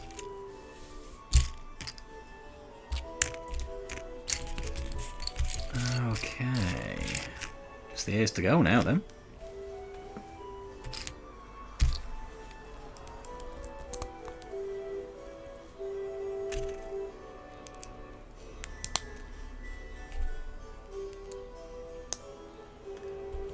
Certainly an Eevee. It's more dog than the legendary beast. Well, Espeon flaring off a sure cat.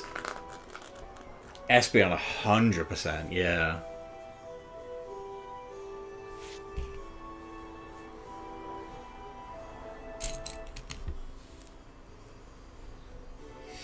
I remember back in the day, again showing my age here, the arguments over whether Raikou, Entei and Suicune were cats or dogs raged so hard that a lot of fans decided they were legendary hamsters. Because they definitely don't look like hamsters, so you might as well just call them something.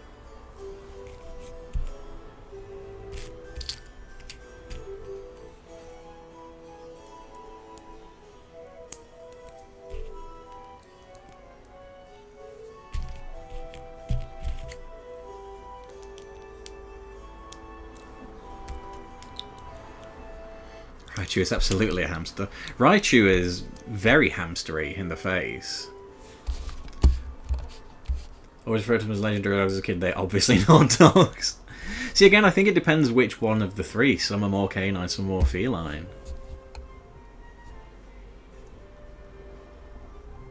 Flareon gives Fox to me. Maybe I'm red fur pilled.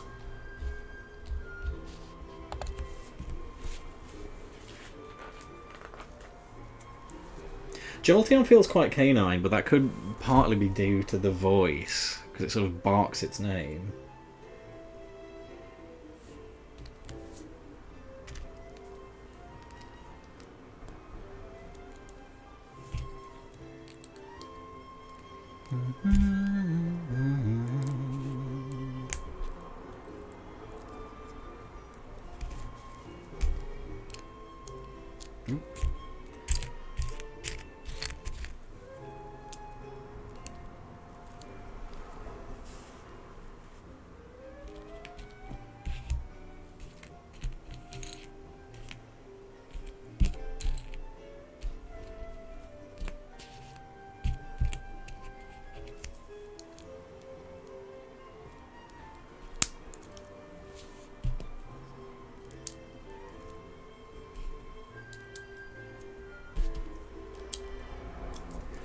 is assuredly in here.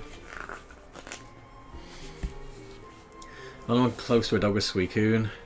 Raikou and Entei were Shih Tzus at best. Raiku's like a leopard. Or something. Entei looks lion-y to me. Entei's very lion-y.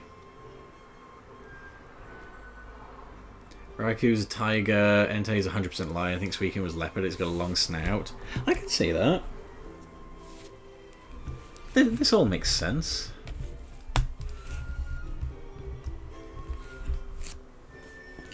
Alright, last bit's going to be the final tab.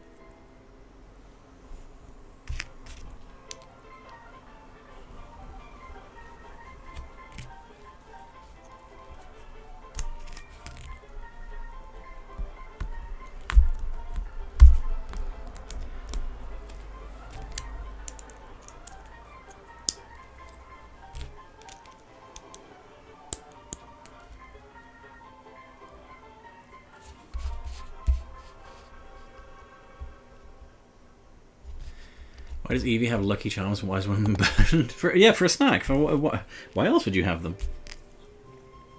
Maybe they should have been legendary cats.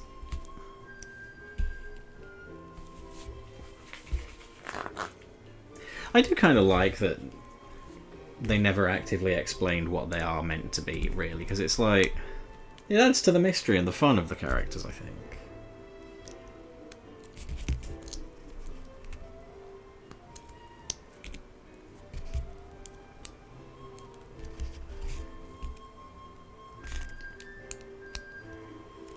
They are quite literally part of the legend of Johto.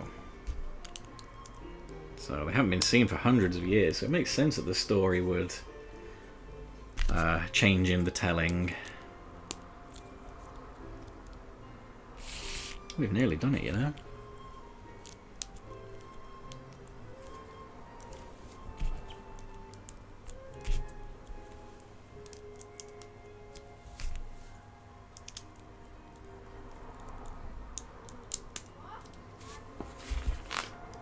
And with that,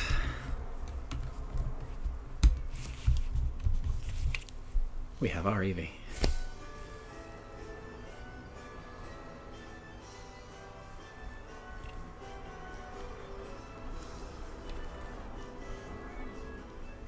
Res Eeveelutions, which leads to being cats if Eevees are indeed cats. Baby, this is really fun. I mean, again, I know this is not a child's play thing, but I love the level of like articulation and posability on this. You move the feet, the legs, the tail, the head, the ears. This is just a lovely little thing. Very happy with that.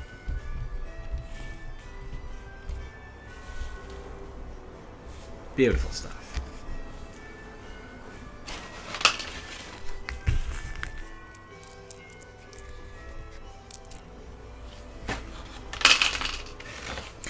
Right. I'm going to get a little stretch.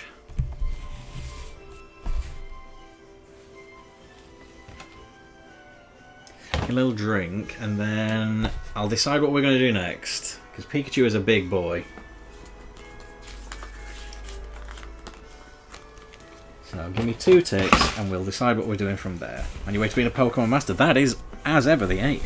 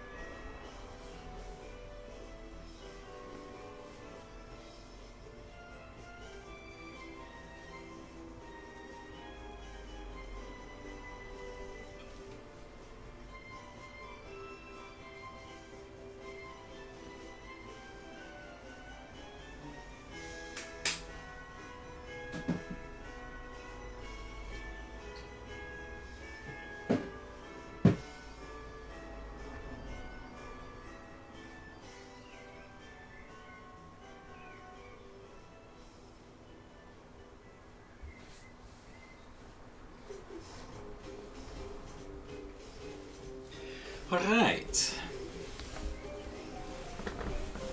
Oh. Slide back on in.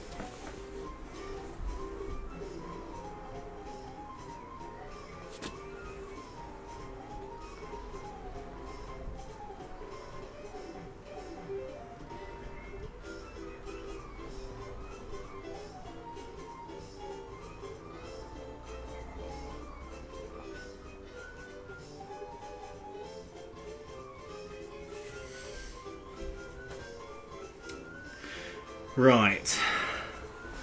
Let's give this a little bit of thought.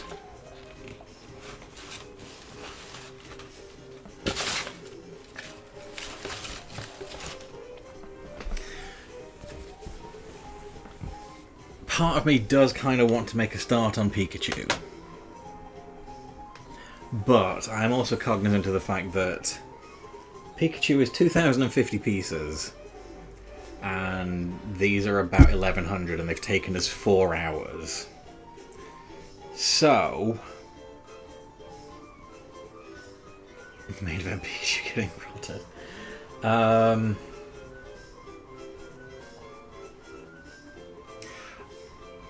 What do you guys think? Do we think doing Pikachu as a separate stream may be a smart idea and maybe splitting Venusaur, Charizard and Blastoise into a couple of streams? Do we think that might be a smart way to go about it?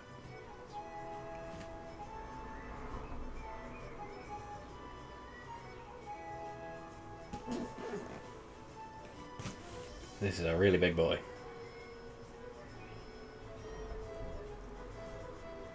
Pikachu is 35 by 39 centimeters. That's pretty tall.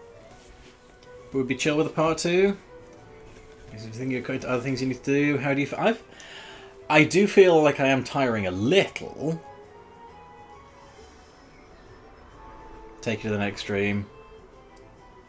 Maybe we'll do that then.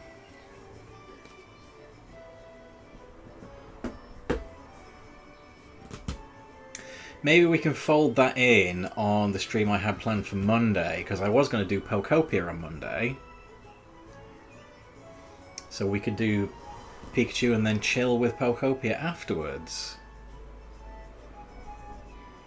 If you stop, you'll lose table space till next time. That's also a really good point.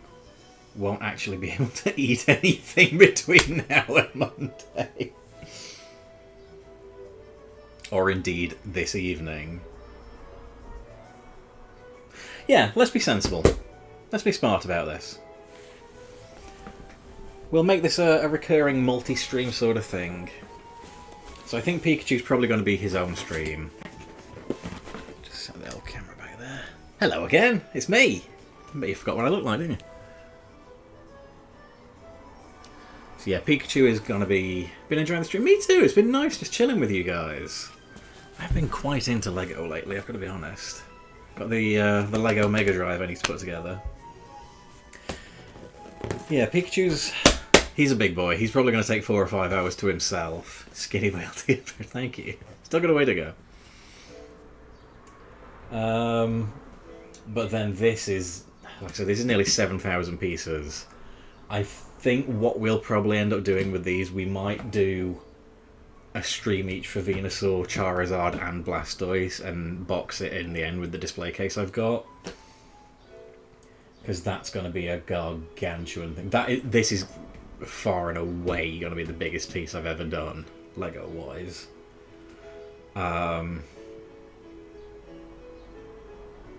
Yeah, so yeah, like I said, this one's probably going to take 4 hours on its own. And this is going to be a good chunk of change. That's probably going to be 2 or 3 streams, I would have thought. But worth the wait. It's not going anywhere. It's all good. So yeah, but do you know what? We've done alright today. I mean, these are all lovely. This is very cute. I love the attention to detail on the back. You can see inside all the bits and bobs. I love the slidey doors, that's cute. This is fantastic. You can... I mean, this is just wonderful. Like, the level of articulation and all. I'm very glad I've picked this up, because these are going to need some major dusting over time, but I'm very happy to have these out on display. This, I think, triggers the most, like, happy emotions in me, you know? Because it just brings back all those memories.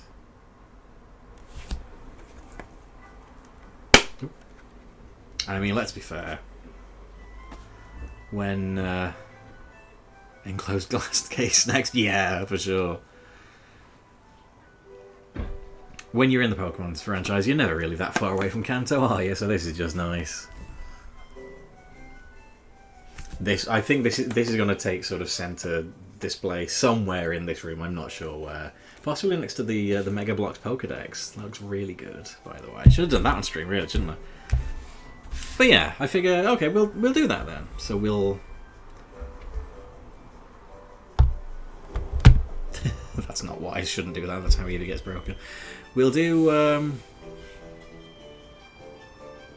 Pikachu next time we do a Lego stream, and we'll tackle these guys at some point in the future.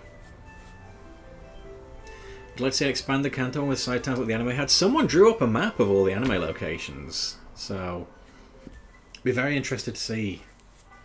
We've got Sevi and Orange Islands. Why not? Yeah, I think that's probably going to wrap it up for today. What we will do then... Ugh. Oh dear, standing on everything. Oh, thank you, Moobot. The fake gyms, of course. If you're not already following me on Blue Sky, that's the link, as posted by Moobot. If you're not subscribed on YouTube, then why not? That's the link there. And if you're not already in the Discord, come on, hop in, I won't bite. It's lovely in there. Everyone's so nice. You can also follow my podcasts. We will have a new episode of Chatatouille coming this Friday, which is going to be... which episode is it going to be? I wrote this down earlier. It's going to be... Brother Bear. So if you like Disney, if you like Brother Bear in particular, check out Chatatouille wherever you get your podcasts. What else? I will be aiming to be back on Monday. Going to do some Pokopia. If I end up having to do other bits and pieces, we'll just do Pokopia. If I have the whole day free, we'll make a start on this little fella. Brother Bear, it's been too long.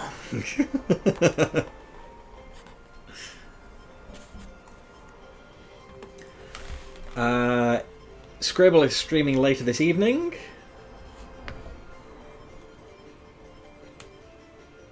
So, do please hop on Scribble's stream. Who is live right now?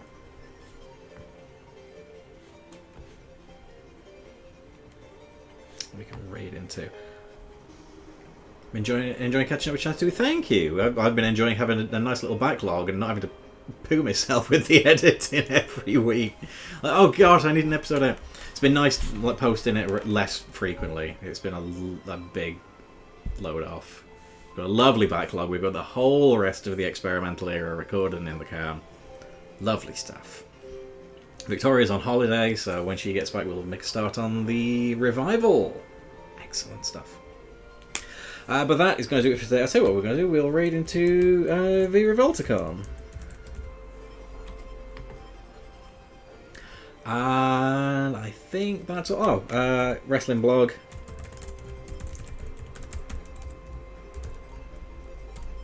Review Can't See Me. That started yesterday. Going to be watching some old wrestling, doing some reviews. It's going to be super casual, just as and when. If you want to have a birthday stream, will we be playing Mecha Chameleon? Oh well, by all means then. Who we raiding? Sorry, Vera Volticon, I do apologise.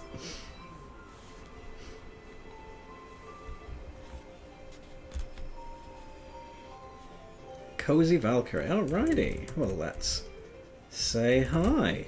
Particularly if it's a birthday.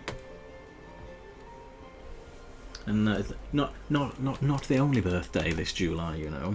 July's a lot of birthdays in July, actually. I think it's yours too, Alex, isn't it? It's either you or Eddie. No, it's Eddie, isn't it? You O'Keefe brothers, you all look the same to me. Right, and on that note, let's raid into Cozy Valkyrie. Thank you guys, it's been a really lovely time today. I've had a wonderful fun time. Thank you so much. I will see you Monday for Pokopia and very possibly a bit of Pikachu. Much love to you all. Thank you very much, guys. Bye bye. Mwah.